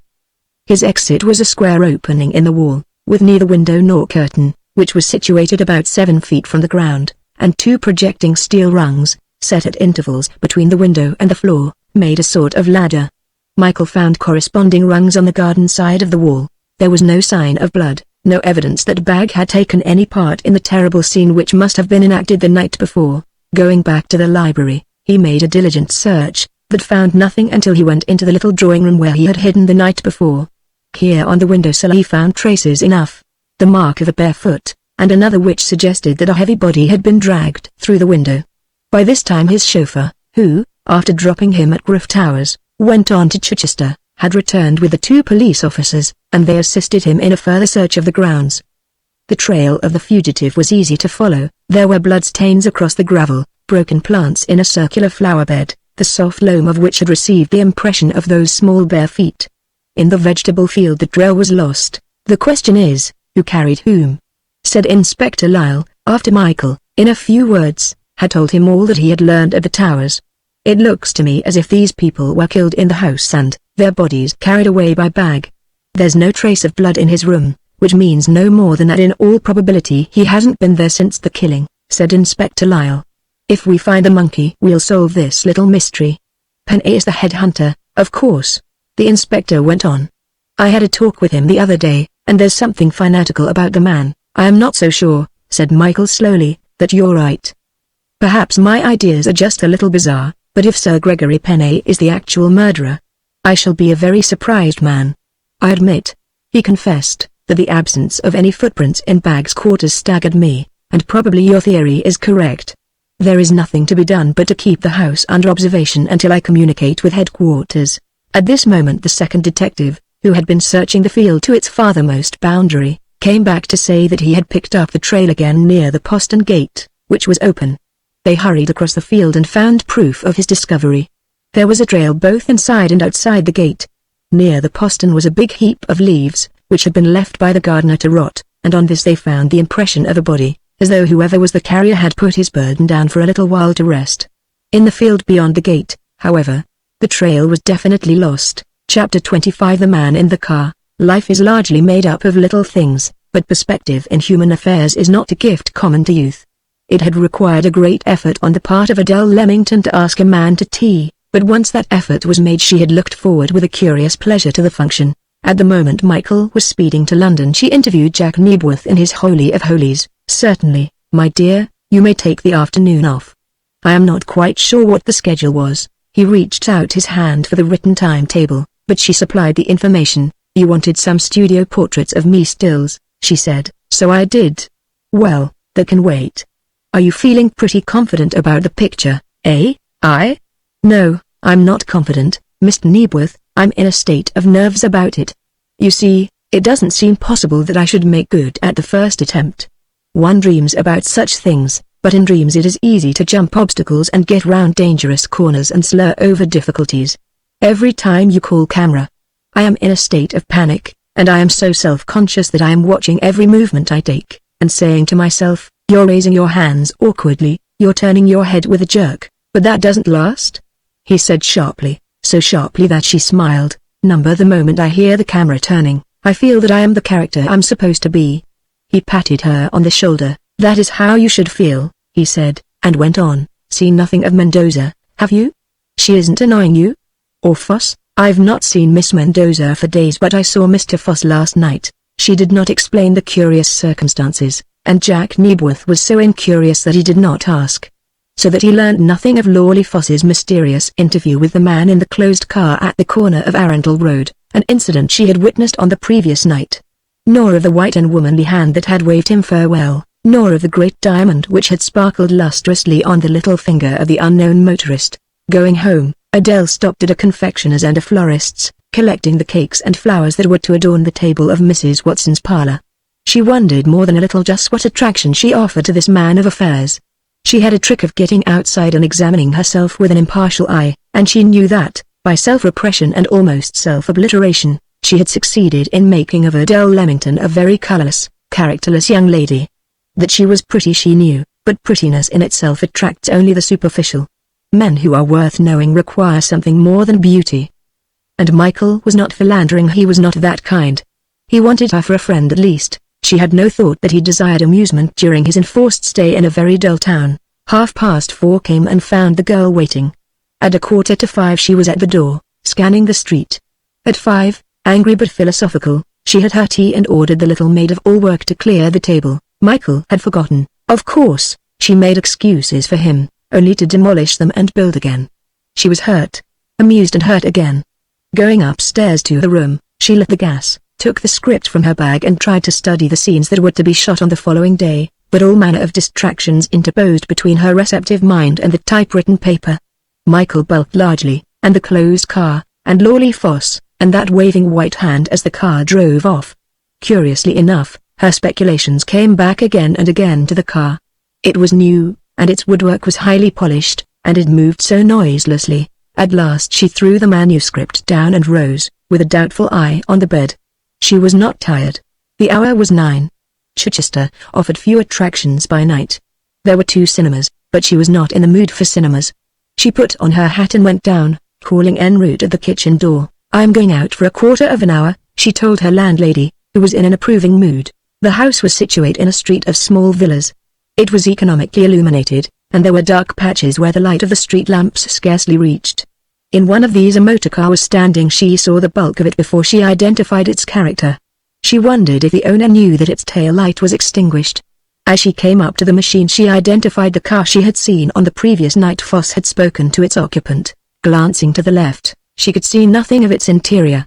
The blinds on the roadside were drawn, and she thought it was empty, and then, "Pretty lady, come with me." The voice was a whisper. She caught the flash and sparkle of a precious stone, saw the white hand on the edge of the half-closed window, and, in a fit of unreasoning terror, hurried forward. She heard a whir of electric starter and the purring of engines. The machine was following her, and she broke into a run. At the corner of the street she saw a man and flew toward him as she made out the helmet of a policeman. "What's wrong, miss?" As he spoke, the car flashed past, spun round the corner and was out of sight instantly. "A man spoke to me in that car," she said breathlessly. The stolid constable gazed vacantly at the place where the car had been. "He didn't have lights," he said stupidly. "I ought to have taken his number." "Did he insult you, miss?" She shook her head, for she was already ashamed of her fears. "I'm nervy, officer," she said with a smile. "I don't think I will go any farther." She tuned back and hurried to her lodgings. There were disadvantages in starring even on Jack Nebworth's modest lot. It was nervous work, she thought. She went to sleep that night and dreamt that the man in the car was Michael Brookson and he wanted her to come in to tea. It was past midnight when Michael rang up Jack Nebworth with the news. "Foss," he gasped.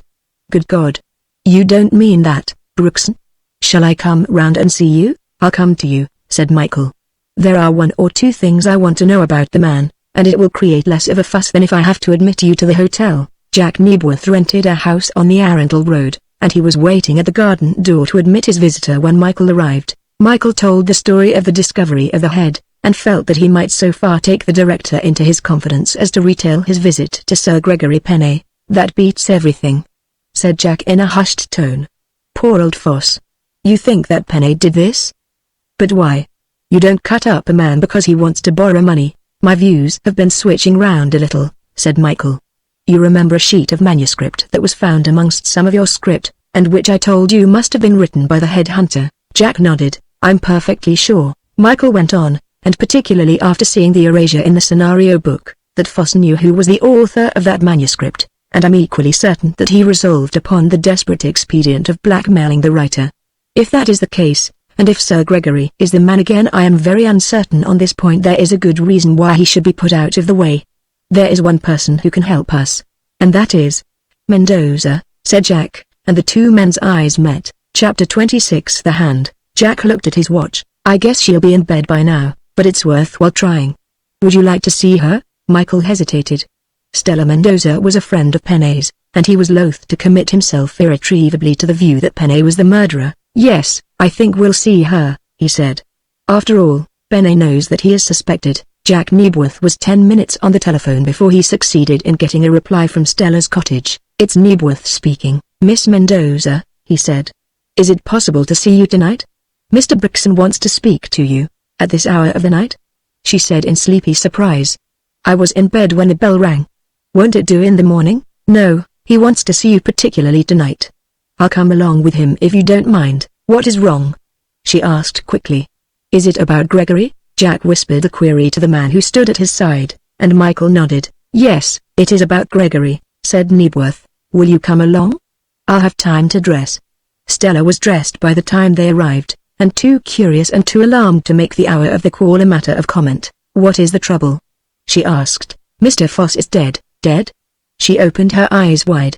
"Why, I only saw him yesterday." "But how?" "He has been murdered," said Michael quietly. "His head has been found on Chobham Common." She would have fallen to the floor had not Michael's arm been there to support her, and it was some time before she recovered sufficiently to answer coherently the questions which were put to her. "No, I didn't see Mr. Foss again after he left the Towers, and then I only saw him for a few seconds. Did he suggest he was coming back again? She shook her head. Did Sir Gregory tell you he was returning? No. She shook her head again. He told me he was glad to see the last of him, and that he had borrowed £50 until next week, when he expected to make a lot of money. Gregory is like that. He will tell you things about people, things which they ask him not to make public. He is rather proud of his wealth and what he calls his charity. You had a luncheon engagement with him? Said Michael, watching her. She bit her lip. You must have heard me talking when I left him, she said. No, I had no luncheon engagement. That was camouflage, intended for anybody who was hanging around, and we knew somebody had been in the house that night. Was it you? Michael nodded. Oh, I'm so relieved. She heaved a deep sigh. Those few minutes in that dark room were terrible to me. I thought it was. She hesitated. Bag? Suggested Michael, and she nodded. Yes. You don't suspect Gregory of killing Foss? I suspect everybody in general and nobody in particular, said Michael. Did you see Bag? She shivered. No, not that time. I've seen him, of course. He gives me the creeps. I've never seen anything so human. Sometimes, when Gregory was a little drunk, he used to bring Bag out and make him do tricks. Do you know that Bag could do all the Malayan exercises with a sword?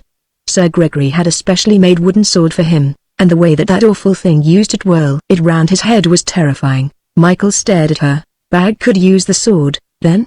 Penny told me he did, but I thought he was lying. Oh yes, he could use the sword. Gregory taught him everything. What is Penny to you? Michael asked the question bluntly, and she colored. He has been a friend, she said awkwardly, a very good friend of mine financially, I mean. He took a liking to me a long time ago, and we've been very good friends. Michael nodded. And you are still? No, she answered shortly. I've finished with Gregory, and I'm leaving Chichester tomorrow. I've put the house in an agent's hands to rent. Poor Mr. Foss, she said, and there were tears in her eyes. Poor soul. Gregory wouldn't have done it, Mr. Brixton, I'll swear that. There's a whole lot of Gregory that's sheer bluff. He's a coward at heart, and though he has done dreadful things, he has always had an agent to do the dirty work. Dreadful things like what? She seemed reluctant to explain, but he pressed her. Well, he told me that he used to take expeditions in the bush and raid the villages, carrying off girls. There is one tribe that have very beautiful women. Perhaps he was lying about that too, but I have an idea that he spoke the truth. He told me that only a year ago, when he was in Borneo, he lifted a girl from a wild village where it was death for a European to go. He always said lifted, and didn't you mind these confessions? Asked Michael, his steely eye upon her. She shrugged her shoulders. He was that kind of man, was all she said, and it spoke volumes for her understanding of her very good friend. Michael walked back to Jack Nebworth's house. The story Penny tells seems to fit together with the information Mendoza has given us. There is no doubt that the woman at the top of the tower was the lady he lifted, and less doubt that the little brown man was her husband. If they have escaped from the tower, then there should be no difficulty in finding them. I'll send out a message to all stations within a radius of 25 miles, and we ought to get news of them in the morning. It's morning, now, said Jack, looking towards the greying east. Will you come in? I'll give you some coffee. This news has upset me. I was going to have a long day's work, but I guess we'll have to put it off for a day or so. The company is bound to be upset by this news.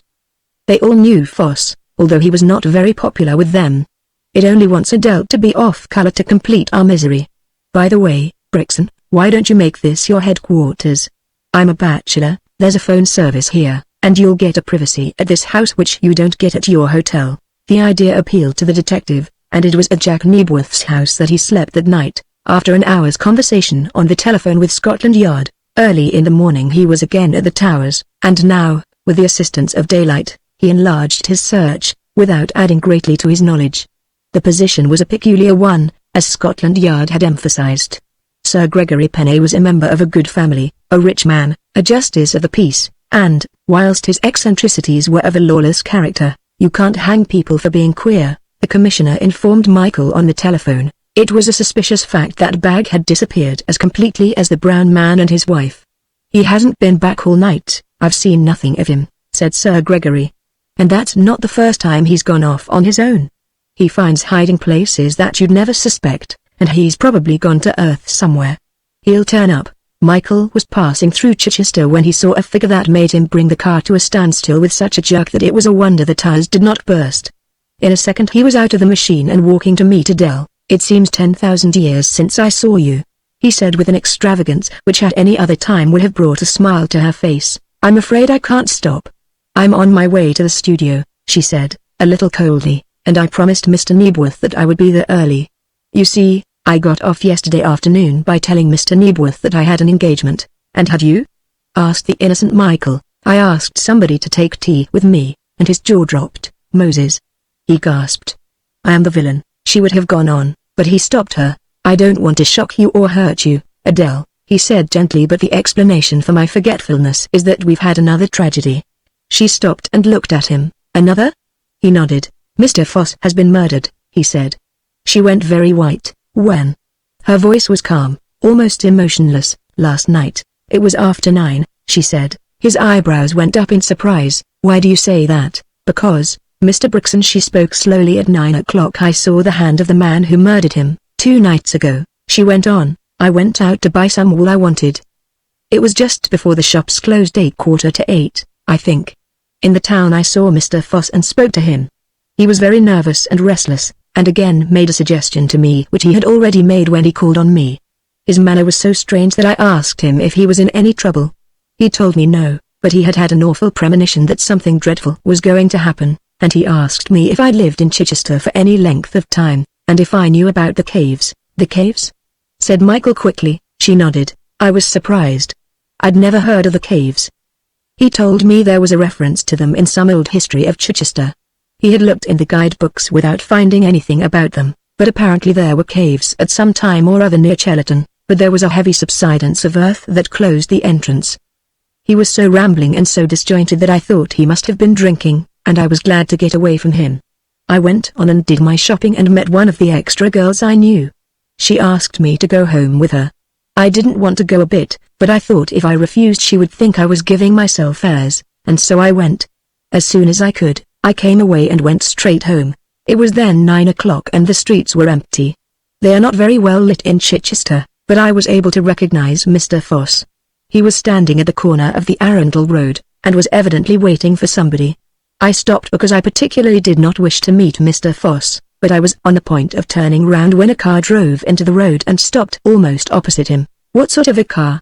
asked Michael. "It was a closed landaulet, I think they call them sedans. As it came round the corner its lights went out, which struck me as being curious. Mr. Foss was evidently waiting for this, for he went up and leant on the edge of the window and spoke to somebody inside. I don't know what made me do it, but I had an extraordinary impulse to see who was in the car, and I started walking toward them. I must have been 5 or 6 yards away when Mr. Foss stepped back and the sedan moved on. The driver put his hand out of the window as if he was waving goodbye. It was still out of the window and the only thing visible, the interior was quite dark when it came abreast of me. Was there anything peculiar about the hand? Nothing, except that it was small and white, and on the little finger was a large diamond ring. The fire in it was extraordinary, and I wondered why a man should wear a ring of that kind. You will think I am silly, but the sight of that hand gave me a terrible feeling of fear. I don't know why, even now. There was something unnatural and abnormal about it. When I looked round again, Mr. Foss was walking rapidly in the other direction, and I made no attempt to overtake him. You saw no number on the car? None whatever. She shook her head. I wasn't so curious. You didn't even see the silhouette of the man inside? No, I saw nothing. His arm was raised. What size was the diamond, do you think? She pursed her lips dubiously. He passed me in a flash, and I can't give you any very accurate information, Mr. Brixton. It may be a mistake on my part, but I thought it was as big as the tip of my finger. Naturally I couldn't see any details, even though I saw the car again last night. She went on to tell him of what happened on the previous night, and he listened intently. The man spoke to you. Did you recognize his voice? She shook her head. No, he spoke in a whisper. I did not see his face, though I have an idea that he was wearing a cap. The policeman said he should have taken the number of the car. Oh, the policeman said that. Did he?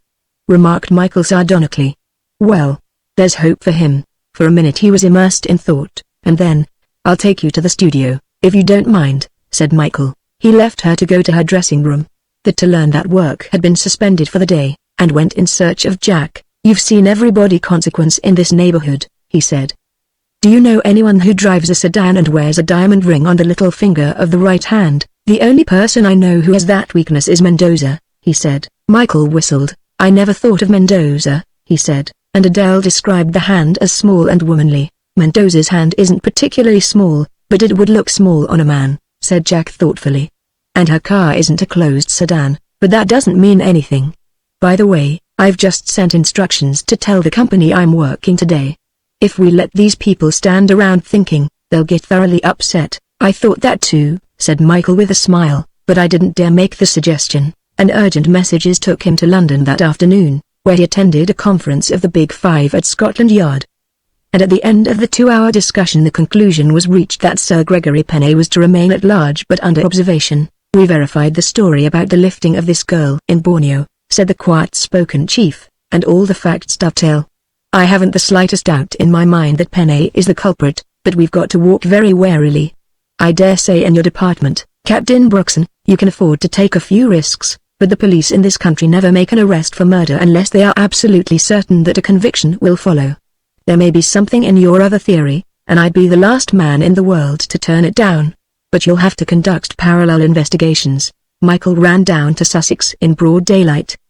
There was a long stretch of road about 4 miles north of Chichester, and he was pelting along this when he became suddenly aware of a figure standing in the middle of the roadway with its arms outstretched, and slowed down. It was Mr. Sampson Longvale, he saw to his amazement. Almost before the car had stopped, with an extraordinary display of agility Mr. Longvale jumped on the running board. I have been watching for you this last 2 hours, Mr. Brookson, he said. Do you mind if I join you? Come right in, said Michael heartily. You are going to Chichester, I know. Would you mind instead coming to the Dower House? I have something important to tell you. The place at which he had signalled the car to stop was exactly opposite the end of the road that led to the Dower House and Sir Gregory's domain. The old man told him that he had walked back from Chichester, and had been waiting for the passing of the car. I learnt for the first time, Mr. Brookson, that you are an officer of the law, he said, with a stately inclination of his head. I need hardly tell you how greatly I respect one whose duty it is to serve the cause of justice. Mr. Nebworth told you, I presume? Said Michael, with a smile. He told me, agreed the other gravely. I went in really to seek you, having an intuition that you had some more important position in life than what I had first imagined. I confess I thought at first that you were one of those idle young men who have nothing to do but to amuse themselves. It was a great gratification to me to learn that I was mistaken. It is all the more gratifying. Michael smiled inwardly at the verbosity of age because I need advice on a point of law which I imagine my lawyer would not offer to me. My position is a very peculiar one, in some ways embarrassing. I am a man who shrinks from the eye of the public and am averse from vulgar intermeddling in other people's affairs. What had he to tell? Michael wondered this old man, with his habit of nocturnal strolls, might have been a witness to something that had not yet come out. They stopped at the Dower House, and the old man got out and opened the gate, not closing it until Michael had passed through. Instead of going direct to his sitting room, he went upstairs, beckoning Michael to come after, and stopped before the room which had been occupied by Adele on the night of her terrible experience. I wish you to see these people, said Mr. Longvale earnestly, and tell me whether I am acting in accordance with the law. He opened the door, and Mike saw that there were now 2 beds in the room. On one, heavily bandaged and apparently unconscious, was the brown-faced man. On the other, sleeping, was the woman Michael had seen in the tower. She too was badly wounded, her arm was bandaged and strapped into position. Michael drew a long breath. That is a mystery solved, anyway, he said. Where did you find these people? At the sound of his voice the woman opened her eyes and frowned at him fearfully, then looked across to the man. You have been wounded? Said Michael in Dutch, but apparently her education had been neglected in respect of European languages, for she made no reply. She was so uncomfortable at the sight of him that Michael was glad to go out of the room. It was not until they were back in his sanctum that Mr. Longvale told his story. I saw them last night about 11:30, he said. They were staggering down the road, and I thought at first that they were intoxicated. But fortunately the woman spoke, and as I have never forgotten a voice, even when it spoke in a language that was unfamiliar to me, I realized immediately that it was my patient, and went out to intercept her.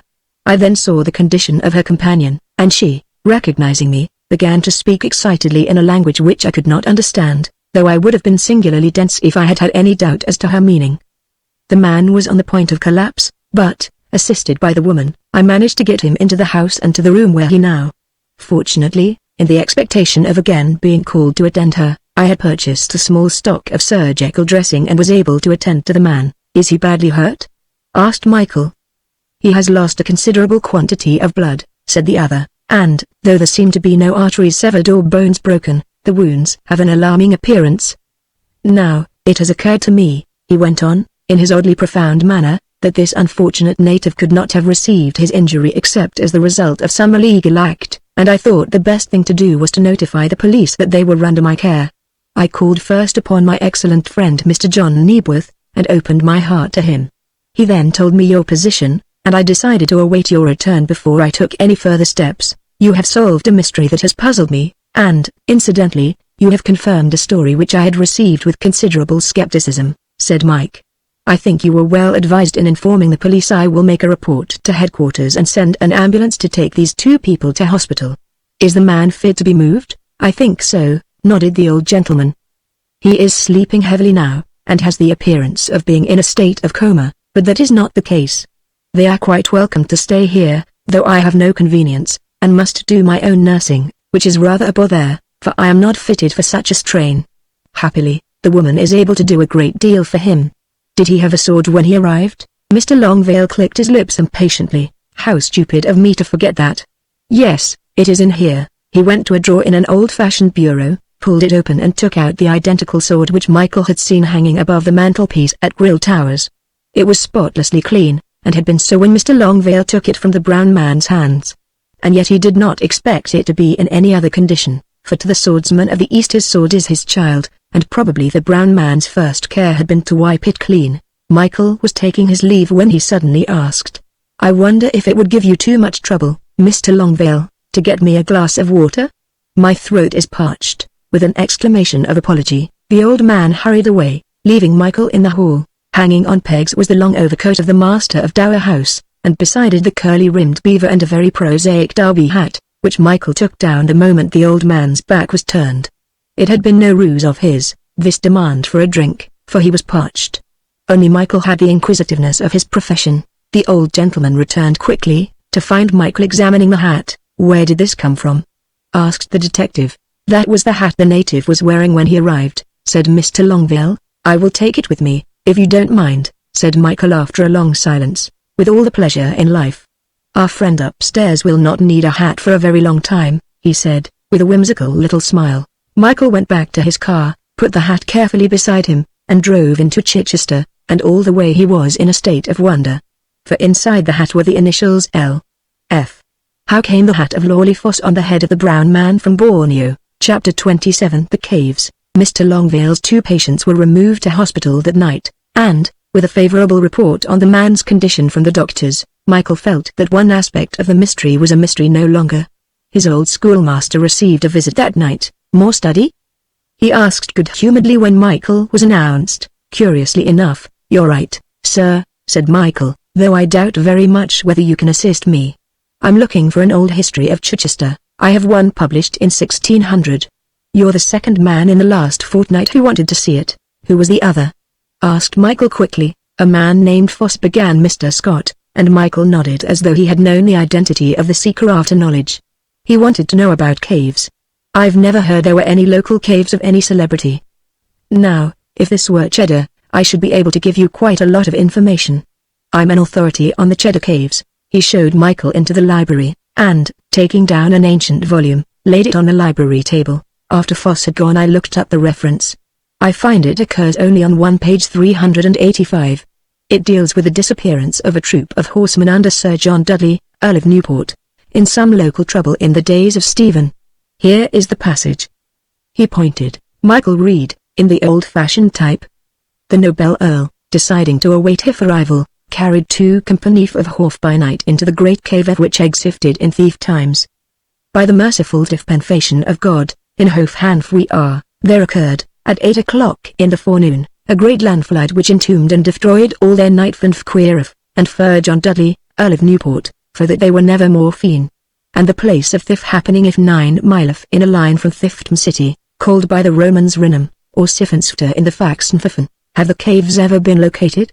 Mr. Scott shook his head. There are local rumors that they were used a century and a half ago by brandy smugglers, but then you find those traditions local to every district. Michael took a local map of Chichester from his pocket, measured off 9 miles, and with a pair of compasses encircled the city. He noted that the line passed either through or near Sir Gregory's estate. "There are 2 Griff Towers," he suddenly said, examining the map. "Yes, there is another besides Pennay's Place, which is named after a famous local landmark, the Real Griffin Tower, as it was originally called. I have an idea it stands either within or about Pennay's property, a very old, circular tower, about 20 feet high, and anything up to 2,000 years old. I'm interested in antiquities, and I have made a very careful inspection of the place. The lower part of the wall is undoubtedly Roman work. The Romans had a big encampment here. In fact, Renum was one of their headquarters. There are all sorts of explanations for the tower. Probably it was a keep or blockhouse. The idea I have is that the original Roman tower was not more than a few feet high and was not designed for defense at all. Successive ages added to its height, without exactly knowing why." Michael chuckled. "Now, if my theory is correct, I shall hear more about this Roman castle before the night is out," he said. He gathered his trunks from the hotel and took them off to his new home.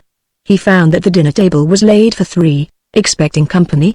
asked Michael, watching Jack Nebworth putting the finishing touches on the table. He had a bachelor's finicking sense of neatness which consists of placing everything at equal distance from everything else. "You?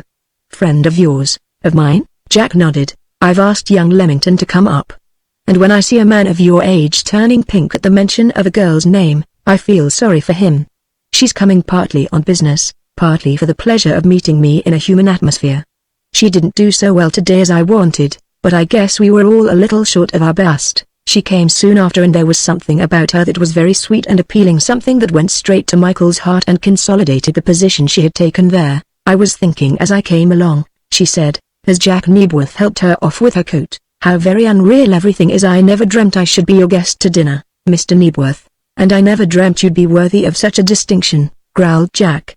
"And in 5 years' time you'll be saying, why on earth did I make such a fuss about being asked to a skimpy meal by that punk director Nebworth?" He put his hand on her shoulder and led her into the room, and then for the first time she saw Michael, and that young man had a momentary sense of dismay when he saw her face drop. It was only for a second, and, as if reading his thoughts, she explained her sudden change of mien. "I thought we were going to talk nothing but pictures and pictures," she said. "So you shall," said Michael. "I'm the best listener on earth, and the first person to mention murder will be thrown out of the window. Then I'll prepare for the flight," she said good-humoredly. "For I'm going to talk murder and mystery later." Under the expanding influence of a sympathetic environment, the girl took on a new aspect, and all that Michael had suspected in her was amply proven. The shyness, the almost frigid reserve, melted in the company of 2 men, one of whom she guessed was fond of her, while the other, well, Michael was at least a friend. "I have been doing detective work this afternoon," she said, after the coffee had been served, "and I've made amazing discoveries," she added solemnly. "It started by my trying to track the motorcar, which I guess must have come into my street through a lane which runs across the far end. It is the only motorcar track I've found, and I don't think there is any doubt it was my white-handed man who drove it. You see, I noticed the back tire, which had a sort of diamond-shaped design on it, and it was fairly easy to follow the marks. Halfway up the lane I found a place where there was oil in the middle of the road and where the car must have stood for some time, and there I found this." She opened her little handbag and took out a small dark green bottle. It bore no label and was unstoppered. Michael took it from her hand, examined it curiously and smelt. There was a distinctive odor, pungent and not unpleasing. "Do you recognize it?" she asked. He shook his head. "Let me try." Jack Nebworth took the bottle from Michael's hand and sniffed. "Butyl chloride," he said quickly, and the girl nodded. "I thought it was that. Father was a pharmaceutical chemist, and once, when I was playing in his dispensary, I found a cupboard open and took down a pretty bottle and opened it. I don't know what would have happened to me. Only Daddy saw me. I was quite a child at the time, and I've always remembered that scent, butyl chloride."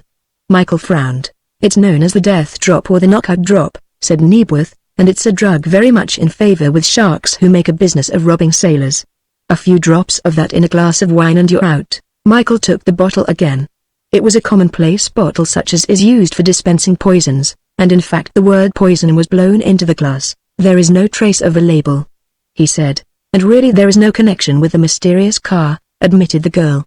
"My surmise is merely guesswork, putting one sinister thing to another." "Where was it?" "In a ditch, which is very deep there and is flooded just now. but the bottle didn't roll down so far as the water. That is discovery number 1. Here is number 2. From her bag she took a curious-shaped piece of steel, both ends of which had the marks of a break. "Do you know what that is?" she asked. "It beats me," said Jack, and handed the find to Michael. "I know what it is, because I've seen it at the studio," said the girl, "and you know too, don't you, Mr. Brookson?" Mike nodded. "It's the central link of a handcuff," he said. "The link that has the swivel." It was covered with spots of rust, which had been cleaned off by the girl, as she told him. "Those are my 2 finds. I am not going to offer you my conclusions, because I have none. They may not have been thrown from the car at all," said Michael, "but, as you say, there is a possibility that the owner of the car those that peculiarly deserted spot to rid himself of 2 articles which he could not afford to have on the premises. It would have been safer to throw them into the sea, but this, I suppose, was the easier, and, to him, the safer, method. I will keep these." He wrapped them in paper, put them away in his pocket, and the conversation drifted back to picture-taking, and, as he had anticipated, "We're shooting a grill tower tomorrow." "The real tower," said Jack Nebworth. "It is one of the landmarks." "What is there amusing in Grill Tower?" he demanded. "Nothing particularly amusing, except that you have fulfilled a prediction of mine," said Michael. "I knew I should hear of that darned old tower." Chapter 28. The Tower. Michael was a little perturbed in mind. He took a more serious view of the closed car than did the girl, and the invitation to the pretty lady to step inside was particularly disturbing.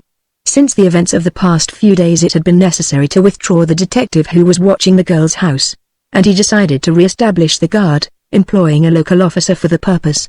After he had driven Adele home, he went to the police station and made his wishes known, but it was too late to see. The chief constable and the subordinate officer in charge did not wish to take the responsibility of detaching an officer for the purpose. It was only when Michael threatened to call the chief on the telephone that he reluctantly drew on his reserves and put a uniformed officer to patrol the street. Back again at Nebworth's house, Michael examined the 2 articles which the girl had found. Butyl chloride was a drug, and a particularly violent one. What use would the headhunter have for that? He wondered. As for the handcuff, he examined it again. Terrific force must have been employed to snap the connecting links. This was a mystery to him, and he gave it up with a sense of annoyance at his own incompetence. Before going to bed he received a phone message from Inspector Lyle, who was watching Griff Towers. There was nothing new to report, and apparently life was pursuing its normal round. The inspector had been invited into the house by Sir Gregory, who had told him that bag was still missing. "I'll keep you there tonight," said Michael. "Tomorrow we will lift the watch. Scotland Yard is satisfied that Sir Gregory had nothing to do with Foss's death." A grunt from the other end of the phone expressed the inspector's disagreement with that view. "He's in it somehow," he said. "By the way, I've found a blood-stained derby hat in the field outside the grounds.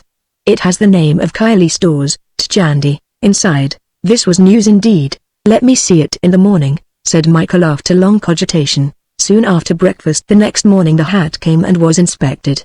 Nebworth, who had heard most of the story from Michael, examined the new clue curiously. If the coon wore Lawley's hat when he arrived at Mr. Longvale's, where, in the name of fate, did the change take place?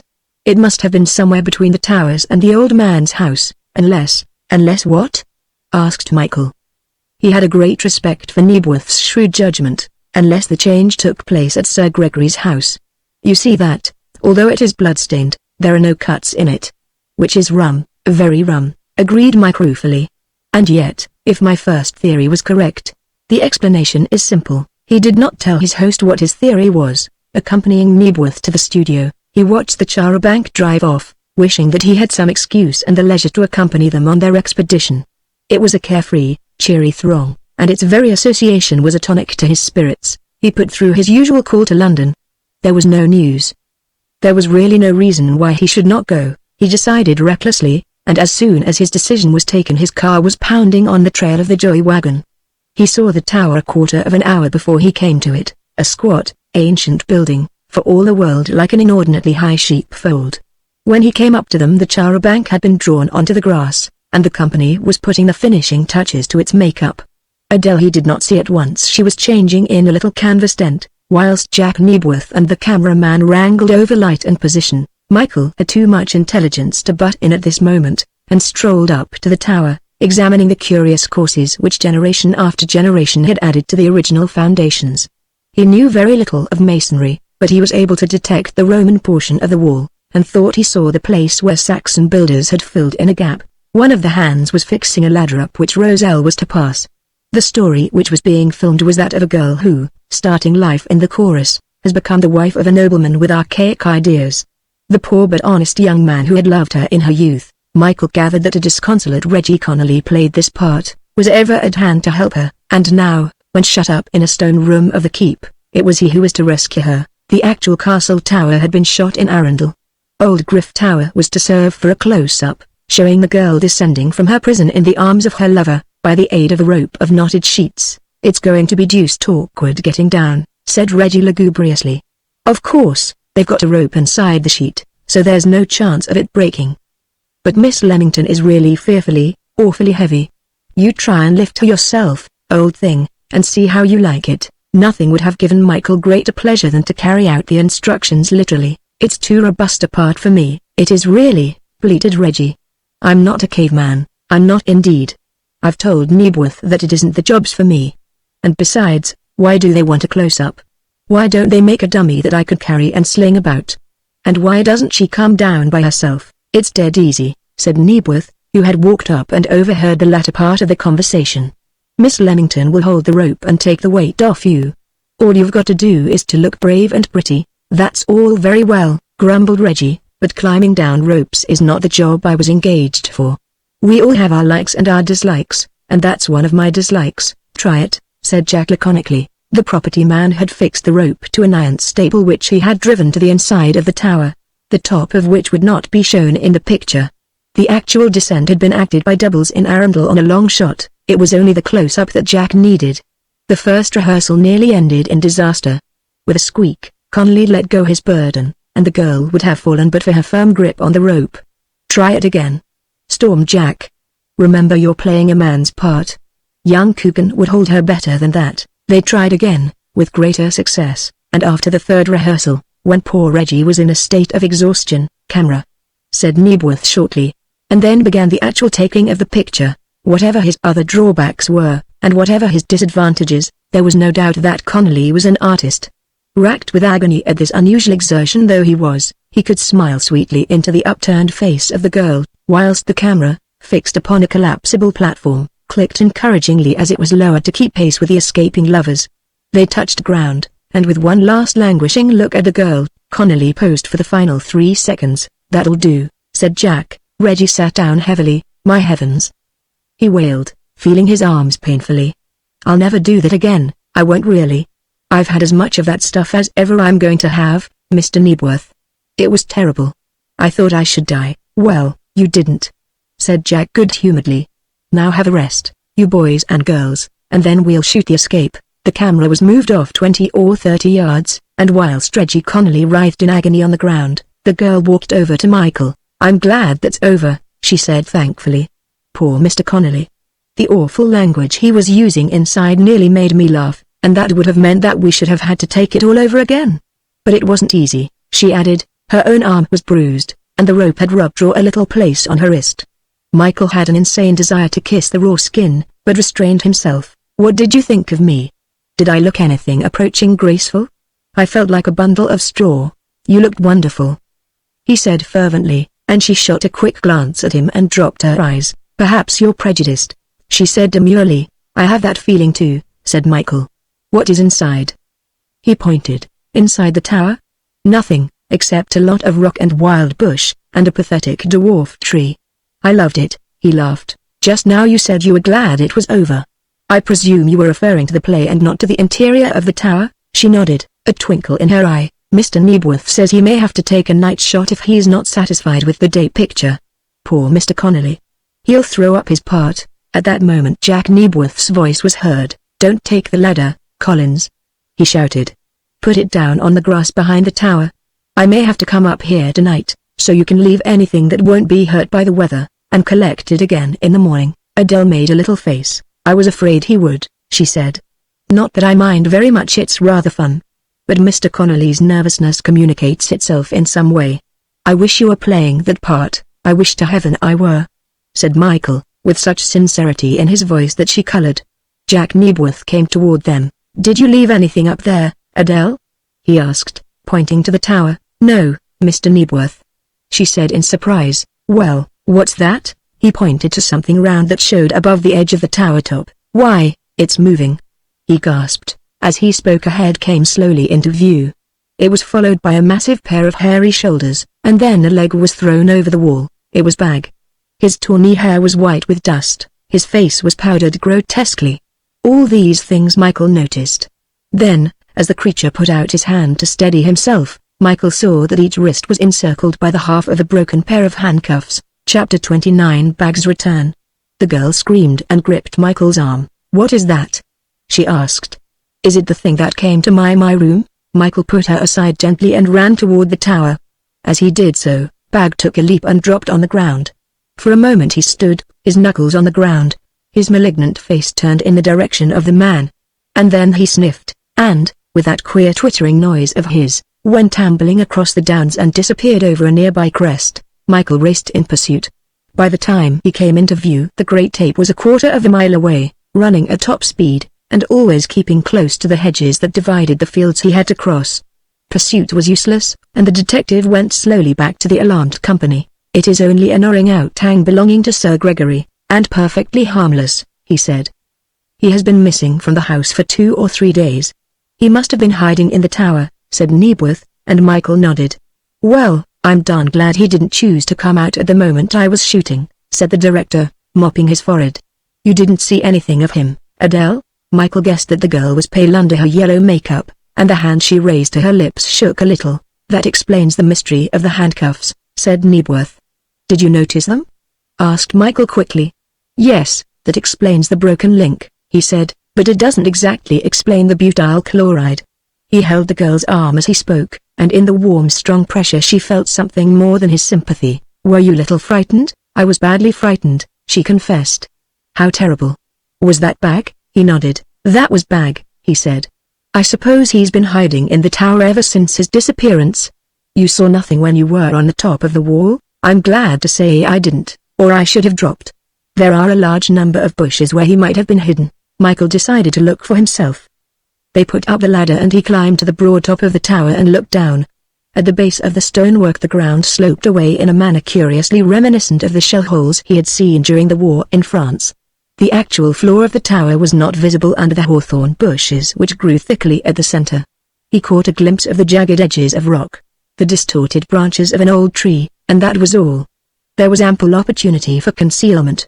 Possibly Bag had hidden there most of the time, sleeping off the effects of his labor and his wounds, for Michael had seen something that nobody else had noticed: the gashed skin and the ear that had been slashed in half.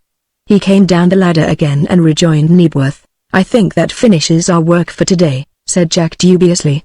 "I smell hysteria, and it will be a long time before I can get the girls to come up for a night picture." Michael drove the director back in his car, and all the way home he was considering this strange appearance of the ape.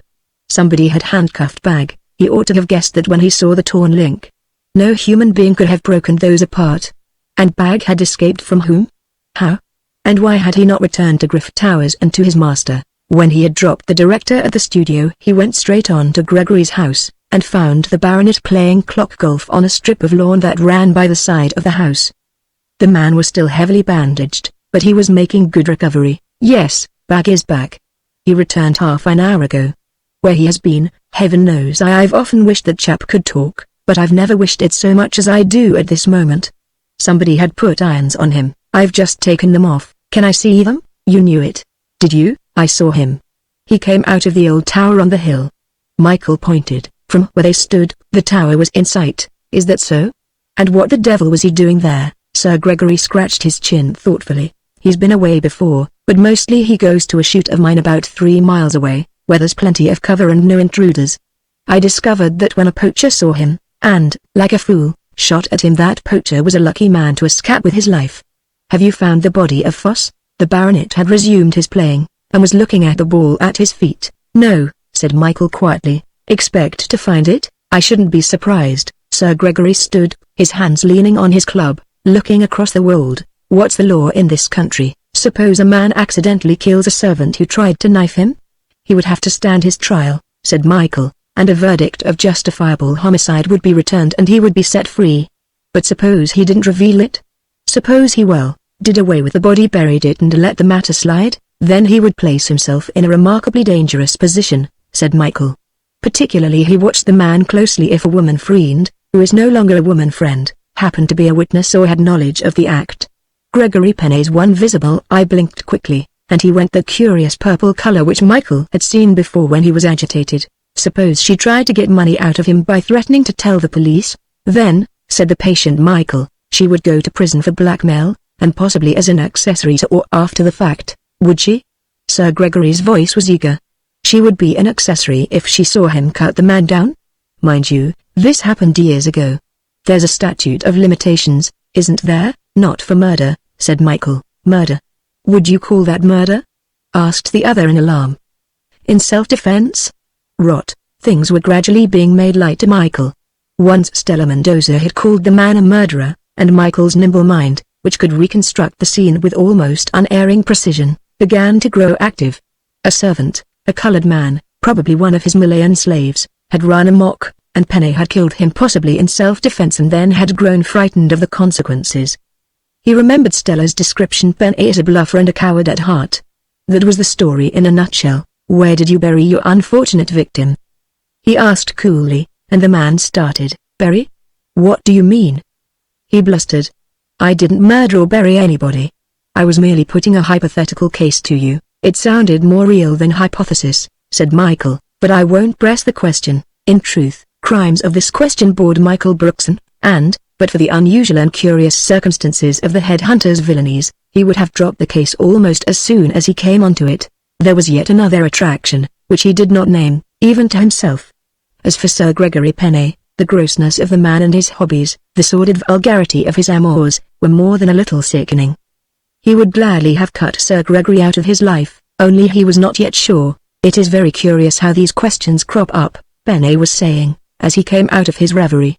A chap like myself, who doesn't have much to occupy his mind, gets on an abstract problem of that kind and never leaves it. So she'd be an accessory after the fact, would she? That would mean penal servitude. He seemed to derive a great deal of satisfaction from this thought, and was almost amiable by the time Michael parted from him, after an examination of the broken handcuffs. They were British and of an old pattern. Is Bag hurt very much? Asked Michael as he put them down. Not very much, he's got a cut or two, said the other calmly. He made no attempt to disguise the happenings of that night. He came to my assistance, poor brute. This fellow nearly got him. In fact, poor old Bag was knocked out, but went after them like a brick. What hat was that man wearing, the brown man, Keji? I don't know. I suppose he wore a hat, but I didn't notice it. Why, I was merely asking, said Michael carelessly. Perhaps he lost it in the caves. He watched the other narrowly as he spoke. Caves? I've never heard about those. What are they? Are there any caves nearby? Asked Sir Gregory innocently. You've a wonderful grip of the topography of the county, Brookson. I've been living here off and on for 20 years and I lose myself every time I go into Chichester. Chapter 30. The advertisement. The question of the caves intrigued Michael more than any feature the case had presented. He bethought himself Mr. Longvale, whose knowledge of the country was encyclopedic. That gentleman was out, but Michael met him driving his antique car from Chichester. To say that he saw him is to mistake facts. The sound of that old car was audible long before it came into sight around a bend of the road. Michael drew up, Longvale following his example, and parked his car behind that ancient bus. Yes, it is rather noisy, admitted the old man, rubbing his bald head with a brilliant bandana handkerchief. I'm only beginning to realize the fact of late years. Personally, I do not think that a noiseless car could give me as much satisfaction. One feels that something is happening. You ought to buy a, said Michael with a smile, as he mentioned the name of a famous car. I thought of doing so, said the other seriously, but I love old things. That is my eccentricity. Michael questioned him about the caves, and, to his surprise, the old man immediately returned with an affirmative. Yes, I've heard of them frequently. When I was a boy my father told me that the country round was honeycombed with caves, and that, if anybody was lucky enough to find them, they would discover great stores of brandy. Nobody has found them, as far as I know. There used to be an entrance over there. He pointed in the direction of Griff Tower, but many years ago, he retold the familiar story of the landslide and of the passing out of 2 companies of gallant knights and squires, which probably the old man had got from the same source of information as Michael had drawn upon. The popular legend was that a subterranean river ran into the sea near Selsey Bill, of course, some distance beneath the surface of the water, But, as you know, country people live on such legends. In all probability it is nothing but a legend. Inspector Lyle was waiting for the detective when he arrived, with news of a startling character. The advertisement appeared in this morning's Daily Star, he said. Michael took the slip of paper.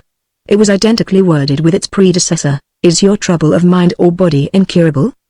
Do you hesitate on the brink of the abyss? Does courage fail you? Write to Benefactor, Box. There will be no reply till tomorrow morning. Letters are to be readdressed to a shop in the Lambeth Road, and the chief wants you to be ready to pick up the trail. The trail indeed proved to be well laid. At 4 o'clock on the following afternoon a lame old woman limped into the newsagent's shop on the Lambeth Road and inquired for a letter addressed to Ms. Tivol. There were 3 waiting for her. She paid the fee, put the letters into the rusty old handbag, and limped out of the shop, mumbling and talking to herself. Passing down the Lambeth Road, she boarded a tramcar en route for Clapham, and near the Common she alighted and, passing out of the region of middle-class houses, came to a jumble of tenements and ancient tumble-down dwellings. Every corner she turned brought her to a street meaner than the last, and finally to a low, arched alleyway, the paving of which had not been renewed for years. It was a little cul-de-sac, its houses, built in the same pattern, joined wall to wall, and before the last of these sights stopped, took out a key from her pocket, and opened the door. She was turning to close it when she was aware that a man stood in the entrance, a tall, good-looking gentleman, who must have been on her heels all the time. "Good afternoon, Mother," he said. The old woman peered at him suspiciously, grumbling under her breath. Only hospital doctors and workhouse folk, people connected with charity, called women Mother, and sometimes the police got the habit. Her grimy old face wrinkled hideously at this last unpleasant thought. "I want to have a little talk with you. Come in," she said shrilly. The boarding of the passageway was broken in half a dozen places and was indescribably dirty, but it represented the spirit of pure hygiene compared with the stuffy horror which was her sitting room and kitchen. "What are you, hospital or police?" said Michael. "I want 3 letters you've collected." To his surprise the woman showed relief. "Oh, is that all?" she said. "Well, that's a job I do for a gentleman. I've done it for years. I've never had any complaint before." "What is his name?" "Don't know his name. Just whatever name happens to be on the letters. I sent them on to him." From under a heap of rubbish she produced 3 envelopes, addressed in typewritten characters. The typewriting Michael recognized. They were addressed to a street in Guildford. Michael took the letters from her handbag. 2 of them he read, the third was a dummy which he himself had written. The most direct cross-examination, however, revealed nothing. The woman did the work, receiving £1 for her trouble in a letter from the unknown, who told her where the letters were to be collected. "She was a little mad and indescribably beastly," said Michael in disgust when he reported, "and the Guildford inquiries don't help us forward. There's another agent there, who sends the letters back to London, which they never reach. That is the mystery of the proceeding.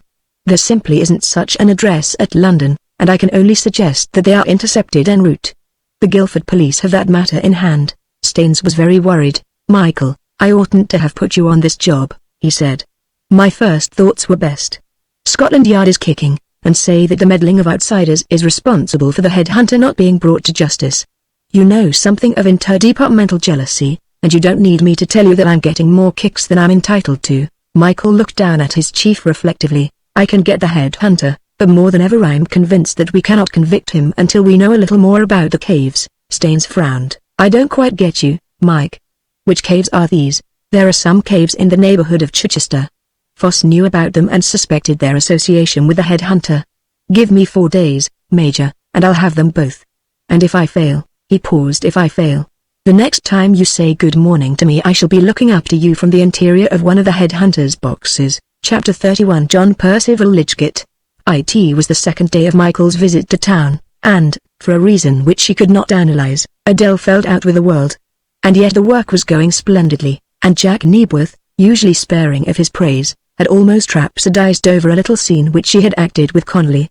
So generous was he in his praise, and so comprehensive, that even Reggie came in for his share and was willing and ready to revise his earlier estimate of the leading lady's ability. "To be perfectly frank and honest, Mr. Nebworth," he said, in this moment of candor, "Leamington is good.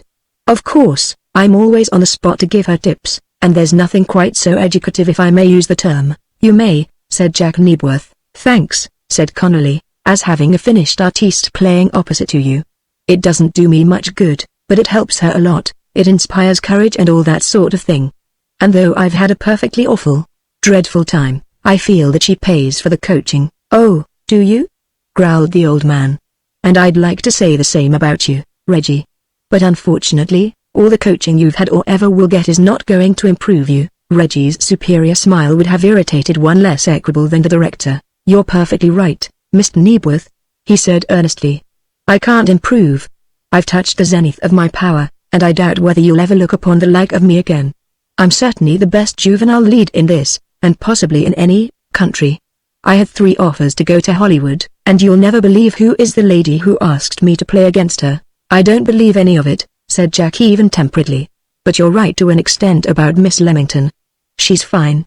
And I agree that it doesn't do you much good playing against her, because she makes you look like a large glass of heavily diluted beer." Later in the day Adele herself asked her grey-haired chief whether it was true that Reggie would soon be leaving England for another and a more ambitious sphere. "I shouldn't think so," said Jack. "There never was an actor that hadn't a better contract up his sleeve and was ready to take it.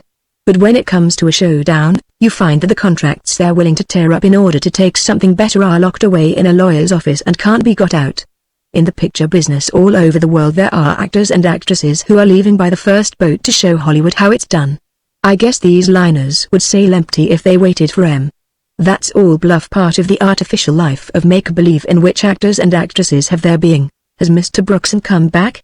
He shook his head. "No, I've not heard from him. There was a tough-looking fellow called at the studio half an hour ago to ask whether he'd returned." "Rather an unpleasant-looking tramp?" she asked. "I spoke to him. He said he had a letter from Mr. Brookson which he would not deliver to anybody else." She looked through the window which commanded a view of the entrance drive to the studio. Standing outside on the edge of the pavement was the wreck of a man. Long, lank black hair, streaked with grey, fell from beneath the soiled and dilapidated golf cap. He was apparently shirtless, for the collar of his indescribable jacket was buttoned up to his throat, and his bare toes showed through one gaping boot. He might have been a man of 60, but it was difficult to arrive at his age. It looked as though the grey, stubbled beard had not met a razor since he was in prison last. His eyes were red and inflamed. His nose that crimson which is almost blue. His hands were thrust into the pockets of his trousers, and seemed to be their only visible means of support, until you saw the string that was tied round his lean waist, and as he stood, he shuffled his feet rhythmically, whistling a doleful tune. From time to time he took one of his hands from his pockets and examined the somewhat soiled envelope it held, and then, as if satisfied with the scrutiny, put it back again and continued his jigging vigil. "Do you think you ought to see that letter?" asked the girl, troubled. "It may be very important." "I thought that too," said Jack Knebworth, "but when I asked him to let me see the note, he just grinned." "Do you know who it's from?" "No more than a crow, my dear," said Knebworth patiently. "And now let's get off the all-absorbing subject of Michael Brookson, and get back to the Pharaoh's L. That shot I took of the tower can't be bettered, so I'm going to cut out the night picture, and from now on we'll work on the lot." The production was a heavy one, unusually so for one of Knebworth's, the settings more elaborate, the crowd bigger than ever he had handled since he came to England. It was not an easy day for the girl, and she was utterly fagged when she started homeward that night. "Ain't seen Mr. Brookson, miss?" said a high-pitched voice as she reached the sidewalk. She turned with a start. She had forgotten the existence of the tramp. "No, he hasn't been," she said. "You had better see Mr. Knebworth again. Mr. Brookson lives with him, don't I know it? Ain't I got all the information possible about him?" "I should say I had. He is in London, I suppose you know that?" "He ain't in London," said the other disappointedly. "If he was in London, I shouldn't be hanging around here, should I?" "No, he left London yesterday. I'm going to wait till I see him." She was amused by his pertinacity, though it was difficult for her to be amused at anything in the state of utter weariness into which she had fallen. Crossing the market square, she had to jump quickly to avoid being knocked down by a car which she knew was Stella Mendoz's. Stella could be at times a little reckless, and the motto upon the golden mascot on her radiator, "Jump or Die," held a touch of sincerity. She was in a desperate hurry now, and cursed fluently as she swung her car to avoid the girl, whom she recognized. Sir Gregory had come to his senses, and she wanted to get at him before he lost them again. She pulled up the car with a jerk at the gates of Griff Towers, flung open the door, and jumped out. "If I don't return in 2 hours, you can go into Chichester and fetch the police," she said. Chapter 32 Gregory's Way. Stella had left a note to the same effect on her table. If she did not return by a certain hour, the police were to read the letter they would find on her mantelpiece. She had not allowed for the fact that neither note nor letter would be seen until the next morning. To Stella Mendoza, the interview was one of the most important and vital in her life. She had purposely delayed her departure in the hope that Gregory Penney would take a more generous view of his obligations, though she had very little hope that he would change his mind on the all-important matter of money. And now, by some miracle, he had relented, had spoken to her in an almost friendly tone on the phone, had laughed at her reservations and the precautions which she had promised she would take, and in the end she had overcome her natural fears. He received her, not in his library, but in the big apartment immediately above. It was longer, for it embraced the space occupied on the lower floor by the small drawing room, but in the matter of furnishing it differed materially. Stella had only once been in the splendid hall, as he called it. Its vastness and darkness had frightened her, and the display which he had organized for her benefit was one of her unpleasant memories. The big room was covered with a thick black carpet, and the floor space was unrelieved by any sign of furniture. Divans were set about, the walls covered with Eastern hangings. There was a row of scarlet pillars up both sides of the room, and such light as there was came from 3 heavily shaded black lanterns which cast pools of yellow light upon the carpet but did not contribute to the gaiety of the room. Penney was sitting cross-legged on a silken divan, his eyes watching the gyrations of a native girl as she twirled and twisted to the queer sound of native guitars played by 3 solemn-faced men in the darkened corner of the room. Gregory wore a suit of flaming red-colored pajamas, and his glassy stare and brute mouth told Stella all that she wanted to know about her evil friend. Sir Gregory Penney was no less and no more than a slave to his appetites. Born a rich man, he had never known denial of his desires. Money had grown to money in a sort of cellular progression, and when the normal pleasures of life grew stale, and he was satiated by the sweets of his possessions, he found his chiefest satisfaction in taking that which was forbidden. The raids which his agents had made from time to time in the jungles of his second home gave him trophies, human and material, that lost their value when they were under his hand. Stella, who had visions of becoming mistress of Griff Towers, became less attractive as she grew more complacent. And at last her attraction had vanished, and she was no more to him than the table at which he sat. A doctor had told him that drink would kill him. He drank the more. Liquor brought him splendid visions, precious stories that wove themselves into dazzling fabrics of dreams. It pleased him to place, in the forefront of his fuddled mind, a slip of a girl who hated him. A gross bully, an equally gross coward. He could not, or would not, argue a theme to its logical and unpleasant conclusion. At the end there was always his money that could be paid in smaller or larger quantities to settle all grievances against him. The native who had conducted Stella Mendoza to the apartment had disappeared, and she waited at the end of the divan, looking at the man for a long time before he took any notice of her. Presently he turned his head and favored her with a stupid, vacant stare. "Sit down, Stella," he said thickly. "Sit down. You couldn't dance like that, eh? None of you Europeans have got the grace, the suppleness. Look at her." The dancing girl was twirling at a furious rate, her scanty draperies enveloping her like a cloud. Presently, with a crash of the guitars, she sank, face downward, on the carpet. Gregory said something in Malayan, and the woman showed her white teeth in a smile. Stella had seen her before. There used to be 2 dancing girls, but one had contracted scarlet fever and had been hurriedly deported.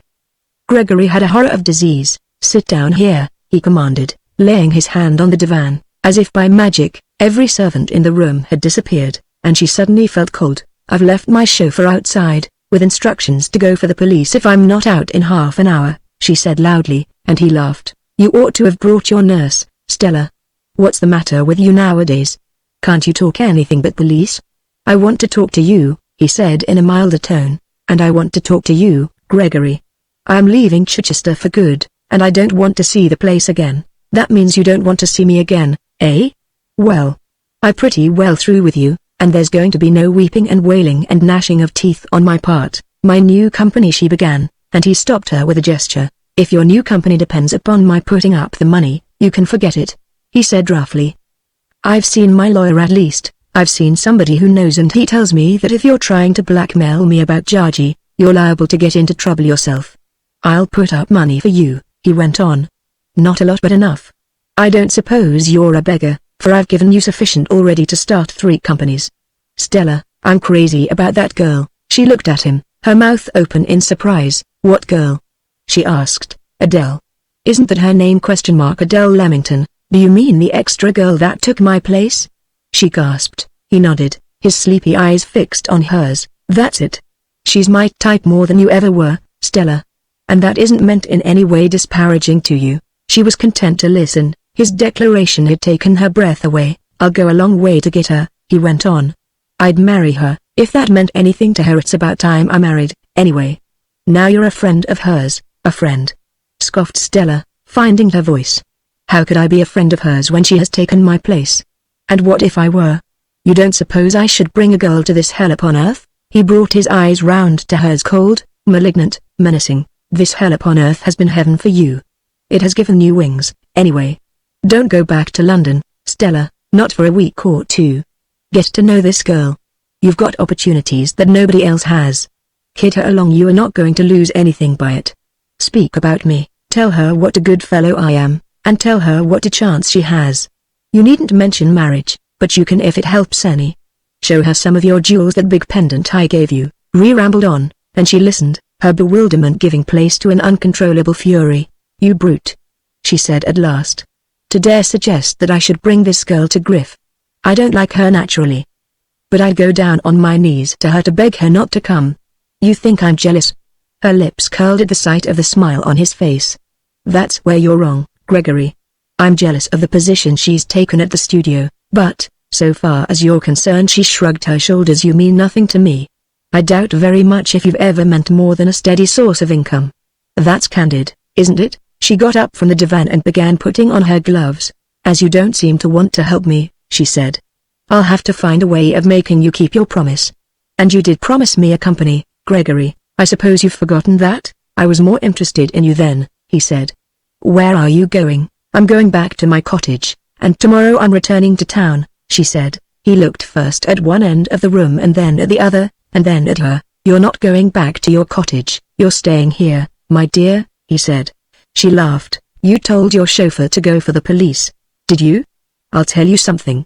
Your chauffeur is in my kitchen at this moment, having his supper. If you think that he's likely to leave before you, you don't know me, Stella. He gathered up the dressing gown that was spread on the divan and slipped his arms into the hanging sleeves. A terrible figure he was in the girl's eyes, something unclean, obscene. The scarlet pajama jacket gave his face a demoniacal value, and she felt herself cringing from him. He was quick to notice the action, and his eyes glowed with the light of triumph. Bag is downstairs, he said significantly. He handles people rough. He handled one girl so that I had to call in a doctor. You'll come with me without assistance? She nodded dumbly. Her knees gave way under her as she walked. She had bearded the beast in his den once too often. Halfway along the corridor he unlocked a door of a room and pushed it open. Go in there and stay there, he said. I'll talk to you tomorrow, when I'm sober. I'm drunk now. Maybe I'll send you someone to keep you company, I don't know yet. He ruffled his scanty hair in drunken perplexity. But I've got to be sober before I deal with you. The door slammed on her and a key turned. She was in complete darkness, in a room she did not know. For one wild, terrified moment she wondered if she was alone. It was a long time before her palm touched the little button projecting from the wall. She pressed it. A lamp enclosed in a crystal globe set in the ceiling flashed into sparkling light. She was in what had evidently been a small bedroom. The bedstead had been removed, but a mattress and a pillow were folded up in one corner. There was a window, heavily barred, but no other exit. She examined the door, the handle turned in her grasp. There was not even a keyhole in which she could try her own key. Going to the window, she pulled up the sash, for the room was stuffy and airless. She found herself looking out from the back of the house, across the lawn to a belt of trees which she could just discern. The road ran parallel with the front of the house, and the shrillest scream would not be heard by anybody on the road. Sitting down in one of the chairs, she considered her position. Having overcome her fear, she had that in her possession which would overcome Gregory if it came to a fight. Pulling up her skirt, she unbuckled the soft leather belt about her waist, and from the Russian leather holster it supported she took a diminutive Browning a toy of a weapon but wholly businesslike in action. Sliding back the jacket, she threw a cartridge into the chamber and pulled up the safety catch. Then she examined the magazine and pressed it back again. Now, Gregory, she said aloud, and at that moment her face went round to the window, and she started up with a scream. Two grimy hands gripped the bars. Glaring in at her was the horrible face of a tramp. Her trembling hand shot out for the pistol, but before it could close on the butt, the face had disappeared, and though she went round to the window and looked out, the bars prevented her from getting a clear view of the parapet along which the uncouth figure was creeping. Chapter 33 The Trap That Failed. 10 o'clock was striking from Chichester Cathedral when the tramp, who half an hour ago had been peering and prying into the secrets of Griff Towers, made his appearance in the marketplace. His clothes were even more dusty and soiled, and a policeman who saw him stood squarely in his path. "On the road?" he asked. "Yes," whined the man. "You can get out of Chichester as quick as you like," said the officer. "Are you looking for a bed?" "Yes, sir." "Why don't you try the casual ward at the workhouse?" "They're full up, sir." "That's a lie," said the officer. "Now understand, if I see you again I'll arrest you." Muttering something to himself, the squalid figure moved on toward the Arundel Road, his shoulders hunched, his hands hidden in the depths of his pockets. Out of sight of the policeman, he turned abruptly to the right and accelerated his pace. He was making for Jack Knebworth's house. The director heard the knock, opened the door, and stood aghast at the unexpected character of the caller. "What do you want, Bo?" he asked. "Mr. Brixton come back?" "No. He hasn't come back." "You'd better give me that letter. I'll get in touch with him by phone." The tramp grinned and shook his head. "No, you don't. I want to see Brixton." "Well, you won't see him here tonight," said Jack.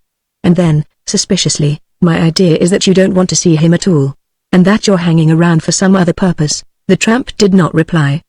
He was whistling softly a distorted passage from the Indian love lyrics, and all the time his right foot was beating the time. "He's in a bad way, is old Brixton," he said, and there was a certain amount of pleasure in his voice that annoyed Knebworth. "What do you know about him?" "I know he's in bad with headquarters, that's what I know," said the tramp. "He couldn't find where the letters went to, that's the trouble with him." "But I know. Is that what you want to see him about?" The man nodded vigorously. "I know," he said again. "I could tell him something if he was here, but he ain't here." "If you know he isn't here," asked the exasperated Jack, "why in blazes do you come?" "Because the police are chivying me, that's why. A copper down on the marketplace is going to pinch me the next time he sees me. So I thought I'd come up to fill in the time, that's what." Jack stared at him. "You've got a nerve," he said in awe-stricken tones. "And now you've filled in your time and I've entertained you, you can get. Do you want anything to eat?" "Not me," said the tramp. "I live on the fat of the land." "I do." His shrill cockney voice was getting on Jack's nerves. "Well, good night," he said shortly, and closed the door on his unprepossessing visitor. The tramp waited for quite a long time before he made any move. Then from the interior of his cap he took a cigarette and lit it before he shuffled back the way he had come, making a long detour to avoid the center of the town where the unfriendly policeman was on duty. A church clock was striking 10:15 when he reached the corner of the Arundel Road, and, throwing away his cigarette, moved into the shadow of the fence and waited. 5 minutes, 10 minutes passed, and his keen eyes caught sight of a man walking rapidly the way he had come, and he grinned in the darkness. It was Knebworth. Jack had been perturbed by the visitor, and was on his way to the police station to make inquiries about Michael. This the tramp guessed, though he had little time to consider the director's movements, for a car came noiselessly around the corner and stopped immediately opposite him. "Is that you, my friend?" "Yes," said the tramp in a sulky voice. "Come inside." The tramp lurched forward, peering into the dark interior of the car. Then, with a turn of his wrist, he jerked open the door, put one foot on the running board, and suddenly flung himself upon the driver. "Mr. Headhunter, I want you," he hissed. The words were hardly out of his mouth before something soft and wet struck him in the face, something that blinded and choked him, so that he let go his grip and fought and clawed like a dying man at the air. A push of the driver's foot, and he was flung, breathless, to the sidewalk, and the car sped on. Jack Knebworth had witnessed the scene as far as it could be witnessed in the half-darkness, and came running across. A policeman appeared from nowhere, and together they lifted the tramp into a sitting position. "I've seen this fellow before tonight," said the policeman. "I warned him." And then the prostrate man drew a long, sighing breath, and his hands went up to his eyes. "This is where I hand in my resignation," he said, and Knebworth's jaw dropped. It was the voice of Michael Brixton. Chapter 34 The Search. "Yes, it's me," said Michael bitterly. "All right, officer, you needn't wait." "Jack, I'll come up to the house and get this makeup off, for the Lord's sake," breathed Knebworth, staring at the detective. "I've never seen a man made up so well that he deceived me." "I've deceived everybody, including myself," said Michael savagely. "I thought I caught him with a dummy letter, instead of which the devil caught me." "What was it?" "Ammonia, I think a concentrated solution thereof," said Michael. It was 20 minutes before he emerged from the bathroom, his eyes inflamed but otherwise his old self. I wanted to trap him in my own way, but he was too smart for me. Do you know who he is? Michael nodded. Oh yes, I know, he said. I've got a special force of men here, waiting to effect the arrest, but I didn't want a fuss, and I certainly did not want bloodshed. And bloodshed there will be, unless I am mistaken. I didn't seem to recognize the car, and I know most of the machines in this city, said Jack. It is a new one, used only for these midnight adventures of the headhunter. He probably garages it away from his house. You asked me if I'd have something to eat just now, and I lied and told you I was living on the fat of the land. Give me some food, for the love of heaven. Jack went into the larder and brought out some cold meat, brewed a pot of coffee, and sat in silence, watching the famished detective dispose of the viands. I feel a man now, said Michael as he finished, for I'd had nothing to eat except a biscuit since 11 this morning. By the way, our friend Stella Mendoza is staying at Griff Towers, and I'm afraid I rather scared her. I happened to be nosing round there an hour ago, to make absolutely sure of my bird, and I looked in upon her. To her alarm, there came a sharp rap at the door, and Jack Nebworth looked up. Who's that at this time of night? He asked. Probably the policeman, said Michael. Nebworth opened the door and found a short, stout, middle-aged woman standing on the doorstep with a roll of paper in her hand. Is this Mr. Nebworth's? She asked. Yes, said Jack. I've brought the play that Miss Leamington left behind. She asked me to bring it to you. Nebworth took the roll of paper and slipped off the elastic band which encircled it. It was the manuscript of Roselle. Why have you brought this? He asked. She told me to bring it up if I found it. Very good, said Jack, mystified. Thank you very much. He closed the door on the woman and went back to the dining room. Adele has sent up her script. What's wrong, I wonder? Who brought it? Asked Michael, interested. Her landlady, I suppose, said Jack, describing the woman. Yes, that's she. Adele is not turning in her part? Jack shook his head. That wouldn't be likely. Michael was puzzled. What the dickens does it mean? What did the woman say? She said that Miss Leamington wanted her to bring up the manuscript if she found it. Michael was out of the house in a second, and, racing down the street, overtook the woman. Will you come back, please? He said, and escorted her to the house again. Just tell Mr. Nebworth why Miss Leamington sent this manuscript, and what you mean by having forgotten it. Why, when she came up to you, began the woman. Came up to me? Cried Nebworth quickly. A gentleman from the studio called for her, and said you wanted to see her, said the landlady. Miss Leamington was just going to bed, but I took up the message. He said you wanted to see her about the play and asked her to bring the manuscript. She had mislaid it somewhere and was in a great state about it, so I told her to go on, as you were in a hurry, and I'd bring it up. At least, she asked me to do that. What sort of a gentleman was it who called? A rather stout gentleman. He wasn't exactly a gentleman, he was a chauffeur. As a matter of fact, I thought he'd been drinking, though I didn't want to alarm Miss Leamington by telling her so. And then what happened? Asked Michael quickly. She came down and got into the car. The chauffeur was already in. A closed car, I suppose? The woman nodded. And then they drove off? What time was this? Just after 10:30. I remember, because I heard the church clock strike just before the car drove up. Michael was cool now. His voice scarcely rose above a whisper. 11:25, he said, looking at his watch. You've been a long time coming. I couldn't find the paper, sir. It was under Miss Leamington's pillow. Isn't she here? No, she's not here, said Michael quietly. Thank you very much, I won't keep you. Will you wait for me at the police station? He went upstairs and put on his coat. Where do you think she is?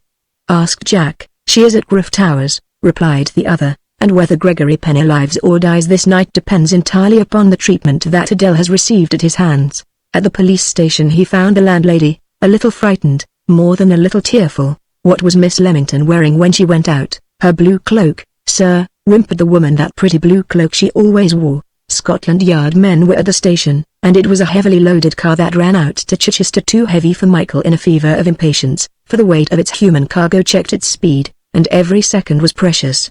At last, after an eternity of time, the big car swung into the drive. Michael did not stop to waken the lodge keeper, but smashed the frail gates open with the buffers of his machine, mounted the slope, crossed the gravel parade, and halted.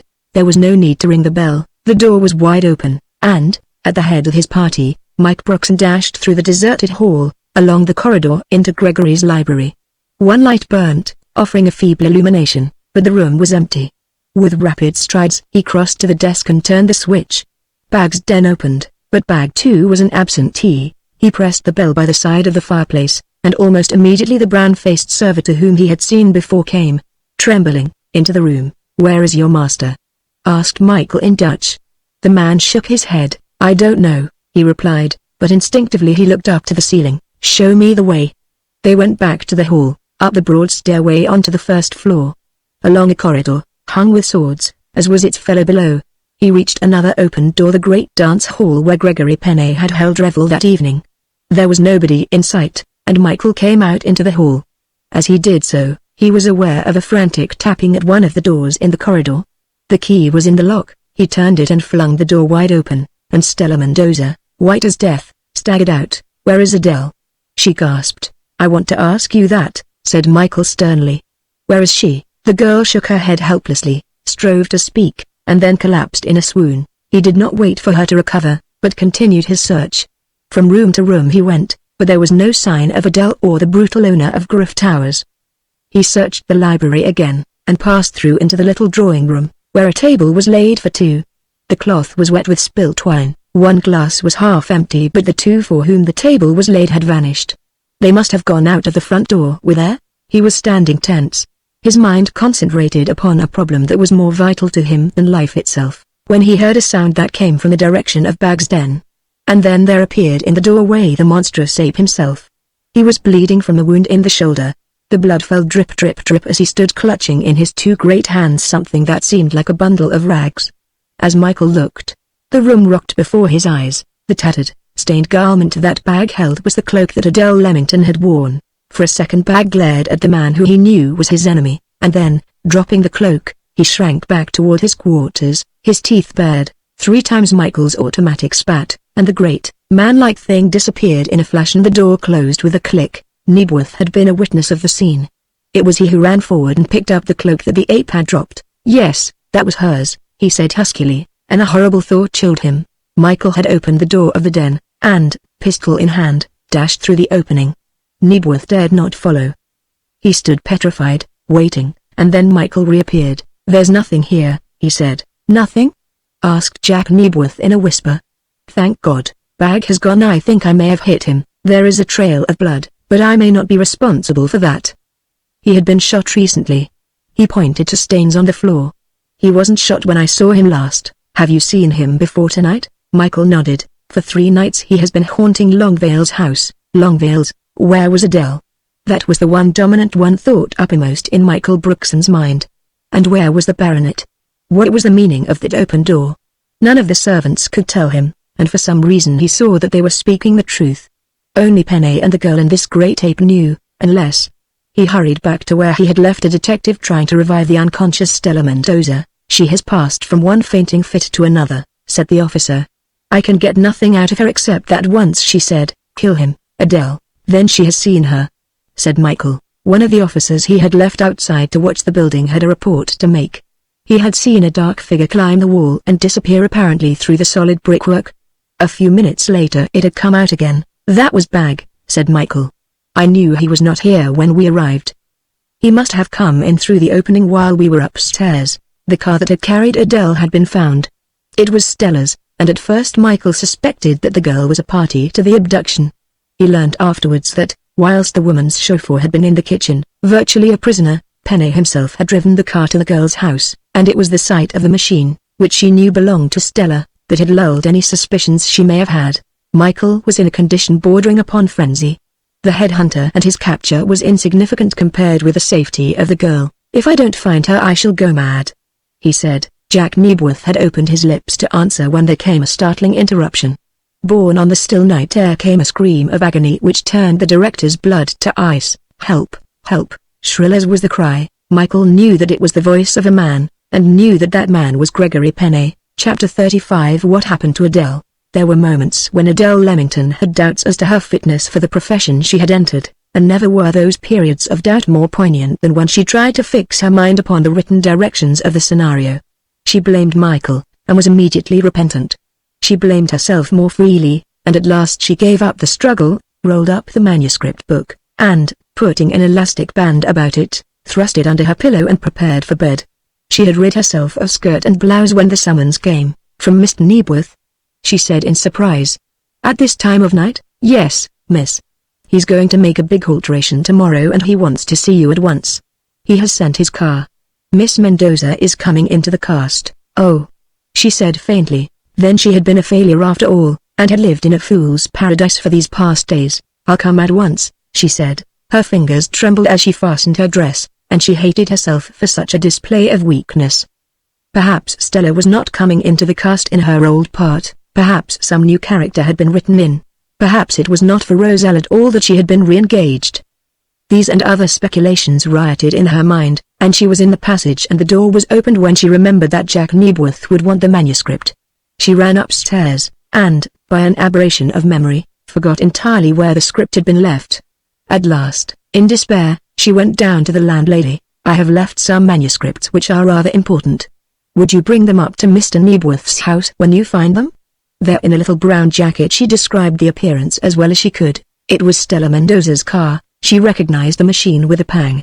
So Jack and she were reconciled. In a minute she was inside the machine.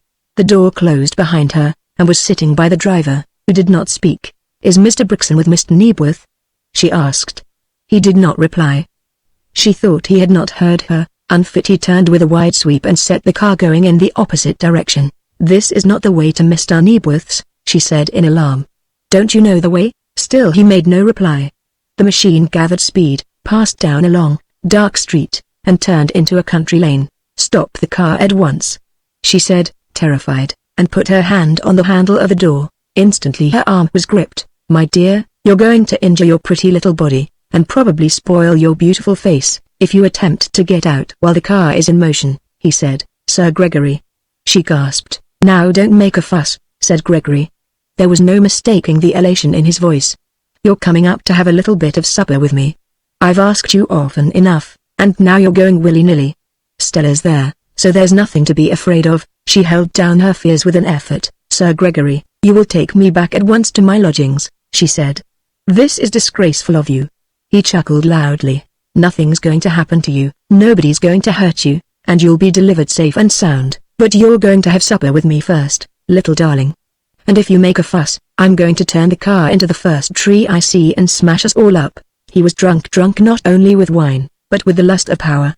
Gregory had achieved his object, and would stop at nothing now. Was Stella there? She did not believe him. And yet it might be true. She grasped at the straw which Stella's presence offered. Here we are, grunted Gregory, as he stopped the car before the tower's door and slipped out onto the gravel. Before she realized what he was doing, he had lifted her in his arms, though she struggled desperately. If you scream I'll kiss you, growled his voice in her ear, and the lay passive. The door opened instantly. She looked down at the servant standing stolidly in the hall as Gregory carried her up the wide stairway, and wondered what help might come from him. Presently Penny set her down on her feet and, opening a door, thrust her in. Here's your friend, Stella, he said. Say the good word for me. Knock some sense into her head if you can. I'll come back in 10 minutes, and we'll have the grandest little wedding supper that any bridegroom ever had. The door was banged and locked upon her before she realized there was another woman in the room. It was Stella. Her heart rose at the sight of the girl's white face. Oh, Miss Mendoza, she said breathlessly, thank God you're here. Chapter 36 The Escape. Don't start thanking God too soon, said Stella with ominous calm. Oh, you little fool, why did you come here? He brought me. I didn't want to come, said Adele. She was half hysterical in her fright. She tried hard to imitate the calm of her companion, biting her quivering lips to keep them still, and after a while she was calm enough to tell what had happened. Stella's face clouded. Of course. He took my car, she said, speaking to herself, and he has caught the chauffeur, as he said he would. Oh, my God, what will he do? Asked Adele in a whisper. Stella's fine eyes turned on the girl. What do you think he will do? She asked significantly. He's a beast, the kind of beast you seldom meet except in books and locked rooms. He'll have no more mercy on you than Bag would have on you. If Michael knows, he will kill him. Michael? Oh, Brixton, you mean? Said Stella with newly awakened interest. Is he fond of you? Is that why he hangs around a lot? That never struck me before. But what does he care about Michael or any other man? He can run his yachts at Southampton, and he depends a lot upon his wealth to get him out of these kind of scrapes. and he knows that decent women shrink from appearance in a police court. Oh, he's got all sorts of defenses. He's a worm, but a scaly worm. What shall I do? Stella was walking up and down the narrow apartment, her hands clasped before her, her eyes sunk to the ground. I don't think he'll hurt me. And then, inconsequently, she went off at a tangent. I saw a tramp at that window 2 hours ago. A tramp? Said the bewildered girl. Stella nodded. It scared me terribly, until I remembered his eyes. They were Brookson's eyes, though you'd never guess it. The makeup was so wonderful. Michael?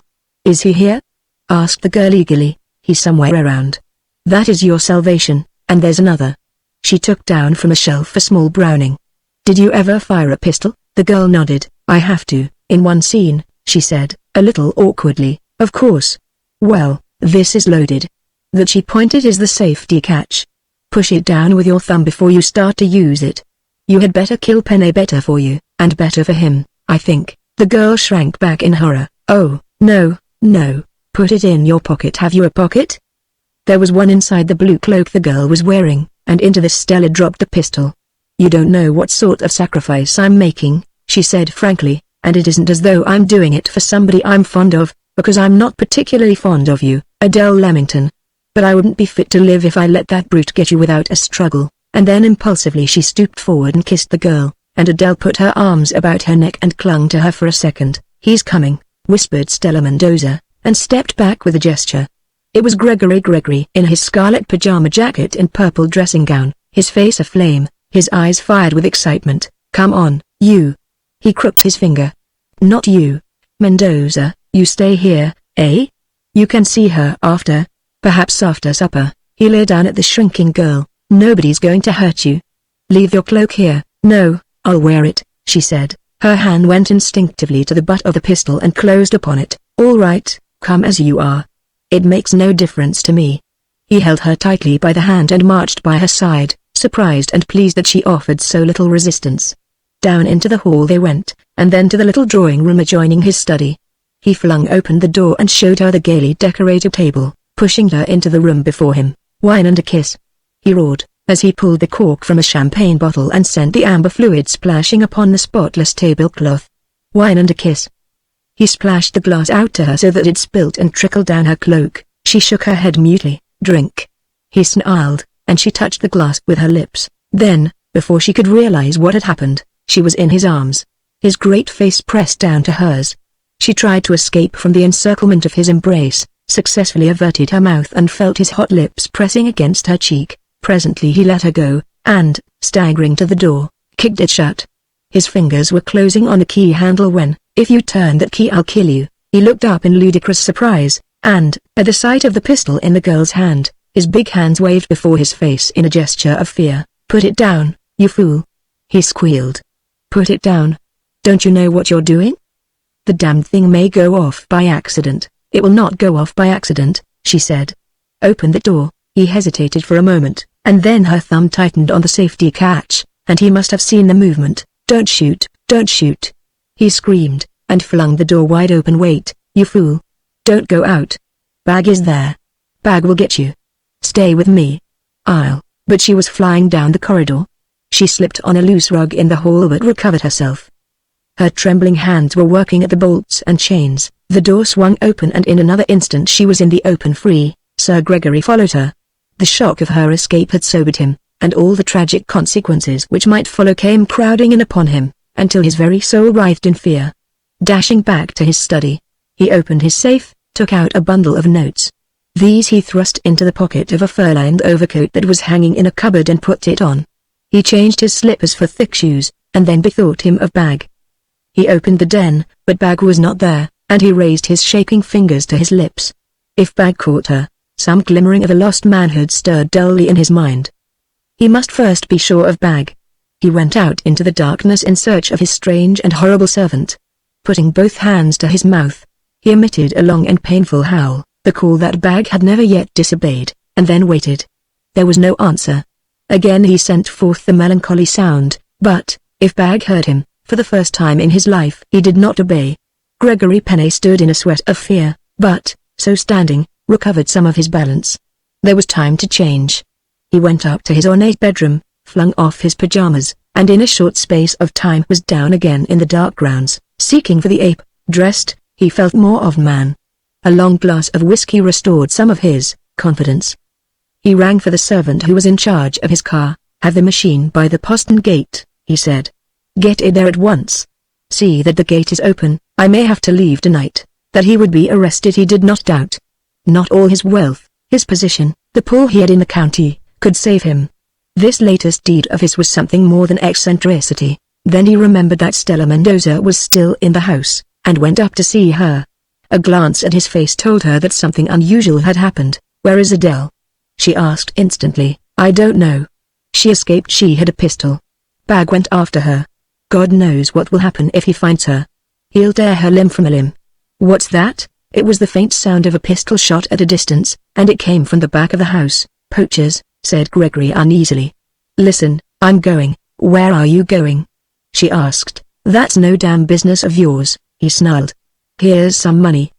He thrust some notes into her hand. "What have you done?" she whispered in horror. "I've done nothing, I tell you," he stormed. "But they'll take me for it. I'm going to get to the yacht. You'd better clear before they come." She was collecting her hat and gloves when she heard the door close and the key turn. Mechanically he had locked her in, and mechanically took no heed of her beating hand upon the panel of the door. Griff Towers stood on high ground and commanded a view of the byroad from Chichester. As he stood in front of the house, hoping against hope that he would see the ape, he saw instead two lights come rapidly along the road. The police. He croaked, and went blundering across the kitchen garden to the gate. Chapter 37. At the tower again, Adele went flying down the drive, intent only upon one object: to escape from this horrible house. The gates were closed, the lodge was in darkness, and she strove desperately to unfasten the iron catch, but it held. Looking back toward the oblong of light which represented the tower door, she was dimly aware of a figure moving stealthily along the grass that bordered each side of the roadway. For a moment she thought it was Gregory Penney, and then the true explanation of that skulking shape came to her, and she nearly dropped. It was Bag. She moved as quietly as she could along the side of the wall, creeping from bush to bush, but he had seen her, and came in pursuit, moving slowly, cautiously, as though he was not quite sure that she was legitimate prey. Perhaps there was another gate, she thought, and continued, glancing over her shoulder from time to time, and gripping the little pistol in her hand with such intensity that it was slippery with perspiration before she had gone 100 yards. Now she left the cover of the wall and came across a meadow, and at first she thought that she had slipped her pursuer. But Bag seldom went into the open, and presently she saw him again. He was parallel with her, walking under the wall, and showing no sign of hurry. Perhaps, she thought, if she continued he would drop his pursuit and go off. It might be curiosity that kept him on her trail. But this hope was disappointed. She crossed a stile and followed a path until she realized it was bringing her nearer and nearer to the wall where her watcher was keeping pace with her.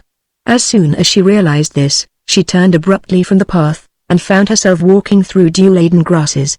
She was wet to the knees before she had gone far, but she did not even know this Bag had left cover and was following her into the open. She wondered if the grounds were entirely enclosed by a wall, and was relieved when she came to a low fence. Stumbling down a bank onto a road which was evidently the eastern boundary of the property, she ran at full speed, though where the road led she could not guess.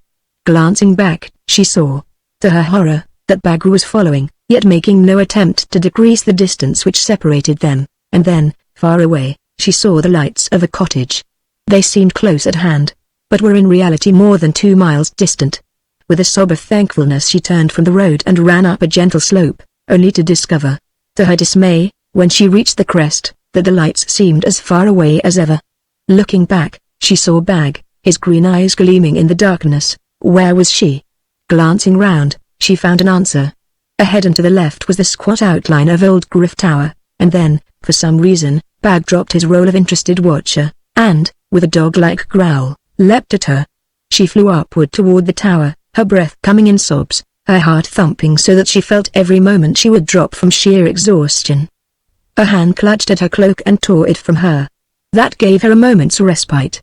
She must face her enemy, or she herself must perish. Spinning round, her shaking pistol raised, she confronted the monster, who was growling and tearing at the clothing in his hand.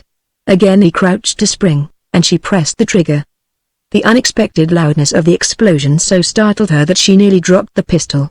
With a howl of anguish he fell, gripping at his wounded shoulder, that rose again immediately. And then he began to move backward, watching her all the time. What should she do? In her present position he might creep from bush to bush and pounce upon her at any moment. She looked up at the tower. If she could reach the top. And then she remembered the ladder that Jack Nebworth had left behind. But that would have been collected. She moved stealthily, keeping her eye upon the ape, and though he was motionless, she knew he was watching her. Then, groping in the grass, her fingers touched the light ladder, and she lifted it without difficulty and placed it against the wall. She had heard Jack say that the ape could not have climbed the tower from the outside without assistance, though it had been an easy matter, with the aid of the trees growing against the wall inside, for him to get out. Bag was still visible, the dull glow of his eyes was dreadful to see. With a wild run she reached the top of the ladder and began pulling it up after her. Bag crept nearer and nearer till he came to the foot of the tower, made 3 ineffectual efforts to scale the wall and failed. She heard his twitter of rage, and guided the ladder to the inside of the tower. For a long time they sat looking at each other, the orang-outang and the girl. And then Bag crept away. She followed him as far as her keen eyes could distinguish his ungainly shape, waiting until she was certain he had gone, and then reached for the ladder. The lower rung must have caught in one of the bushes below. She tugged again, tugged for the 3rd time, and it came away so smoothly that she lost her balance. For a second she was holding the top of the wall with one hand, the ladder with the other. Then, half sliding, half tumbling, she came down with a run, and picked herself up breathless. She could have laughed at the mishap but for the eerie loneliness of her new surroundings. She tried to erect the ladder again, but in the dark it was impossible to get a firm foundation. There must be small stones somewhere about, and she began to look out for them. She reached the bottom of the circular depression, and, pushing aside a bush to make further progress, feeling all the time with her feet for a suitable prop, suddenly she slipped.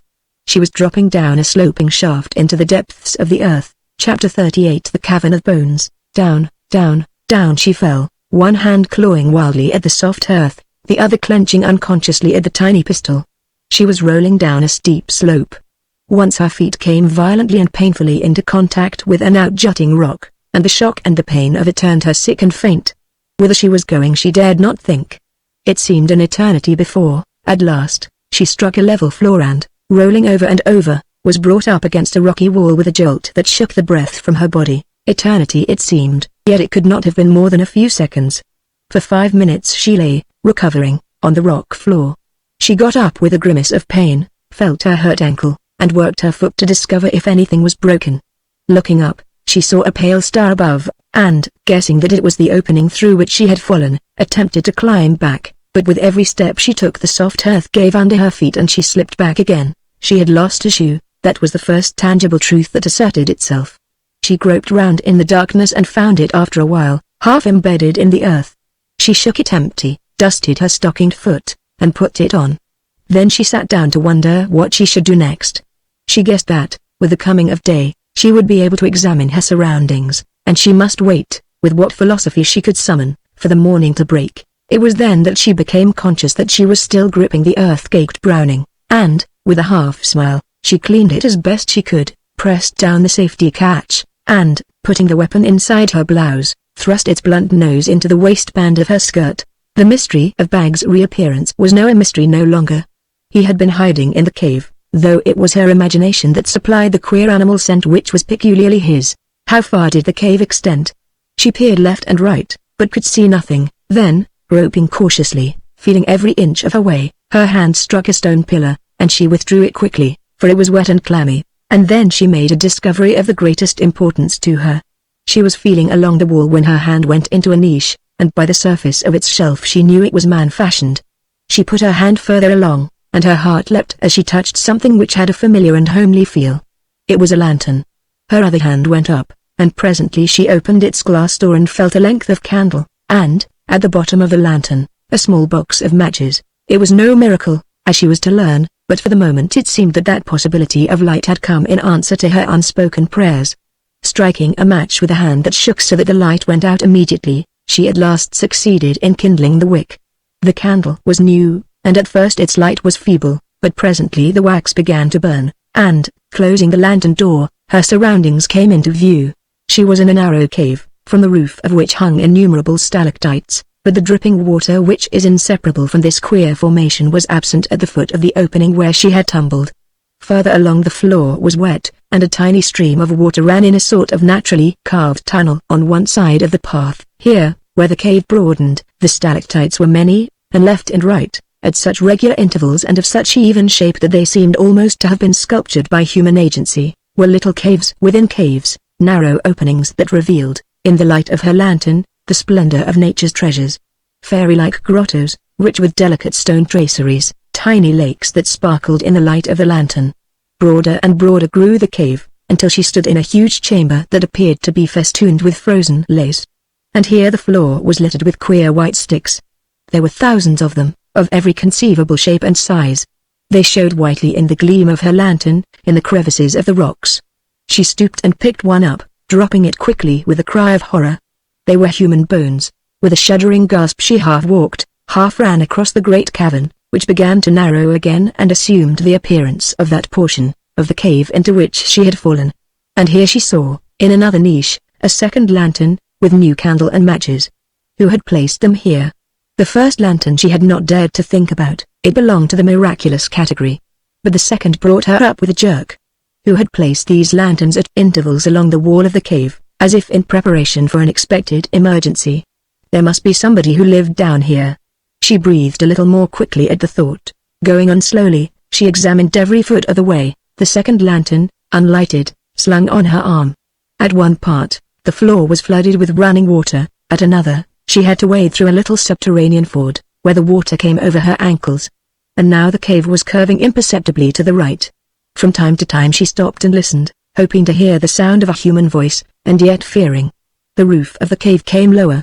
There were signs in the roof that the stalactites had been knocked off to afford headroom for the mysterious person who haunted these underground chambers. Once she stopped, her heart thumping painfully at the sound of footsteps. They passed over her head, and then came a curious humming sound that grew in intensity, passed and faded. A motor car ride. She was under the road. Of course, old Griff Tower stood upon the hillside. She was now near the road level, and possibly 8 or 9 feet above her the stars were shining. She looked wistfully at the ragged surface of the roof, and, steeling herself against the terrors that rose within her, she went on. She had need of nerve, need of courage beyond the ordinary. The cave passage turned abruptly, the little grotto openings in the wall occurred again. Suddenly she stopped dead. The light of the lantern showed into one of the grottos. 2 men lay side by side. She stifled the scream that rose to her lips, pressing her hands tight upon her mouth, her eyes shut tightly to hide the sight. They were dead, headless. Lying in a shallow pool, the petrifying water came dripping down upon them, as it would drip down for everlasting until these pitiful things were stone. For a long time she dared not move, dared not open her eyes. But at last her will conquered, and she looked with outward calm upon a sight that froze her very marrow. The next grotto was similarly tenanted, only this time there was 1 man. And, then, when she was on the point of sinking under the shock, a tiny point of light appeared in the gloom ahead. It moved and swayed, and there came to her the sound of a fearful laugh. She acted instantly. Pulling open the door of the lantern, she stooped and blew it out, and stood, leaning against the wall of the cave, oblivious to the grisly relics that surrounded her, conscious only of the danger which lay ahead. Then a brighter light blazed up, and another, till the distant spaces wherein they burnt were as bright as day. As she stood wondering, there came to her a squeal of mortal agony and a whining voice that cried, "Help! Oh God! Help! Brixton, I am not fit to die." It was the voice of Sir Gregory Penney. Chapter 39. Michael knows for sure. It was that same voice that had brought Michael Brixton racing across the garden to the postern gate. A car stood outside, its lights dimmed. Standing by its bonnet was a frightened little brown man who had brought the machine to the place. "Where is your master?" asked Michael quickly. The man pointed. "He went that way," he quavered. There was a devil in the big machine. It would not move when he stamped on the little pedal. Michael guessed what had happened. At the last moment, by one of those queer mischances which haunt the just and the unjust, the engine had failed him and he had fled on foot. Which way did he go? Again the man pointed. "He ran," he said simply. Michael turned to the detective who was with him. "Stay here, he may return. Arrest him immediately and put the irons on him.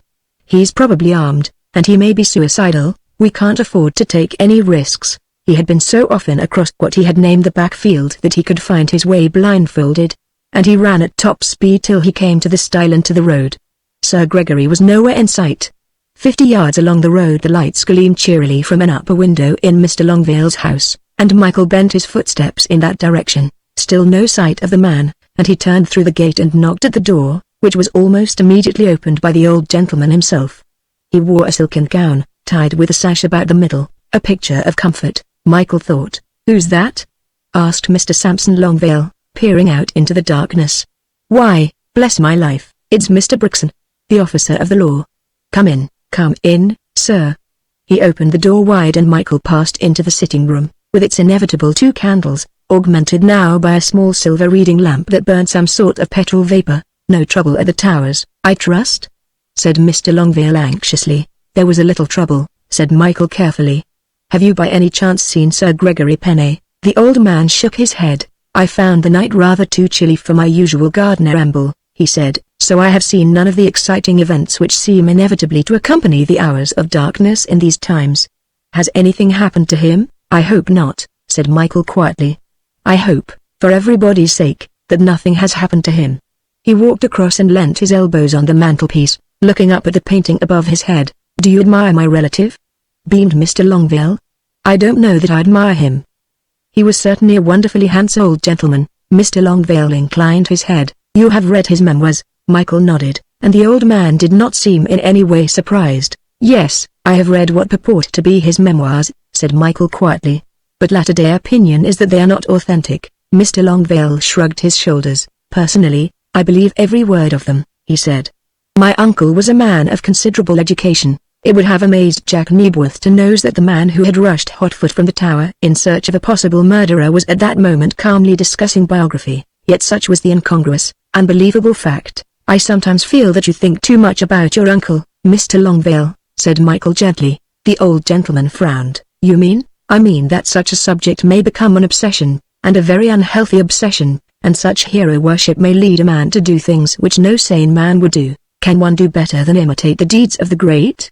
he asked. "Not if your sense of values hasn't got all tangled up, and you ascribe to him virtues which are not virtues unless duty is a virtue and confuse that which is great with that which is terrible." Michael turned and, resting his palms on the table, looked across to the old man who confronted him. "I want you to come with me into Chichester this evening." "Why?" The question was asked bluntly. "Because I think you're a sick man, that you ought to have care." The old man laughed and drew himself even more erect. "Sick? I was never better in my life, my dear sir, never fitter, never stronger," and he looked all that he said. His height, the breadth of his shoulders, the healthy glow of his cheeks, all spoke of physical fitness. A long pause, and then, "Where is Gregory Penney?" asked Michael, emphasizing every word. "I haven't the slightest idea." The old man's eyes met his without wavering. "We were talking about my great-uncle." "You know him, of course?" he asked. "I knew him the first time I saw his picture, and I thought I had betrayed my knowledge, but apparently I did not." "Your great-uncle?" Michael spoke deliberately. "Was Sanson, otherwise Longville, hereditary executioner of France?" Longvale looked at him in genuine astonishment. Such a silence followed that the ticking of a distant clock sounded distinctly. "Your uncle has many achievements to his credit. He hanged 3 men on a gallows 60 feet high, unless my memory is at fault." His hand struck off the head of Louis of France and his consort Marie Antoinette. The look of pride in the old man's face was startling. His eyes kindled, he seemed to grow in height. "By what fantastic freak of fate you come to have settled in England, what queer kink of mind decided you secretly to carry on the profession of Sanson and seek far and wide for poor, helpless wretches to destroy?" "I do not know." Michael did not raise his voice. He spoke in a calm, conversational tone, and in the same way did Longvale reply. "Is it not better," he said gently, "that a man should pass out of life through no act of his own than that he should commit the unpardonable crime of self-murder? Have I not been a benefactor to men who dared not take their own lives, to Lawleyfoss?" suggested Michael, his grave eyes fixed on the other. "He was a traitor, a vulgar blackmailer, a man who sought to use the knowledge which had accidentally come to him to extract money from me. Where is Gregory Penney?" A slow smile dawned on the man's face. "You will not believe me? That is ungentle, sir. I have not seen Sir Gregory." Michael pointed to the hearth, where a cigarette was still smoldering. "There is that," he said. "There are his muddy footprints on the carpet of this room. There is the cry I heard. Where is he?" Within reach of his hand was his heavy-calibered Browning. A move on the old man's part and he would lie maimed on the ground. Michael was dealing with a homicidal lunatic of the most dangerous type, and would not hesitate to shoot, but the old man showed no sign of antagonism. His voice was gentleness itself. He seemed to feel and express a pride in crimes which, to his brain, were not crimes at all. "If you really wish me to go into Chichester with you tonight, of course I will go," he said. "You may be right in your own estimation, even in the estimation of your superiors, but in ending my work you are rendering a cruel disservice to miserable humanity, to serve which I have spent thousands of pounds. But I bear no malice." He took a bottle from the long oaken buffet against the wall, selected 2 glasses with scrupulous care, and filled them from the bottle. "We will drink our mutual good health," he said with his old courtesy, and, lifting his glass to his lips, drank it with that show of enjoyment with which the old-time lovers of wine marked their approval of rare vintages. "You're not drinking?" he said in surprise. "Somebody else has drunk." There was a glass half empty on the buffet. Michael saw it for the first time. He did not seem to enjoy the wine. Mr. Longvale sighed. "Very few people understand wine," he said, dusting a speck from his coat. Then, drawing a silk handkerchief from his pocket, he stooped and dusted his boots daintily. Michael was standing on a strip of hearthrug in front of the fireplace, his hand on his gun, tense but prepared for the moment of trial. Whence the danger would come, what form it would take, he could not guess. But danger was the danger, terrible and ruthless, emphasized rather than relieved by the suavity of the old man's tone he felt in the creep of his flesh. "You see, my dear sir," Longvale went on, still dusting his boots, and then, before Michael could realize what had happened, he had grasped the end of the rug on which the detective was standing and pulled it with a quick jerk towards him. Before he could balance himself, Michael had fallen with a crash to the floor, his head striking the oaken paneling, his pistol sliding along the polished floor. In a flash the old man was on head, had flung him over on his face and dragged his hands behind him. Michael tried to struggle, but he was as a child in that powerful grip, placed at such a disadvantage as he was. He felt the touch of cold steel on his wrists, there was a click, and, exerting all his strength, he tried to pull his other hand away. But gradually, slowly, it was forced back, and the second cuff snapped. There were footsteps on the path outside the cottage. The old man straightened himself to pull off his silken gown and wrapped it round and round the detective's head, and then a knock came at the door. One glance to see that his prisoner was safe, and Longvale extinguished the lamp, blew out one of the candles, and carried the other into the passage. He was in his shirt sleeves, and the Scotland Yard officer, who was the caller, apologized for disturbing a man who had apparently been brought down from his bedroom to answer the knock. "Have you seen Mr. Brixton, Mr. Brixton?" "Yes. He was here a few minutes ago. He went on to Chichester." Michael heard the voices, but could not distinguish what was being said. The silken wrapper about his head was suffocating him, and he was losing his senses when the old man came back alone, unfastened the gown, and put it on himself. "If you make a noise I will sew your lips together," he said, so naturally and good-naturedly that it seemed impossible he would carry his threat into execution. But Michael knew that he was giving chapter and verse, he was threatening that which his ancestor had often performed. That beautiful old man, nicknamed by the gallants of Louis Court Monsieur de Paris, had broken and hanged and beheaded, and he had also tortured men. There were smoke-blackened rooms in the old Bastille where that venerable old headsman had performed nameless duties without blenching. "I am sorry in many ways that you must go on," said the old man, with genuine regret in his voice. "You are a young man for whom I have a great deal of respect. The law to me is sacred, and its officers have an especially privileged place in my affections." He pulled open a drawer of the buffet and took out a large serviette, folded it with great care and fixed it tightly about Michael's mouth.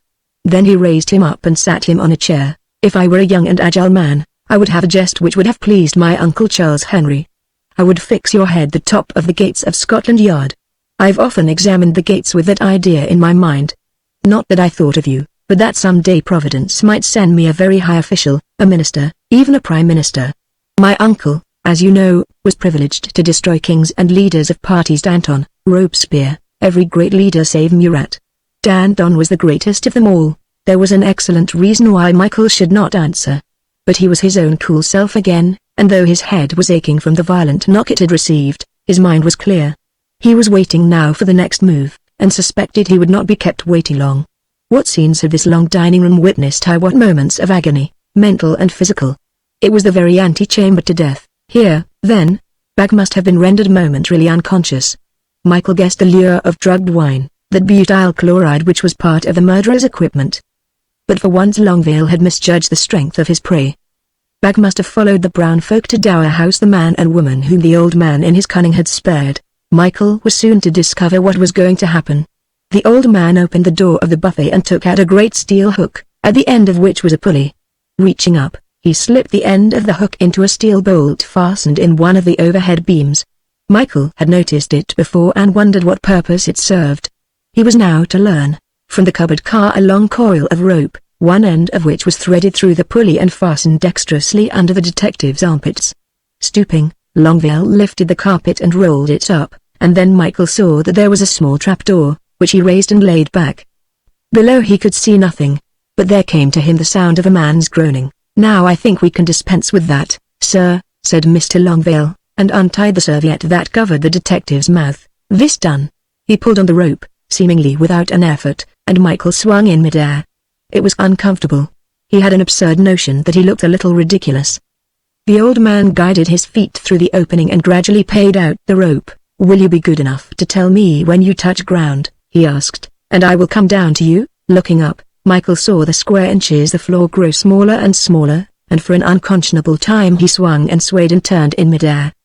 He thought he was not moving, and then, without warning, his feet touched ground and he called out, "Are you all right?" said Mr. Longvale pleasantly. "Do you mind stepping a few paces to one side? I am dropping the rope, and it may hurt you." Michael gasped, but carried out instructions, and presently he heard the swish of the falling line and the smack of it as it struck the ground. Then the trapdoor closed, and there was no other sound but the groaning near at hand. "Is that you, Penny? Who is it?" asked the other in a frightened voice. "Is it you, Brookson? Where are we? What has happened? How did I get here? That old devil gave me a drink. I ran out and that's all I remember. I went to borrow his car. My God, I'm scared. The magneto of mine went wrong." "Did you shout when you ran from the house?" "I think I did. I felt this infernal poison taking effect and dashed out. I don't remember." "Where are you, Brookson? The police will get us out of this, won't they?" "Alive, I hope," said Michael grimly, and he heard the man's frightened sob, and was sorry he had spoken. "What is he? Who is he? Are these the caves? I've heard about them. It smells horribly earthy, doesn't it? Can you see anything?" "I thought I saw a light just then," said Michael, "but my eyes are playing tricks." "And then, where is Adele Lamington?" "God knows," said the other. He was shivering, and Michael heard the sound of his chattering teeth. "I never saw her again. I was afraid Bag would go after her. But he wouldn't hurt her. He is a queer devil. I wish he was here now. I wish somebody was here," said Michael sincerely. He was trying to work his wrists loose of the handcuffs, though he knew that bare-handed he stood very little chance against the old man. He had lost his pistol, and although, in the inside of his waistcoat, there remained intact a long, razor-sharp knife that had cleared him out of many a continental scrape, the one infallible weapon when firearms failed, he knew that he would have no opportunity for its employment. Sitting down, he tried to perform a trick that he had seen on a stage in Berlin, the trick of bringing his legs through his manacled hands and so getting his hands in front of him, but he struggled without avail. There came the sound of a door opening, and Mr. Longvale's voice. "I won't keep you a moment," he said. He carried a lantern in his hand that swung as he walked and seemed to intensify the gloom. "I don't like my patients to catch cold." His laughter came echoing back from the vaulted roof of the cave, intensified hideously. Stopping, he struck a match and a brilliant light appeared. It was a vapor lamp fixed on a shelf of rock. Presently he lit another, and then a third and a fourth, and, in the white, unwinking light, every object in the cave stood out with startling distinctness. Michael saw the scarlet thing that stood in the cave's center, and, hardened as he was, and prepared for that fearsome sight, he shuddered. It was a guillotine. Chapter 40. The Widow, a guillotine. Standing in the middle of the cave, its high framework lifted starkly. It was painted blood red, and its very simplicity had a horror of its own. Michael looked, fascinated. The basket, the bright, triangular knife suspended at the top of the frame, the tilted platform with its dangling straps, the black painted lunette, shaped to receive the head of the victim and hold it in position till the knife fell in its soiled groove. He knew the machine bolt by bolt, had seen it in operation on grey mornings before French prisons, with soldiers holding back the crowd and a little group of officials in the center of the cleared space. He knew the sound of it, the clop. As it fell, sweeping to eternity the man beneath, "The widow," said Longvale humorously. He touched the frame lovingly. "Oh God! I'm not fit to die. It was Benet's agonized wail that w echoing through the hollow spaces of the cavern. "The widows," murmured the old man again. He was without a hat, his bald head shone in the light, yet there was nothing ludicrous in his appearance. His attitude toward this thing he loved was in a sense pathetic. "Who shall be her first bridegroom?" "Not me, not me," squealed Benet, wriggling back against the wall, his face ashen, his mouth working convulsively. "I'm not fit to die." Longueville walked slowly over to him, stooped and raised him to his feet. "Courage," he murmured. "It is the hour." Jack Nebworth was pacing the road when the police car came flying back from Chichester. "He's not there, hasn't been to the station at all," said the driver breathlessly as he flung out of the car. "He may have gone into Longueville's house. I've seen Mr. Longueville. It was he who told me that the captain had gone into Chichester." He must have made a mistake. Nebworth's jaw dropped. A great light suddenly flashed upon his mind. Longueville? There was something queer about him. Was it possible? He remembered now that he had been puzzled by a contradictory statement the old man had made, remembered that, not once but many times, Samson Longueville had expressed a desire to be filmed in a favorite part of his own, one that he had presented an episode in the life of his famous ancestor. "We'll go and knock him up. I'll talk to him." They hammered at the door without eliciting a response. "That's his bedroom." Jack Nebworth pointed to a latticed window where a light shone, and Inspector Lyle threw up a pebble with such violence that the glass was broken. Still there was no response. "I don't like that," said Nebworth suddenly. "You don't like it any better than I do," growled the officer. "Try that window, Smith." "Do you want me to open it, sir?" "Yes." Without delay, a second later, the window of the long dining room was prized open, and then they came upon an obstacle which could not be so readily forced. "The shutter is steel-lined," reported the detective. "I think I'd better try one of the upper rooms. Give me a leg up, somebody." With the assistance of a fellow, he reached up and caught the sill of an open window, the very window from which Adele had looked down into the grinning face of Bag. In another second he was in the room and was reaching down to help up the second officer. A few minutes' delay, and the front door was unbarred and opened. "There's nobody in the house, so far as I can find out," said the officer. "Put the light on," ordered the inspector shortly. They found the little vapor lamp and lit it. "What's that?" The detective officer pointed to the hook that still hung in the beam with the pulley beneath, and his eyes narrowed. "I can't understand that," he said slowly. "What was it for?" Jack Nebworth uttered an exclamation. "Here's Brixton's gun," he said, and picked it up from the floor. One glance the inspector gave, and then his eyes went back to the hook and the pulley. "That beats me," he said. "See if you fellows can find anything anywhere. Open every cupboard, every drawer. Sound the walls. There may be secret doors. There are in all these old Tudor houses." The search was futile, and Inspector Lyle came back to a worried contemplation of the hook and pulley. Then one of his men came in to say that he had located the garage. It was an unusually long building, and when it was opened it revealed no more than the old-fashioned car which was a familiar object in that part of the country. But obviously this was only half the accommodation. The seemingly solid whitewashed wall behind the machine hid another apartment, though it had no door, and an inspection of the outside showed a solid wall at the far end of the garage. Jack Nebworth tapped the interior wall. "This isn't brickwork at all, it's wood," he said. Hanging in a corner was a chain. Apparently it had no particular function, but a careful scrutiny led to the discovery that the links ran through a hole in the roughly plastered ceiling. The inspector caught the chain and pulled, and as he did so the wall opened inwards, showing the contents of the second chamber, which was a second car, so sheeted that only its radiator was visible. Nebworth pulled off the cover, and, "That's the car." "What car?" asked the inspector. "The car driven by the headhunter," said Nebworth quickly. "He was in that machine when Brixton tried to arrest him. I'd know it anywhere. Brixton is in the Dower house somewhere, and if he's in the hands of the headhunter, God help him." They ran back to the house, and again the hook and pulley drew them as a magnet. Suddenly the police officer bent down and jerked back the carpet. The trapdoor beneath the pulley was plainly visible. Pulling it open, he knelt down and gazed through. Nebworth saw his face grow haggard. "Too late, too late," he muttered. Chapter 41 The Death. The shriek of a man half crazy with fear is not nice to hear. Michael's nerves were tough, but he had need to drive the nails into the palms of his manacled hands to keep his self-control. "I warn you," he found voice to say, as the shrieking died to an unintelligible babble of sound. "Longueville, if you do this, you are everlastingly damned." The old man turned his quiet smile upon his second prisoner, but did not make any answer. Lifting the half-conscious man in his arms as easily as though he were a child, he carried him to the terrible machine, and laid him, face downwards, on the tilted platform.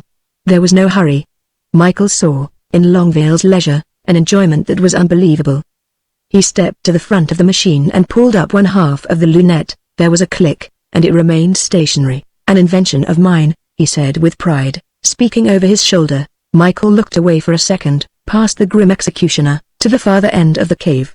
And then he saw a sight that brought the blood to his cheeks. At first he thought he was dreaming, and that the strain of his ordeal was responsible for some grotesque vision. Adele. She stood clear in the white light, so grimed with earth and dust that she seemed to be wearing a grey robe. "If you move I will kill you," it was she. He twisted over onto his knees and staggered upright. Longvale heard the voice and turned slowly. "My little lady," he said pleasantly. "How providential. I've always thought that the culminating point in my career would be, as was the sainted Charles Henry's, that moment when a queen came under his hand. How very singular." He walked slowly toward her, oblivious of the pointed pistol, to the danger in which he stood, a radiant smile on his face, his small white hands extended as to an honored guest. "Shoot!" cried Michael hoarsely. "For God's sake shoot!" She hesitated for a second and pressed the trigger. There was no sound. Clogged with earth, the delicate mechanism did not act. She turned to flee, but his arm was round her, and his disengaged hand threw her head to his breast. "You shall see, my dear," he said. "The widow shall become the widower, and you shall be his first bride." She was limp in his arms now, incapable of resistance. A strange sense of inertia overcame her, and, though she was conscious, she could neither of her own volition move nor speak. Michael, struggling madly to release his hands, prayed that she might faint, that, whatever happened, she should be spared the consciousness of the terror. "Now, who shall be first?" murmured the old man, stroking his shiny head. "It would be fitting that my lady should show the way and be spared the agony of mind." And yet he looked thoughtfully at the prostrate figure strapped to the board, and, tilting the platform, dropped the lunette about the head of Gregory Penney. The hand went up to the lever that controlled the knife. He paused again, evidently puzzling something out in his crazy mind. "No, you shall be first," he said, unbuckled the strap and pushed the half-demented man to the ground. Michael saw him lift his head, listening. There were hollow sounds above, as of people walking. Again he changed his mind, stooped and dragged Gregory Penney to his feet. Michael wondered why he held him so long, standing so rigidly, wondered why he dropped him suddenly to the ground, and then wondered no longer. Something was crossing the floor of the cave, a great, hairy something, whose malignant eyes were turned upon the old man. It was Bag. His hair was matted with blood, his face wore the powder mask which Michael had seen when he emerged from Griff Towers. He stopped and sniffed at the groaning man on the floor, and his big paw touched the face tenderly. Then, without preliminary, he leapt at Longvale, and the old man went down with a crash to the ground, his arms whirling in futile defense. For a second Bag stood over him, looking down, twittering and chattering, and then he raised the man and laid him in the place where his master had been, tilting the board and pushing it forward. Michael gazed with fascinated horror. The great tape had witnessed an execution. It was from this cave that he had escaped the night that Foss was killed. His half-human mind was remembering the details. Michael could almost see his mind working to recall the procedure. Bag fumbled with the frame, touched the spring that released the lunette, and it fell over the neck of the headhunter. And at that moment, attracted by a sound, Michael looked up, saw the trap above pulled back. Bag heard it also, but was too intent upon his business to be interrupted. Longvale had recovered consciousness and was fighting to draw his head from the lunette. Presently he spoke. It was as though he realized the imminence of his fate and was struggling to find an appropriate phrase, for he lay quiescent now, his hands gripping the edge of the narrow platform on which he lay. "Son of St. Louis, ascend to heaven," he said, and at that moment Bag jerked the handle that controlled the knife. Inspector Lyle from above saw the blade fall, heard the indescribable sound of the thud that followed, and almost swooned. Then, from below, "It's all right, Inspector. You may find a rope in the buffet. Get down as quickly as you can and bring a gun." The buffet cupboard contained another rope, and a minute later the detective was going down hand over hand. "There's no danger from the monkey," said Michael. Bag was grinning over his senseless master as a mother over her child. "Get Miss Leamington away," said Michael in a low voice, as the detective began to unlock the handcuffs. The girl lay, an inanimate and silent figure, by the side of the guillotine, happily oblivious of the tragedy which had been enacted in her presence. Another detective had descended the rope, and old Jack Nebworth, despite his years, was the third to enter the cave. It was he who found the door and aided the detective to carry the girl to safety. Unlocking the handcuffs from the baronet's wrists, Michael tuned him over on his back. One glance at the face told the detective that the man was in a fit, and that his case, if not hopeless, was at least desperate.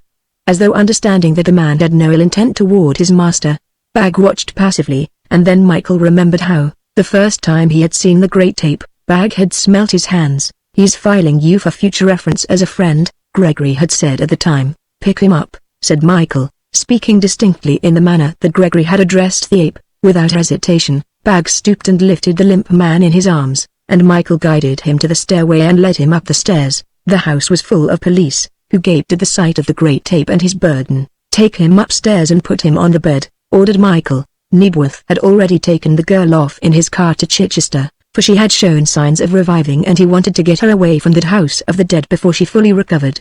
Michael went down into the cave again and joined the inspector. Together they made a brief tour. The headless figures in the niches told their own story. Farther on, Michael came to the bigger cavern, with its floor littered with bones. "Here is confirmation of the old legend," he said in a hushed voice, and pointed. "These are the bones of those warriors and squires who were trapped in the cave by a landslide. You can see the horses' skeletons quite plainly. How had Adele got into the cave? He was not long before he found the slide down which she had stumbled. Another mystery is explained," he said. Griff Tower was obviously built by the Romans to prevent cattle and the men from falling through into the cave. Incidentally, it has served as an excellent ventilator, and I have no doubt the old man this way prepared, both as a hiding place for the people he had killed and as a way of escape. He saw the candle lantern and matches that the girl had missed, and this he regarded as conclusive proof that his view was right. They came back to the guillotine with its ghastly burden, and Michael stood in silence for a long time, looking at the still figure stretched on the platform, its hand still clutching the sides. "How did he persuade these people to come to their death?" asked the inspector in a voice a little above a whisper. "That is a question for the psychologist," said Michael at last. "There is no doubt that he got into touch with many men who were contemplating suicide but shrank from the act, and performed this service for them. I should imagine his practice of leaving around their heads for identification arose out of some poor wretch's desire that his wife and family should secure his insurance. He worked with extraordinary cunning. The letters, as you know, went to a house of call and were collected by an old woman, who posted them to a second address, whence they were put in prepared envelopes and posted, ostensibly to London. I discovered that the envelopes were kept in a specially light-proof box, and that the unknown advertiser had stipulated that they should not be taken out of that box until they were ready for posting. An hour after those letters were put in the mail the address faded and became invisible, and another appeared. Vanishing ink? Mike nodded. It is a trick that criminals frequently employ. The new address, of course, was Dower House. "Put out the lights and let us go up." 3 lamps were extinguished, and the detective looked round fearfully at the shadows. "I think we'll leave this down here," he said. "I think we will," said Michael, in complete agreement. Chapter 42 Camera. 3 months had passed since the Dower House had yielded up its grisly secrets. A long enough time for Gregory Penney to recover completely and to have served one of the 6 months' imprisonment to which he was sentenced on a technical charge. The guillotine had been re-erected in a certain black museum on the Thames Embankment, where young policemen come to look upon the equipment of criminality. People had ceased to talk about the headhunter. It seemed a million years ago to Michael as he sat, perched on a table, watching Jack Knebworth, in the last stages of despair, directing a ruffled Reggie Connolly in the business of lovemaking. Nearby stood Adele Lamington, a star by virtue of the success that had attended a certain trade show. Out of range of the camera, a cigarette between her fingers, Stella Mendoza, gorgeously attired, watched her sometime friend and prospective leading man with good-natured contempt. "There's nobody can tell me, Mr. Knebworth," said Reggie testily, "how to hold a girl. Good gracious, heavens alive, have I been asleep all my life? Don't you think I know as much about girls as you, Mr. Knebworth? I don't care a darn how you hold your girl," howled Jack. "I'm telling you how to hold my girl. There's only one way of making love, and that's my way. I've got the patent rights. Your arm round her waist again, Connolly. Hold your head up, will you? Now turn it this way. Now drop your chin a little. Smile, darn you, smile. Not a prop smile," he shrieked. "Smile as if you liked her. Try to imagine that she loves you. I'll apologize to you afterwards, Adele, but try to imagine it, Connolly. That's better. You look as if you'd swallowed a liqueur of broken glass. Look down into her eyes. Look, I said, not glare. That's better. Now do that again." He watched, writhing, gesticulating, and at last, in cold resignation. Rotten, but it'll have to do. Lights. The big Chrysler lights flared, the banked mercury lamps burnt bluely, and the flood lamps became blank expanses of diffused light. Again the rehearsal went through, and then, camera, wailed Jack, and the handle began to turn. "That's all for you today, Connolly," said Jack. "Now, Miss Mendoza." Adele came across to where Michael was sitting and jumped up onto the table beside him. "Mr. Nebworth is quite right," she said, shaking her head. "Reggie Connolly doesn't know how to make love." "Who does?" demanded Michael. "Except the right man? He's supposed to be the right man," she insisted. "And, what's more, he's supposed to be the best lover on the English screen." "Ha, ha," said Michael sardonically. She was silent for a time, and then, "Why are you still here? I thought your work was finished in this part of the world." "Not all," he said cheerfully. "I've still an arrest to make." She looked up at him quickly. "Another?" she said. "I thought, when you took poor Sir Gregory." "Poor Sir Gregory," he scoffed. "He ought to be a very happy man. 6 months hard labor was just what he wanted, and he was lucky to be charged, not with the killing of his unfortunate servant, but with the concealment of his death." "Whom are you arresting now?" "I'm not so sure," said Michael, "whether I shall arrest her." "Is it a woman?" He nodded. "What has she done?" "The charge isn't definitely settled," he said evasively, "but I think there will be several counts. Creating a disturbance will be one, deliberately endangering public health at any rate, the health of one of the public will be another, maliciously wounding the feelings." "Oh, you mean," she laughed softly, "I thought that was part of your delirium that night at the hospital, or part of mine.